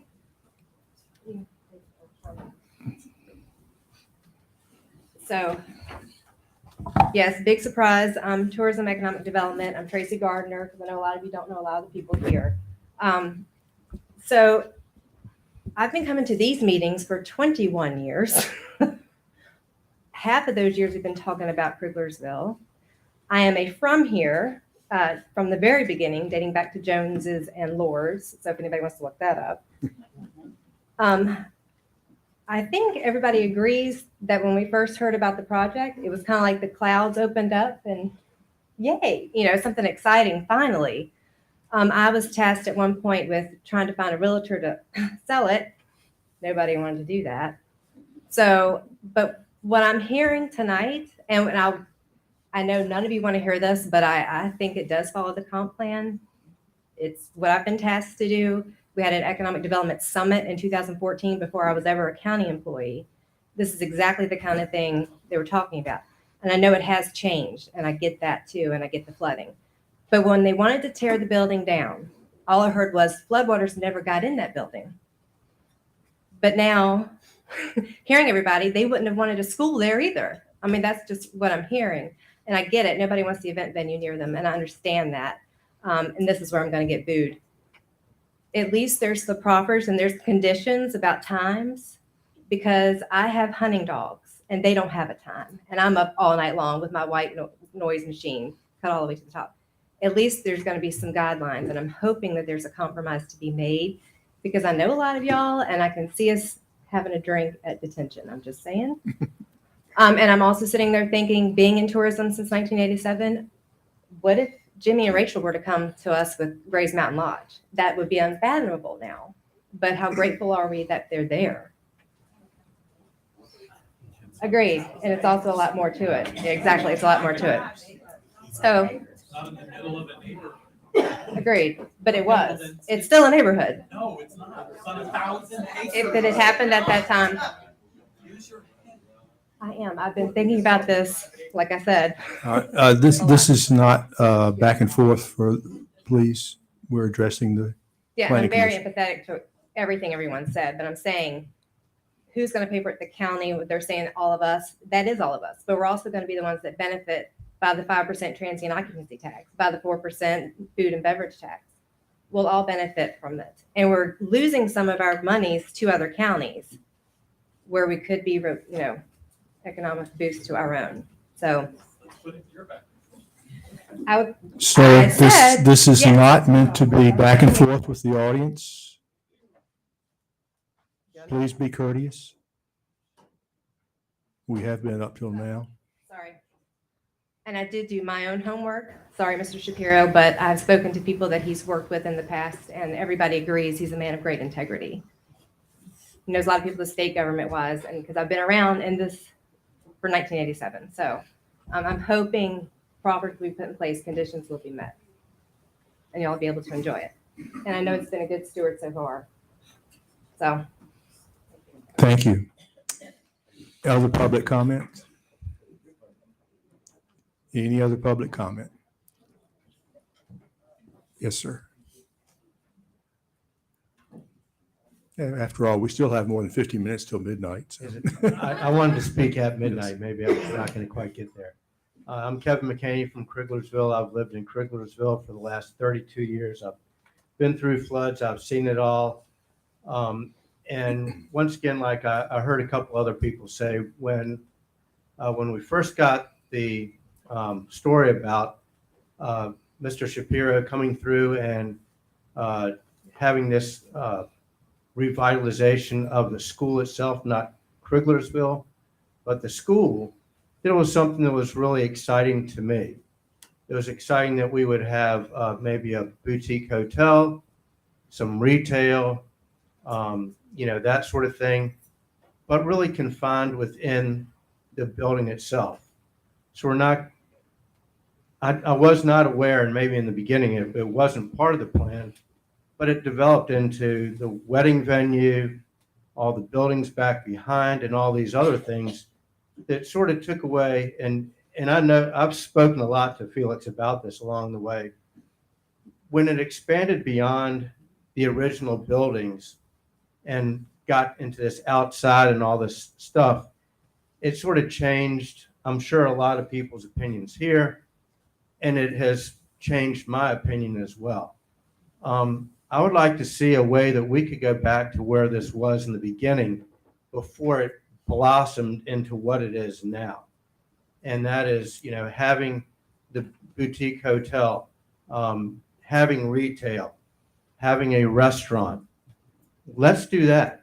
If we can do that, then a couple years down the road, if everything is going great and people want to do more, look at it then. But I don't want to see the school sit there for another 20 years like I've watched it happen since my daughter got yanked out of there in kindergarten and wasn't able to finish her years.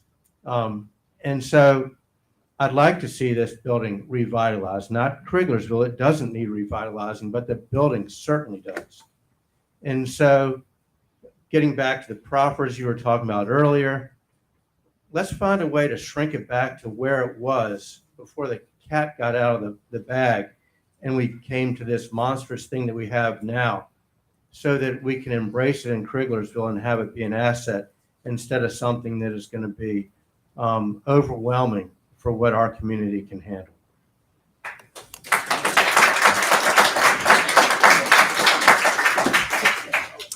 Thank you. Any other public comment?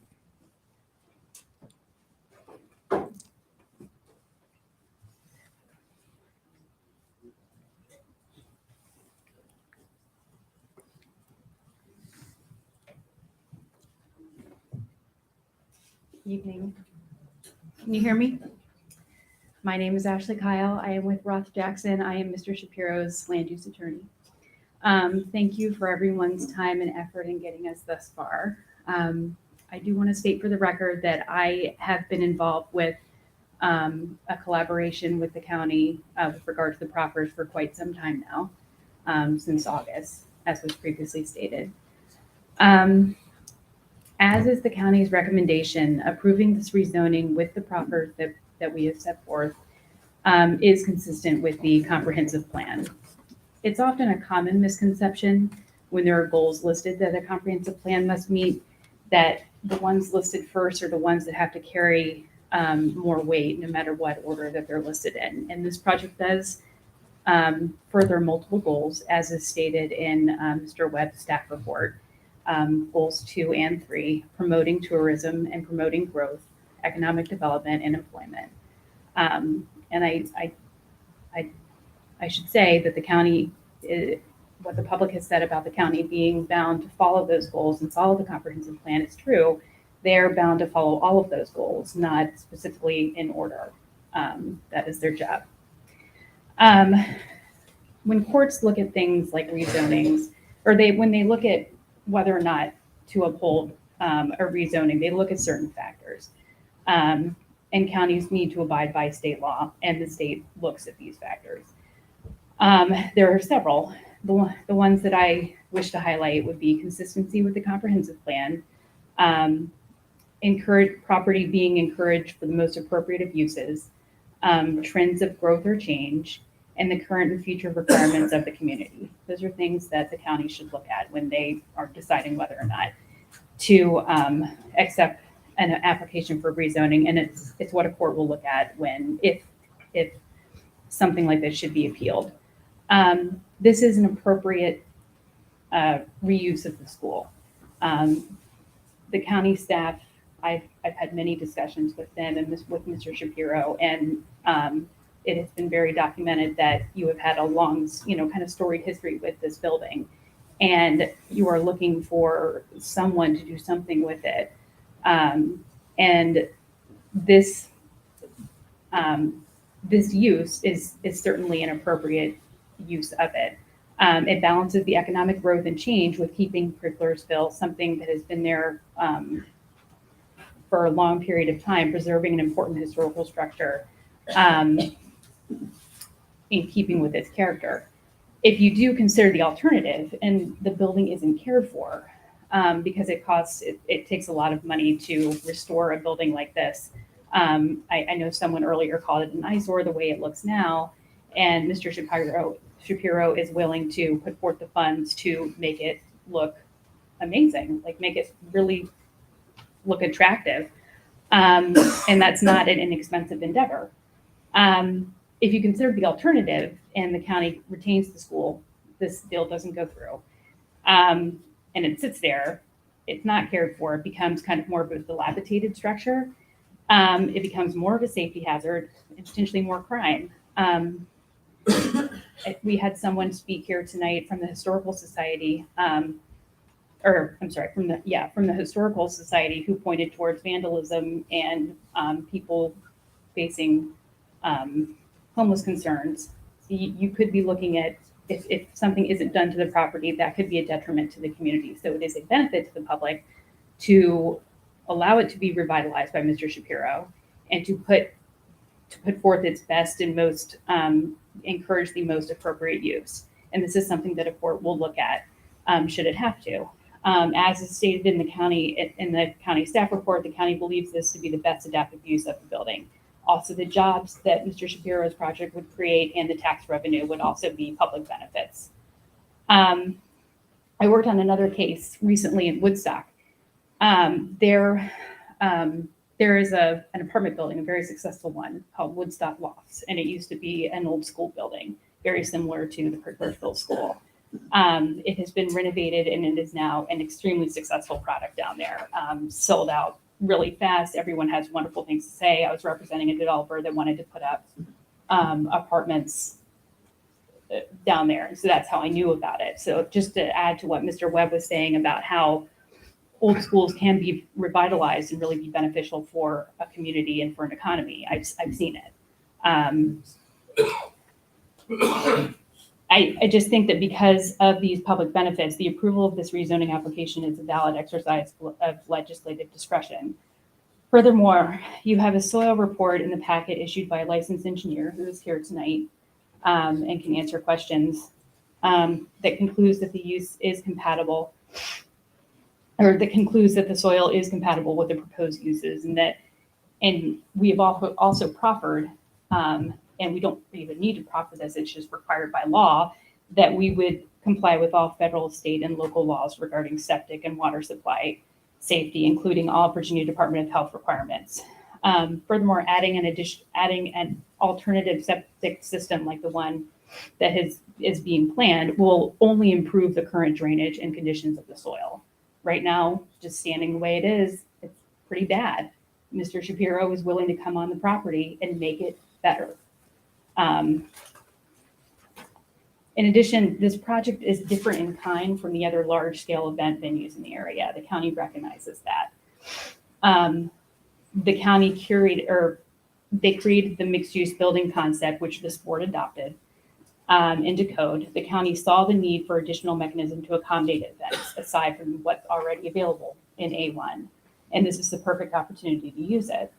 And this fits with one of the, tenets of or one of the factors that the county should look at and courts look at in terms of current and future requirements of the community. You anticipated this need, you went out and legislated and put it in the code, and now there's a perfect fit for it. And this is something that a court, will take into consideration. Finally, the applicant, Mr. Shapiro, has agreed to thorough proffers which, effectively mitigate perceived adverse impacts and that do provide predictability for this use of this property. One thing I should correct someone that stated previously. Mr. Shapiro has proffered in these proffers to only construct 2 of the accessory structures prior to obtaining a partial certificate of occupancy for the primary structure, the school building. So that means he can only work on 2 other things while he, at the same time, is renovating that school. It is not true that he intends to build all of his cabins before he starts on the school. That's just not true. The applicant has listened to feedback from the community to the best of his ability. He still has a business to run. He's got to think about his prospects. He can't give everything away. He's done the best he can. And he's made accommodations after doing his due diligence studies, which is completely normal in a situation like this. We believe, like the county does, that approving this rezoning application with these proffers is in the county's best interest and is consistent with the comp plan and is a valid use of legislative discretion. Thank you. Thank you. Any other public comment?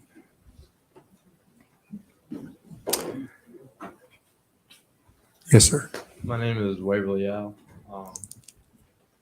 A lot of you guys are speaking about how it's an eyesore and you want to have tourism, and that is going to save a historical monument. I think tourism is the worst way to preserve anything.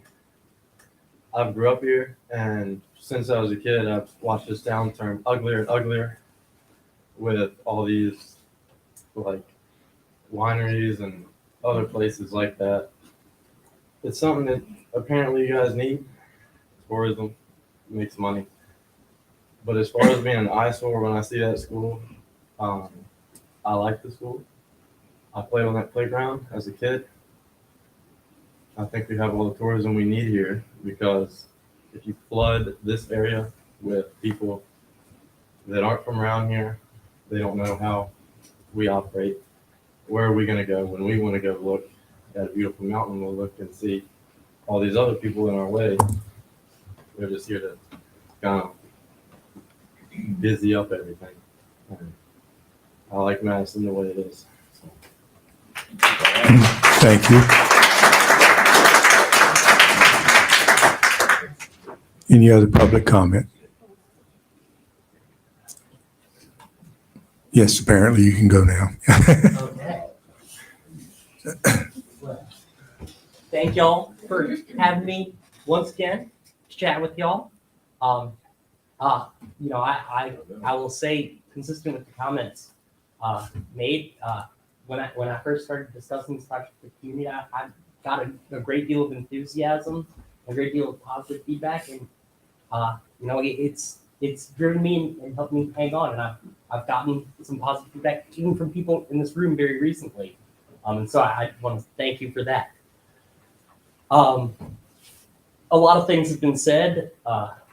Some of them outdated, some of them misguided, some of them accurate and very helpful. I do want to run through a couple of things. One, Mr. McGettrick, I know, said 11 o'clock. The latest we've got outdoor amplified noise at school is 10:30, and that's only on weekends.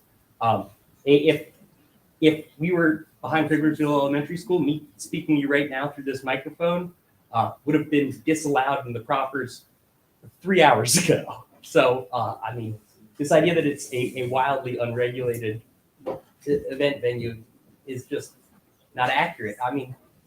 I hear, from folks who operate venues where they put on musical performances on much smaller pieces of land in Kriglersville, that this is unsuitable. Meanwhile, there are no proffers governing. They could put on, a large electronic dance music show at 1 a.m. according to the guidance on their property.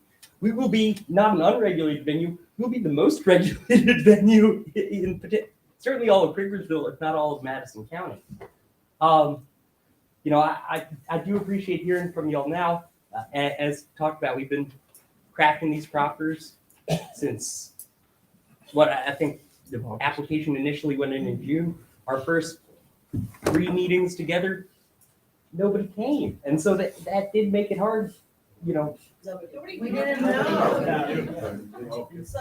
Okay, well. All right. Let's not Yeah. go this way again. Yes. Okay, well, I appreciate this opportunity to work with y'all. I appreciate this chance to try and do all I can to accommodate you guys. And as Tracy said, I certainly hope you all will come out and enjoy a cold beverage of your choosing at detention. I will just say this narrative that, it's funny in one sentence I get cast as some caricature of the Monopoly man coming to town, tear it down, and then in the next I'm cast as someone in utter penury who could never possibly get this done, and it makes it you're a little sort of all over the board in that critique. So I don't quite know how to answer it, but I will say I am staking my personal reputation on this, not just being an economic win for Madison County, which I have every confidence that it will be. I admit I haven't taught it in the classroom at UVA, but I lived it as the state's Assistant Secretary of Labor. I've been intimately involved in much larger economic development deals from the other side. And so I think I can say with a great deal of authority and authority grounded in experience, I would not have come before you guys with a deal that I wouldn't have felt comfortable accepting in your shoes. And if there are critiques, I hear them. If there are changes, I'm open to conversation, but at some point I need to run a business. So thank you guys, hopefully, for giving me the opportunity to do so. Thank you.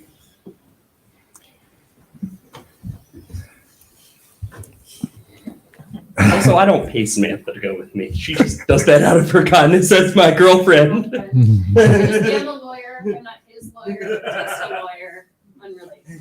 Just for entertainment, right? Yes. Yeah. Yeah. All right. Any comments from the Planning Commission? Anything you want to say?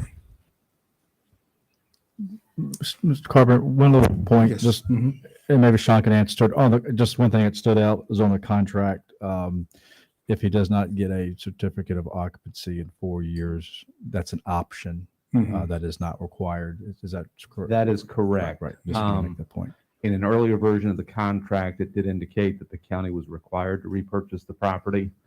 That has been modified so that now the county has the right, or essentially a right of first refusal, to purchase the property. So that if it turns into a money pit, the county is not obligated to purchase it. If that does in fact become the case, Mr. Shapiro would be allowed to market that to another angel investor to try to salvage his project. If that were to happen, the same proffers, the same restrictions, the same conditions on this conditional rezoning would remain in full force and effect. Thank you. Any other comments? Yes, Francois. So I was on the committee that, as several of you were, that put together the ordinance for the event venue. And the first event venue ordinance stipulated 100 acres. And we spent a long time putting that together. And then there was a very uncomfortable meeting of this planning commission when it was suggested that we should change the number of acres to 10 And it was so uncomfortable, in fact, because it was silent rebellion. Nobody wanted to actually put forward a motion to change it to 10. And now I see this mechanism as changing it to 5. So I'm fully behind putting, renovating the school and getting a nice hotel and retail and all this. But if it's a roundabout way to get another event venue on 5 acres, I cannot get behind it.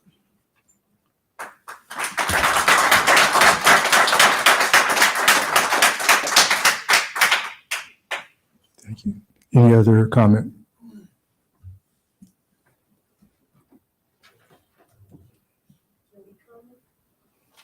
We have another from the public. Well, I thought everybody had, you, Because when you were discussing the Leon property, you were asking, I thought, for comments after you all were taking comments. So I was confused. well, what we're trying to do is avoid making a motion. Any other comments? Can I have a motion on this case?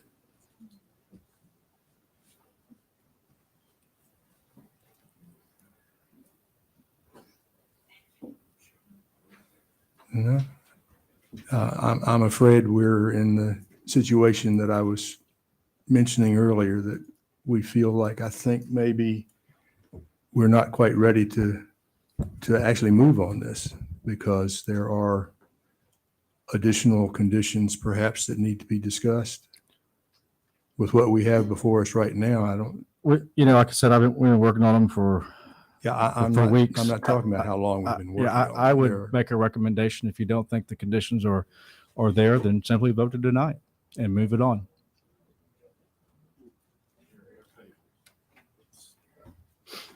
Yes, sir. Just a point of privilege, because we pay our lovely counsel. Mr. Gregg, what are their options? We hear there's not a motion, but obviously something has to occur. But Yeah, what are good their question. options? The planning commission can vote to recommend approval of this application. The planning commission can vote to recommend rejection of this application, or the planning commission could recommend tabling this matter for further instruction, either from the Board of Supervisors or from what they have heard tonight. Those are their 3 options. Thank you. And what happens if we don't act on any of them? Does it go to the board? It still goes to the Board of Supervisors. It would go to the Board of Supervisors without recommendation. Mr. Chairman, Yes, sir. I move that the planning commission table this application for further study and examination. All right, we have a motion to table. Is there a second?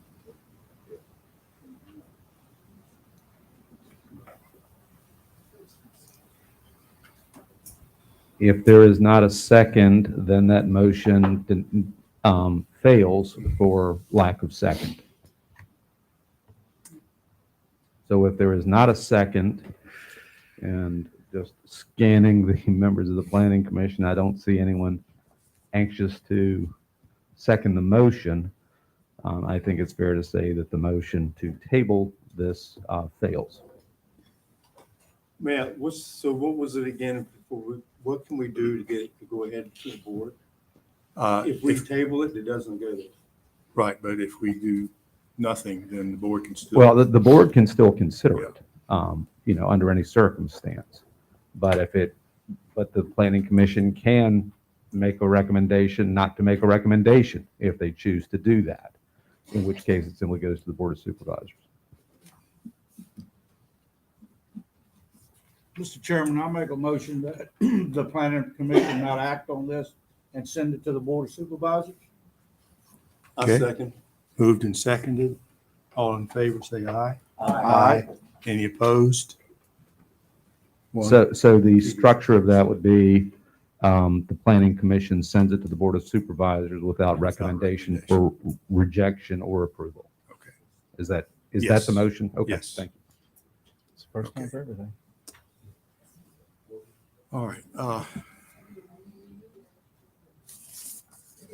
Is it possible, since we still have the board of supervisors to deal with this, is it possible for us to just not deal with the remaining the review and discussion on this? Yeah, I think we agenda can strike those. That's not a problem. for the evening?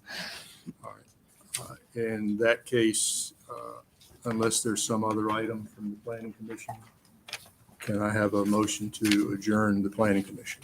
Any second? Moved and seconded. All in favor, say aye. Aye. Any opposed? Thank you.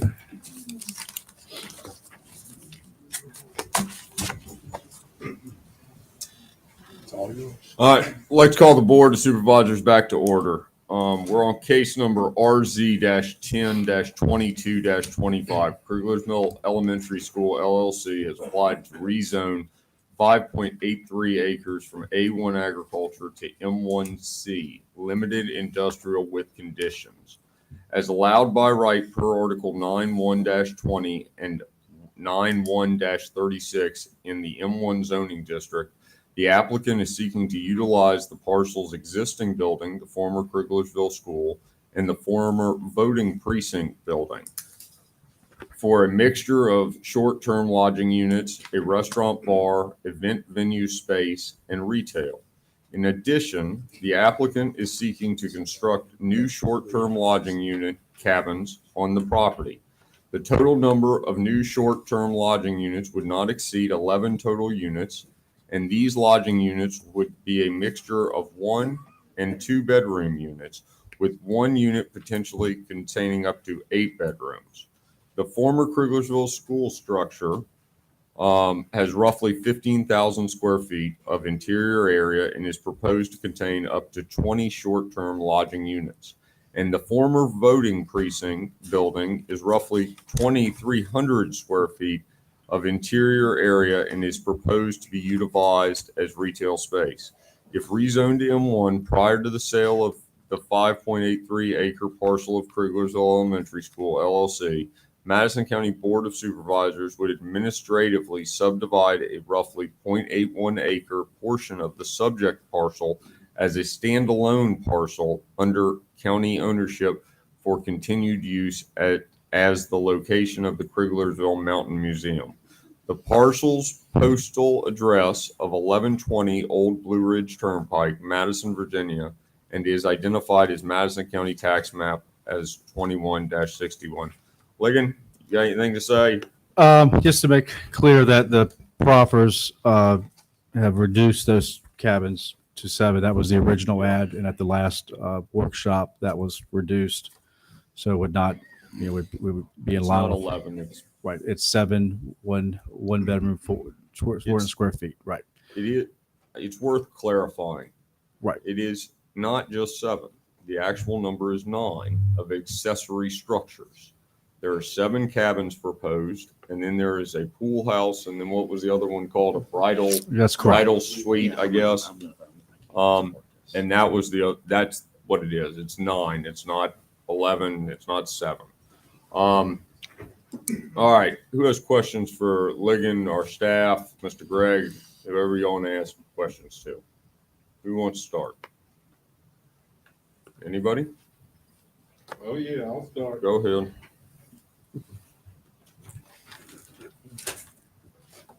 Okay, well, let's see. So I've been through this before.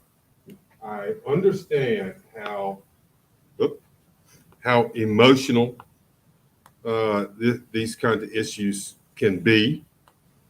And I also understand that, if it was next door to me or in my village, I'd be sitting out there trying to come up with a valid argument as well. But in my opinion, this is not an event venue. This started out, when this was first brought forth, I heard nothing but favorable comments, and folks were thrilled, I think, as one of the spokesman, yeah. As you said, they were thrilled, was the term used about what was going to happen. And then it just seems like,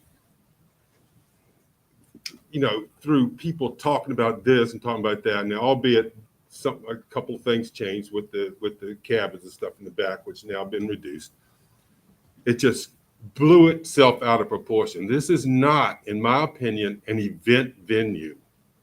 Okay, and it has not got anything to do with the 10 acres thing. This is under M1, and it has nothing to do with the acreage that has been said before. Now, and I am convinced that Mr. Shapiro's operation is not going to be Disney World, it's not going to be Las Vegas, and it's not going to be a frat house. I have sat through 4 meetings to listen to pretty much the same group, and I appreciate it. And then I write down all the issues, and I go through them, and I say, okay, so Mr. Shapiro has been very accommodating with this proffer or this condition, whatever. And then I get to the issue like, you know, the septic, well, that's out of our hands. That's BDH and DEQ. You get to the flooding. Well, that's also the same situation. So there's all those issues like that as I go down the list that I either feel like he has satisfied or they're not in our purview as a board. Now, he's been very accommodating. And like I say, like Mr. Weekly said, been working on this since middle of August. And the first time I met up there was September the 6th. So, and here's the other thing I woke up, you know, this morning thinking about this, is that if this board were made up of representatives from different districts in the county, like a lot of counties are, and me being from Etlin, I would probably be obliged and probably would vote consistent with how my district would be advising me to vote, okay? But we're not. We are all at large. So I'm sitting here, I'm obliged to do what I think is best for the entire county, 13,400 people, okay? We have got to expand their base to take some of the tax burden off of the real estate holders.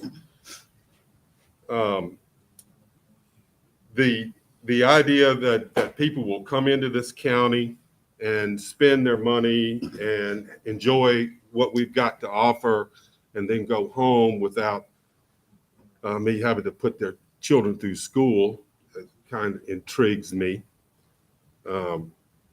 So I've got to consider the entire county and not just you know, I mean, I live in Etlin, you know, and I grew up here in Madison, and this is not, in my opinion, an event venue. This is going to be a boutique hotel, a restaurant, you know, some retail. We're going to have access to the river, which we need desperately for people just to walk across the road and fish. There's so much of that river up there. We're one of the top trout streams, you know, around, and we don't have access to it in many places. So I think, you know, we'll provide access. Now, let me read you just a couple things, and I might be sounding like Mayo, but I'm going to do it. So I went back 2 years. I was sitting in this room as a citizen, arguing vehemently about not tearing down the Criglersville School because I had 2 of my friends from Culpeper go up to the school and check it out, and they said that the bones were good. And then, of course, I talked to my Aunt Barbara, who used to teach there for many years. I talked to many people. Don't tear it down. I stood right over there at that podium and begged for the board not to tear it down.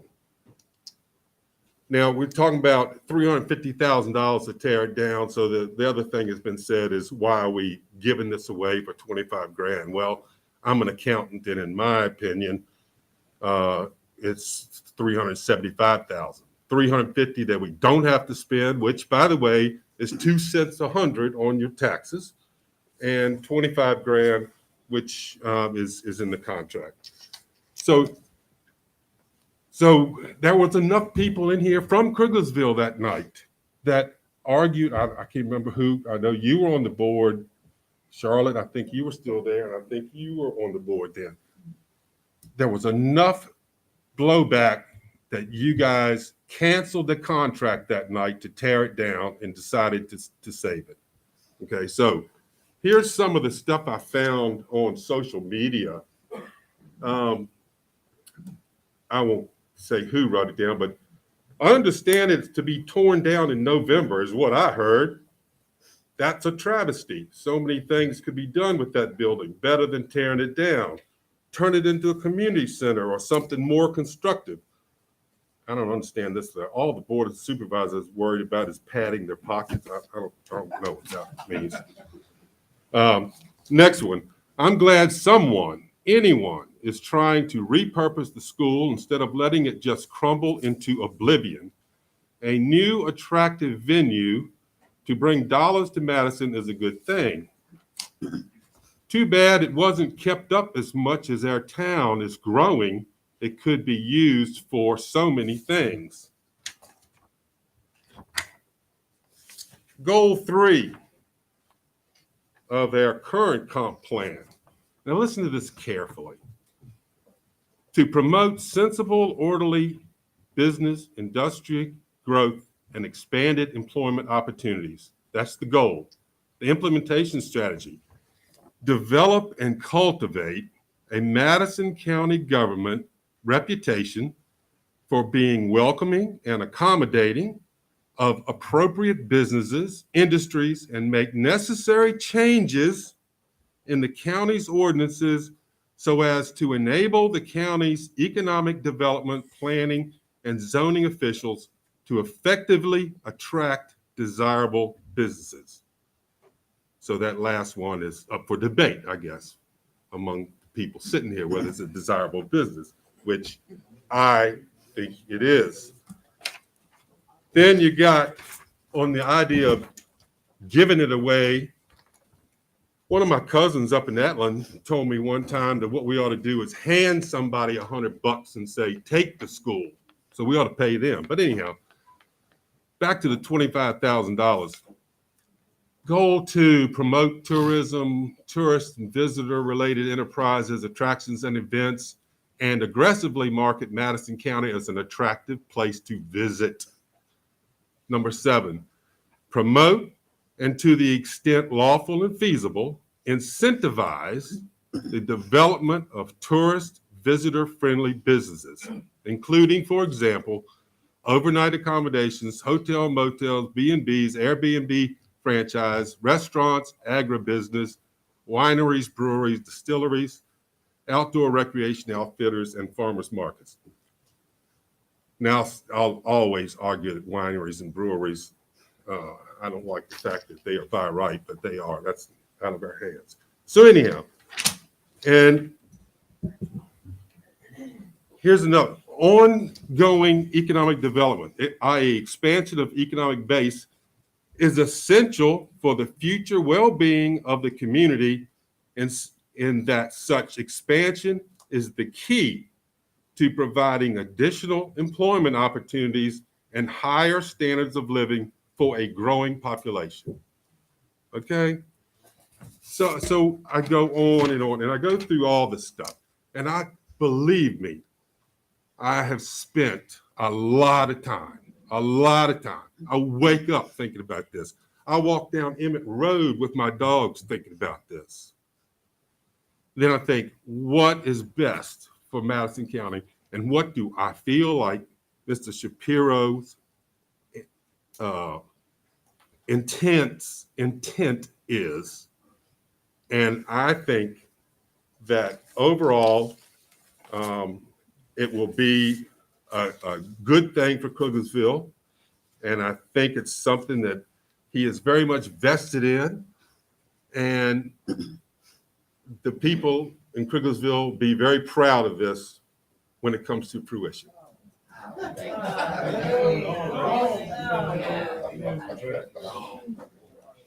All right, who'd like to go next? All right, I might as well go next.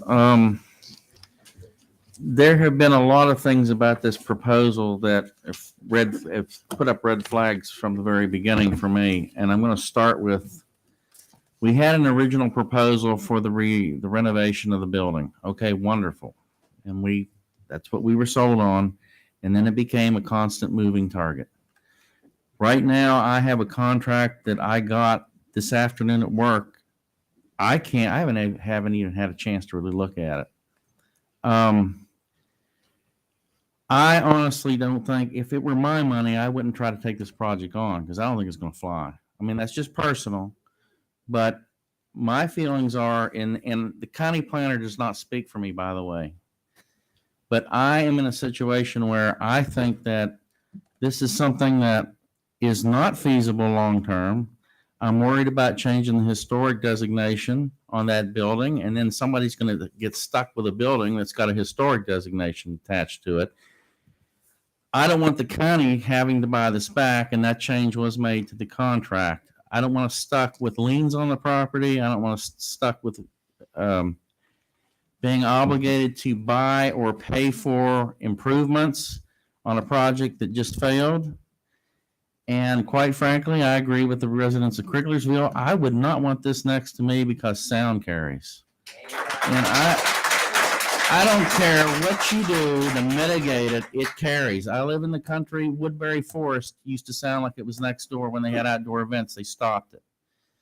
And if we could go back, and Mr. McHaney said, if we could go back to a model that just renovated the main building, which is evidently not feasible because that's why the plan changed.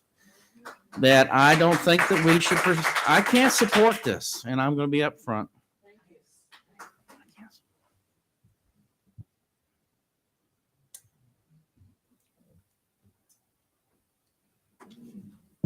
I like the original plan. I understand you got to make money.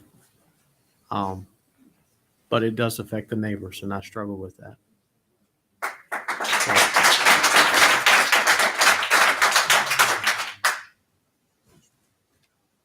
I have listened to everybody, some people several times. I have read all the letters. I've had no one call me or contact me personally. But in 1989, Madison Wood Preservers asked me to open up MWP Supply. There were so many objections to that, you would not believe it. There were soccer fields out front. People were so angry because the soccer fields were going away, although county ended up providing far better soccer fields in the long run. There was going to be too much traffic. Trucks were going to be coming through there. Noise, that's all we heard. Where would we be today without MWP Supply and Madison Wood Preservers in the county? I have seen Trailway buses go through Kriglersville going to Graves Mountain festivals, and I think that's wonderful. Where would Francois be if the board had not approved her winery? And all the boards previously that have approved Sheets have approved McDonald's. Where would we be in the county without those businesses? Well, ma'am, it's not. Nope, we're not doing that. We can't do that. We're going to give everybody can go at it again. We'll sit here till 2:00 in the morning. We're going to do it in just a couple minutes. As much as we sympathize with how you feel about your community, I understand it. You don't know what noise is. I live on 29 and the highway department tells me that 50,000 cars a day go by my house. I know what noise is. You talk about the music events and he has whittled back his time to 8:30 and 10:30. I believe the lady that owns the Possum store, I believe she has music at her store. I don't know whether it's inside or outside, but I don't think anybody regulates her time. And we can't always turn something down just because somebody says, I don't like it, or I don't want it in my backyard. There are rules that we have to go by. We have met with Mr. Shapiro many, many times since last January, I guess is when he first approached us. I don't think he's a fly-by-night person. I don't think we have a right to ask him for his financials. We didn't ask other businesses for their financials if they can make this a go. I think his heart's in it. I think he wants to do a good thing, and I think it'd be a good thing for Criglersville, and I'm in favor of it.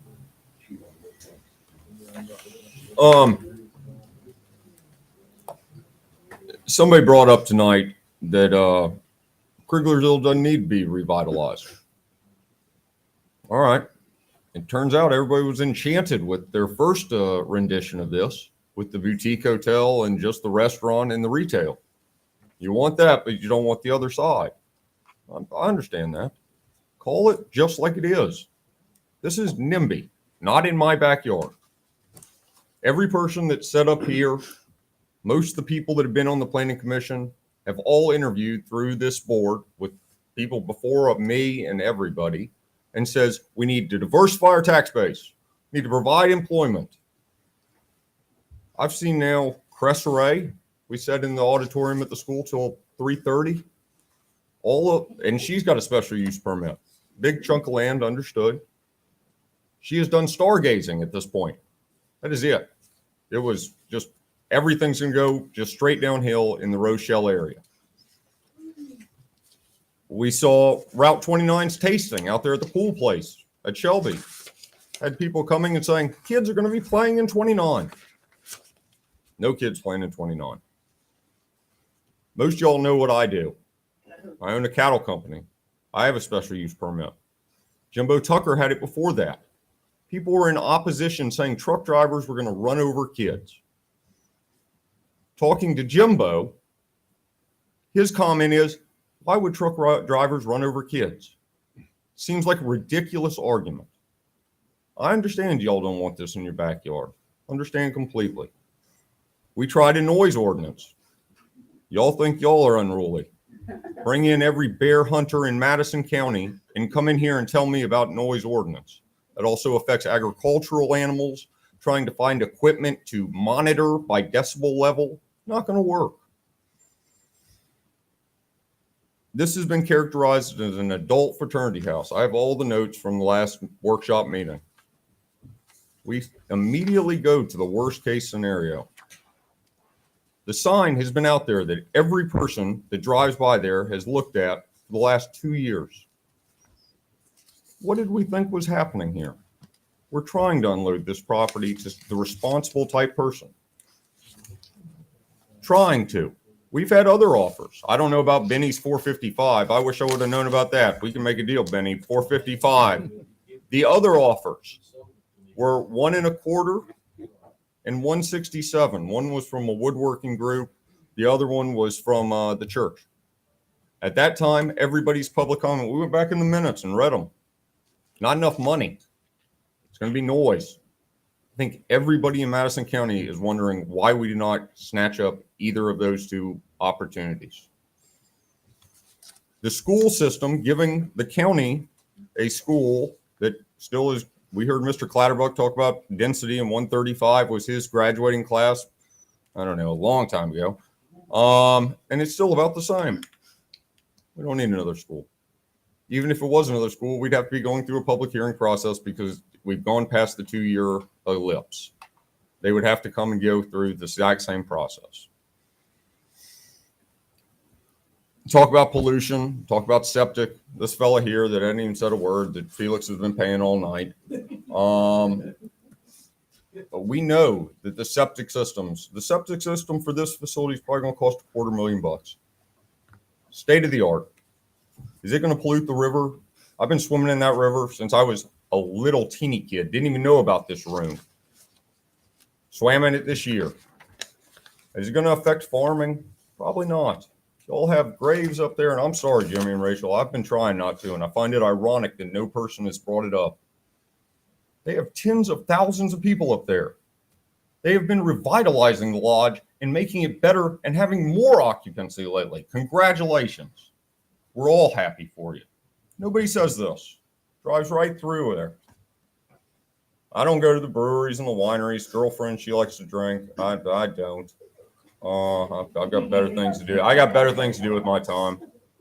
The problem we're getting to here is we're going to just keep on going. We've held 4 public hearings on this, 2 that were legally required by law. This will be, I guess, the 5th or the 6th. We held 2 of the public hearings just to hear from people. This Hoffman sat on a committee. I don't even remember who was on it. A whole bunch of people trying to come up with brainstorming ideas for Kriglersville. Nobody has come up with anything other than don't tear it down. We're just going to keep going around and around and around. And every time an offer comes up, I mean, we got plenty of old folks' homes here. That doesn't revitalize anything. It's good for employment. I'm glad to have them. Somebody said about Kriglersville, they said, we don't need revitalization. If you lived here, I live right outside of town. I wish Madison was more revitalized. There are storefront after storefront of nothing. You never see anything going on in Madison. And it's disappointing. I wish there was things going on. I don't think that if he tones it back, we've been negotiating constantly for months. Him going it to, the comment came out from an adjacent landowner that is right up there, businessman, big businessman, right up in the area, up in right where we're talking about. He said, I think the problem is that everybody's worried that Felix is going to come in, build his outbuildings out back, and then just say the school's just going to stand there, look like it is now. So we went at it again. Said you can start on your 2 outside buildings, but you got to start at the school at the same time. And you can't start on anything else until you get at least a partial occupancy on the school building. I thought that was a fairly decent compromise. I live 3 miles from Bald Top. I can hear Bald Top like it's on my front porch. There's nothing I can do about it. I can hear the band at the high school. It isn't 200 feet. You're right. 100%. 100%. The sign was on the school when y'all moved in. For sale. For sale. It's a problem. It's a problem. I know I'm not going to appease you. I know a lot of you probably going to torque the majority of you off. That's fine. I'm sorry. Nothing's going to satisfy. I mean, we can't tear it down. It's going to sit there. We're going to just keep going around in circles. If we don't eventually say, we want something to happen with this facility. It's just what it is. Anybody else have any comments or questions or anything for staff? To the public. Let us have it. By all means. Yes, ma'am. Please come to the mic. That's it.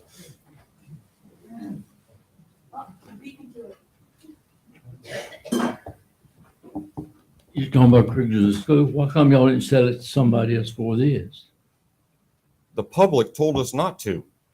That is what it is. What else you got, Benny? I can't figure out how y'all, and all I know is that if he administrator, we all throw it out of a fire or something, he sold it to me.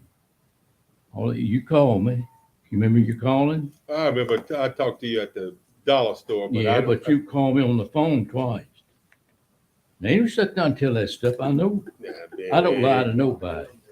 Benny. You should stand down and tell that. I proved to my wife that you called her twice for me to go see the administrator. We all kicked out of the office. He fired him one. And you should tell me I don't lie. Y'all might think y'all sitting on the estate plenty of money. No, I'm poor. But one thing for sure, I'm the richest thing in Madison. My father owns it all. I think Mr. Yao commented that this is not a grand, large-scale event venue. However, Mr. Liggum Webb sat here and said, quote, "This is a large-scale event venue." Or did I mishear you? We have a large scale event ordinance that has to be followed if there's any events on a certain side. So that would come to get approval from this. So let me just be sure about this.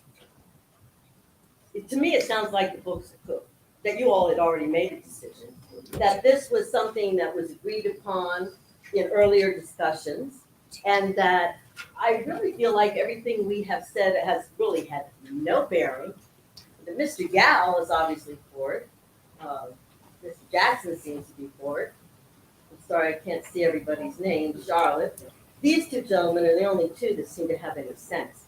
And the commission, who obviously couldn't even agree on it. I'm sorry. It all sounds really good, the toss. But the reality isn't it. If it had been what he said in the beginning, just the school, I think we could have gone with it. But then it exploded, and now you're trying to say we have the problem. I'm sorry you don't live in Criglersville and you have noise. We live in Criglersville. We love the community. We care for it, and I resent the fact that so many of you are deciding what's good for us. Raise my taxes, okay? That's all I have to say.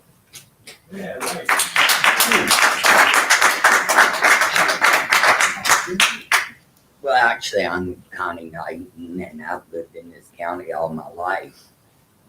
This is town. This is where business is for us. We live in the mountains. We made that choice. We don't want this in Criglersville. Why can't anybody see that? If you want to have a business, that's what town's for. Yeah, Jimmy Grape's got a business up there, but look at how much land he's got. What are you dealing with at Criglersville? 5-6 acres. It's not right. I mean, no way you look at it is it right. Sad.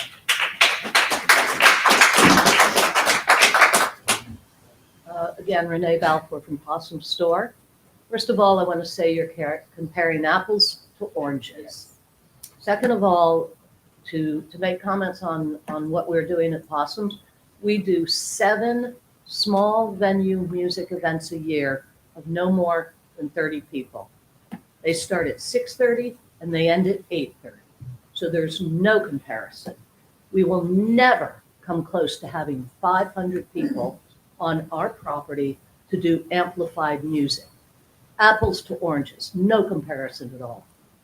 Now, I listened to the board talk about increasing the tax base, and then in the few minutes later, criticizing the Graves because they've increased their tax base, because they've grown their business, and that's not a problem for anybody else.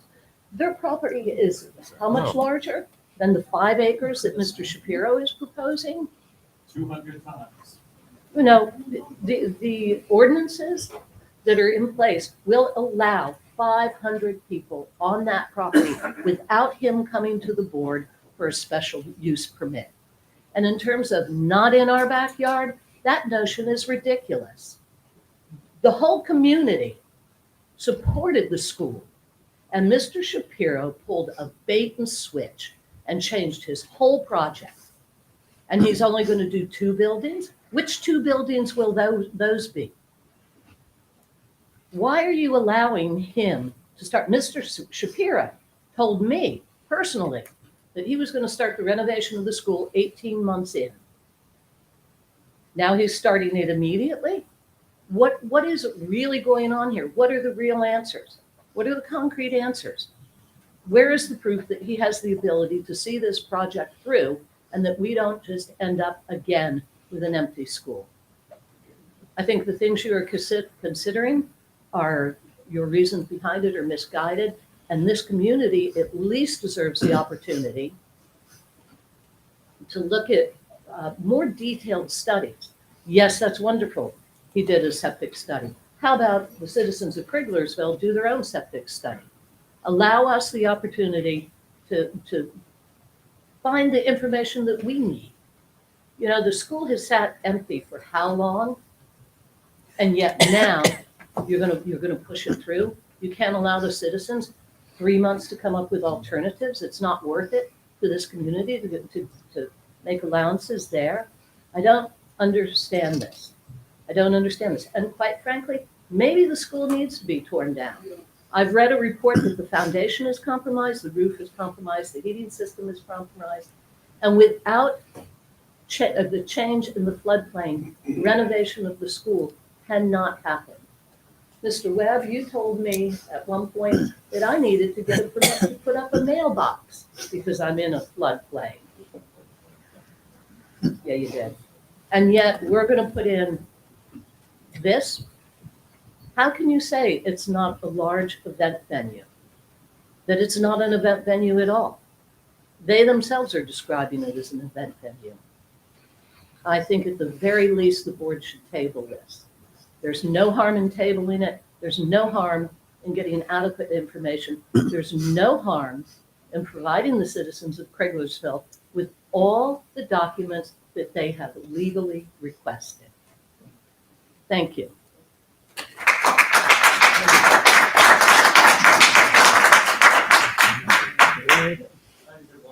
One other thing to add, the thought occurred to me, we keep on referring to the Kriglersville Elementary School. It's a county school. It's not a Kriglersville school, it's a county school. Why are you asking Kriglersville to pay for what's happened here? We're the ones that are going to pay the price for your failure to maintain a county asset. Thanks.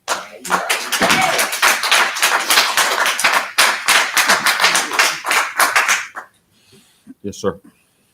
Yes, sir. I just wanted to make 3 quick points. First of all, there's been some discussion about has the community been engaged in the conversation and all the rest of it. I have not been. And to tell you the truth, I never received anything in my mailbox saying, hey, can you come to a meeting to talk about the Kriglersville School since you live right near it? Never got an email, never got a phone call. Over the last couple of years, yes, that sign has been up for sale, but I don't really see that there's been much of an effort made to proactively engage us. I would have been like all over going to a meeting like that and want to talk about ideas and so forth. So that's the first point I want to make. Second thing is, one thing that hasn't come up tonight, and I'm not a lawyer, so I defer to other people in the room who know more about this than I do, but I did see in the package that there's been a filing under the Freedom of Information Act for a whole bunch of information in order to give the community time to receive that information and process all that. And I would have thought that it might make good sense to just allow that request to happen and allow the community to get that information and just defer all this for a little bit period of time to get a chance to read that information, to process it, to understand it. Might help to inform everybody better.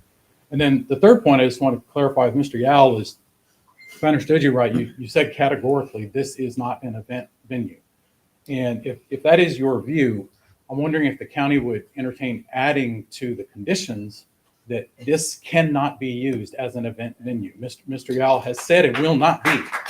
So I would have thought if that is in writing, it cannot be used as an event venue. There are no outside things to take place, that that might sort of change the discussion. And if you're not willing to do that, I guess then I'm a little bit confused why we have a board that is basing a decision on a statement, but they're not willing to put that statement in writing. Thank you.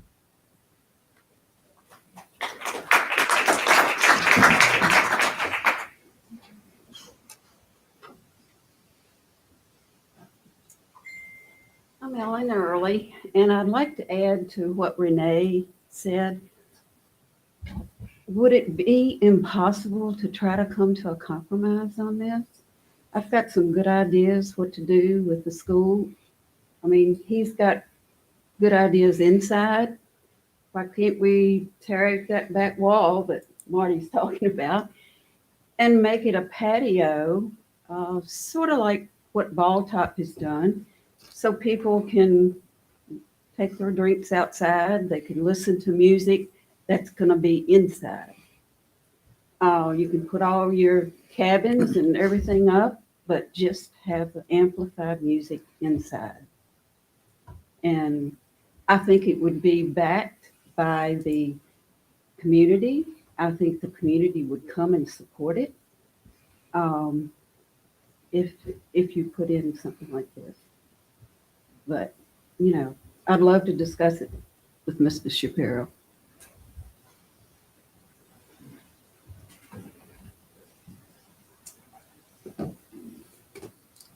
Anybody else?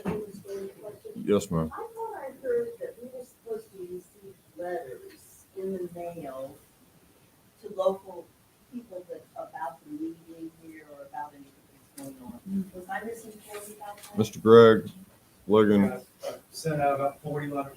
I didn't get one. You, Jay, do you touch the property? You own the property? Oh, so you have to be adjacent to the property. You can't be by the property or within the community. I've sent it out. I didn't get one. I sent it out to. Well, who in this room got a letter? Oh, 2 people. And then 3 people. I have it out there. I sent out. 4 people. 5 people got a letter. The immediately adjacent neighbors got a letter. But the rest of us have been left in the And dark. I got that letter 2 weeks ago. 10 days. Did you get anything? We haven't received anything in the mail and nobody has. If you're not a donor property owner, you own. All right, one at a time. Don't have any trouble with people saying whatever they want to say, but it's got to be one at a time. Wanted to be clear on that, because we didn't get anything. I didn't realize I could just call anybody and just tell them what I think, but I do know now. Yeah. If the Snoops had not told us what was going on, what the change in the plan, we would have, nobody would have ever known. If Laura had not gone in and delved into the county website, we didn't know. And I don't think any of our neighbors knew in Kriglersville. I just have a question. When the proposal to purchase the property is made, is there any obligation for you as a board to inform the neighbors of what you're about to engage in and enter into? Or is that only after you've entered into the contract? Mr. Greg, you got a comment on that? Yeah, We have a public hearing in advance to sign the contract. So why wasn't I notified? I'm the adjacent property owner. Shouldn't I have been notified? That's just my question. I just want to know.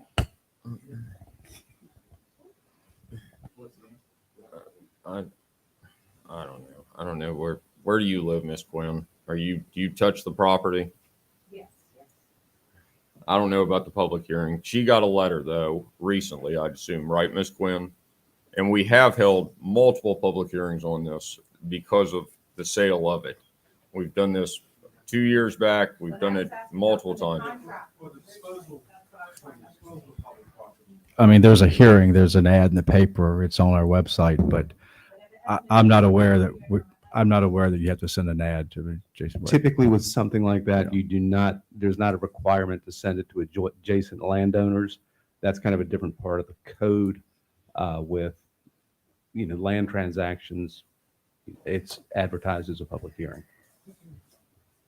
Yes, sir. Isn't that sort of we're not talking about technicalities here. We're talking about trying to do the right thing for the community. Surely you have a vested interest to say, gosh, let's reach out to the community. Let's talk to them about it. I mean, that's just common sense, right? We want to have those conversations. We have not been engaged. I completely agree with you. That's why we've held 4 public hearings on this. That's why who else was on your committee, Miss Hoffman? That's been a long time ago. Yeah. But yeah, There were 6 of us. Connie Deathridge was on there. Mike Fisher. Max Lacey, Mike Fisher was on there. Connie Ayler, yeah. How many years ago was that? That would have been probably three years ago. We did the committee, had the public hearings 2 years ago, roughly. And before that, several.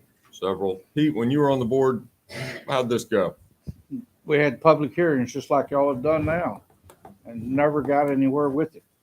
But we're all here now, because we're all well informed, and we're all trying to say, hey, slow down a second, give us a chance to catch up. And you're saying, there's three of you up there saying, no, we've done it enough times. But that's not fair.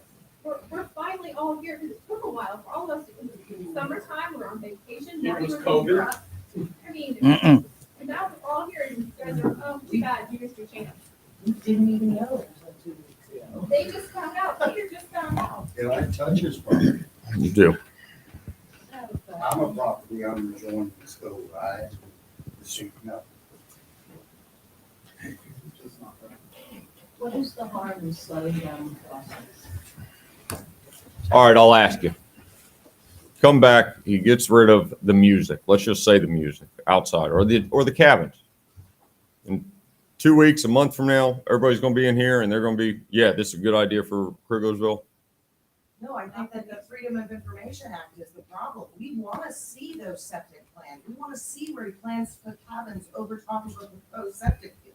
We But wanna you see can't it do all. that. That's regulated by the Virginia Department of Health. They are a pain to deal with. If anybody has dealt with them, a pain. We actually have a very good representatives now. They are not going to allow Felix and his soil scientists to get away with anything. They don't allow it anywhere in the state of Virginia anymore. The systems, talking about septic, the systems are far better technology than what most of us have in the ground right now. There is a house that you all drive past on a regular basis that has a straight pipe. We just learned about it 2 weeks ago. This is something that is new technology. I think the septic side and saying, oh, the community needs to learn about septic, That was an example of. that's a hard the Freedom one. of Information request contains much more than that. Oh, That's just one item. Yes, out ma'am. of it. I think wasn't it's trying to say due that on was the only- the Freedom of Information request, what's due on Friday, I believe. That's the 5 days. That is what it is.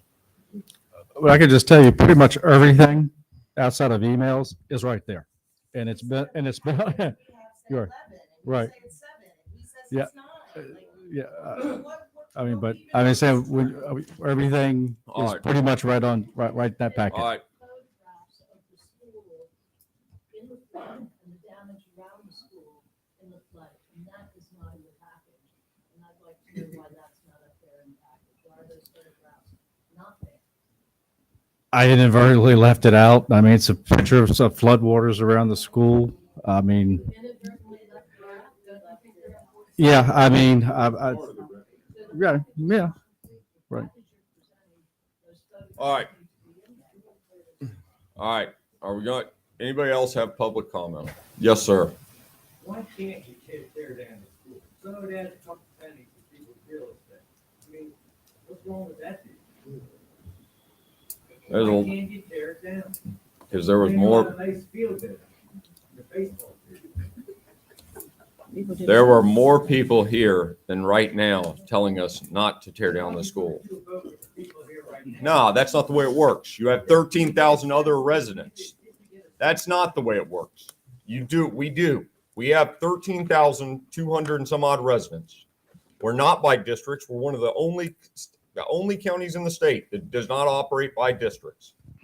We're trying to think of everybody in Madison County. You ask about why we're not, there are a lot of people that went to school there that do not want it torn down because they have sentimental value. Some of the people that were here earlier, they were up there when didn't we have an open house up there? Yeah, we had an open house and a sale. Everybody certainly saw that, right? Big open house and sale. Was the meeting, Crazy. was that meeting recent? Now it's been about a 3 years? year and a half ago, 2 years ago, maybe. 2 years ago? 2 years ago. on Whether or not to tear down the school? Yeah, that's about right. It's about right. Government moves slow. 2 years has passed, it's time to revisit that. Things have changed. You know, I read a report on the building that was frightening. It was a report from Madison County.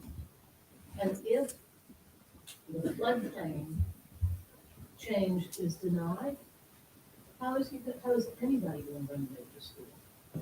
It's definitely a challenge. We all understand that. Yes, sir. would you be willing to give us a month to table it for a month, to put together a better deal than Mr. Shapiro? That's up to the board. I'm asking. I understand, but it's up to the board, how we go about doing things. What would y'all, anybody else got any public comment? Yes, sir. Why don't we, I don't know all you all do, they call that, part of that. What? Well, you want to keep on the stuff, this, Jesus, he deferred of his and let go. That was something like DJ, you, Mr. Pittman, yeah, and then you were sitting on. All five of y'all lied against my girl lying and stealing stuff. But you do what you call it like this stuff, she called it rude. Are we still talking about the field special use permit up in Hurt Hollow? Yeah. All right. What would we like to do? Public comment is closed. What would we like to do, folks? I have one last. Yeah. All right. Last one, Mr. McGettrick, please. And, I'm not trying to point the finger at anyone, but who created this white elephant? This school was closed some 20 years ago. In my humble opinion, that was a mistake. It was more than a school, it was a gathering place for this community, college suffers and other interact. It was a place where our kids could play baseball and all the time around. Sure. But the closing of the school created this white elephant. Agree. I think everybody here agrees on two things. Is one, we all live in a beautiful place, and two, this is a problem that should be avoided. But now we're here at this point. Yes, Mr. Millay. I just wanted to ask Mr. Webb, I'm still confused. Can you just clarify, is this an event venue? Does the applicant have the right? Yeah, I think what Cardi, yeah. Based on your Right. conversation, Sure. will it be having outside music regularly? I think what Mr. Yao is bringing up is that there are 4 or 5 different uses. You have the, restaurant, you have lodging, you have retail, you have event venue. It's primarily, a boutique hotel and lodging that will be used as an event venue. But I don't think, an event once a weekend during season, so yes, event venue is obviously allowed in this use, but I wouldn't call it primarily event venue. Curious whether you're willing to include language that limits the event. Oh, well, I mean, that's not up to me, but, That would be needed, otherwise there could be an event behind it. All right. Thank you. Public comment is closed. I tell you what, Mr. Chairman, I am going to move that we table this. But I would also, I'll move that we table this. Then we'll come back for discussion. Is there a second? Second. Motion's made and seconded. Further discussion. Yes, sir. Justin seconded. Go ahead. Okay, so I have my notes. You all heard what I had to say this evening. I keep my notes. I will be glad for anybody to call me or email me and question anything that I said, because I firmly believe everything that I said. And the fact that, that I made the motion to table this, I will be very curious, since from August 17th to now, there have been some concessions on Mr. Shapiro's part, but overall not. I mean, overall, the sentiments, the issues are the same. The noise, the flood, the septic and all that stuff. Don't call me about those things, please. Call me with something constructive like, like, Ellen was talking about, something to that effect, okay? So I made the motion to table it, and I will stick by that. But something's got to change. Something's got to change for me to change my mind. All right, further discussion? All of our contacts is online. Was there a second on the Yeah, there motion to was. table? Dustin did it. All of our contacts are online. If you want to say something, everybody's got my cell phone number. I'll give it to anybody. Call up with something constructive. It can't be the same thing. We know about the flooding. Got it. Every person in Madison County understands about flooding in 1995, the 1,000-year storm. Got it. 100%. We all do. Good Lord. All right. Further discussion? Mr. Chair. Yeah. We have a motion second. Do they need to vote on that table? Yeah, absolutely. Yeah, We are. that's the We're next gonna step, vote on is it. voting on that. Motion's made and seconded. Further discussion? Hearing none. All in favor signify by saying aye. Aye. Opposed, same sign. All right. Oh, please. One more thing, is that, okay, Yeah, go. so the planning commission, we're gonna wait for them to come back with the. No. No, it's No. It's on our, it is on our agenda. Yes, sir. I've never been involved in something like this before. Can you just explain what it means to table something? I apologize. It will be on our future agendas. We meet, the Board of Supervisors meets the second and the fourth Tuesday of every month. 4 o'clock next week, and then 2 o'clock or 6 o'clock on the fourth Tuesday. The Planning Commission meets on the first Wednesday at 7 o'clock as a joint body, and they have a workshop on the third Wednesday at 6:30.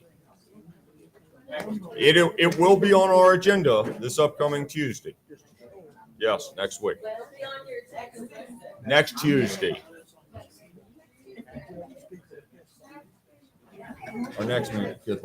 What other businesses even? Second. Motion made and seconded. Further discussion, hearing none. All in favor signify by saying aye. Aye. Opposed, That's what I was same trying to sign. get you to do. Yeah, I didn't need any supper. Yeah. I've never seen that before. Just vote on it. Yeah. I mean, it's just a recommendation to begin with, but I'm just saying, vote on it. We haven't adjourned yet. Give it We still haven't adjourned. What's that? Yeah. Especially at that price. Yeah.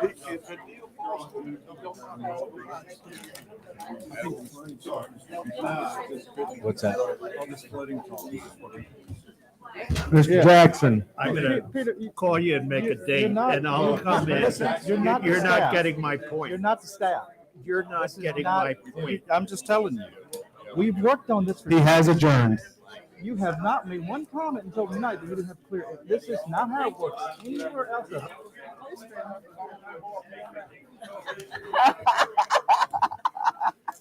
He's already got a plan.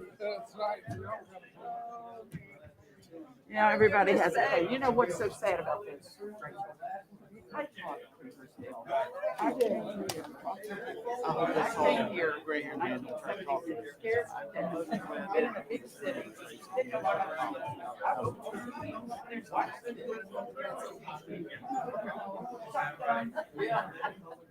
Never want to stay. I mean, I'm scared.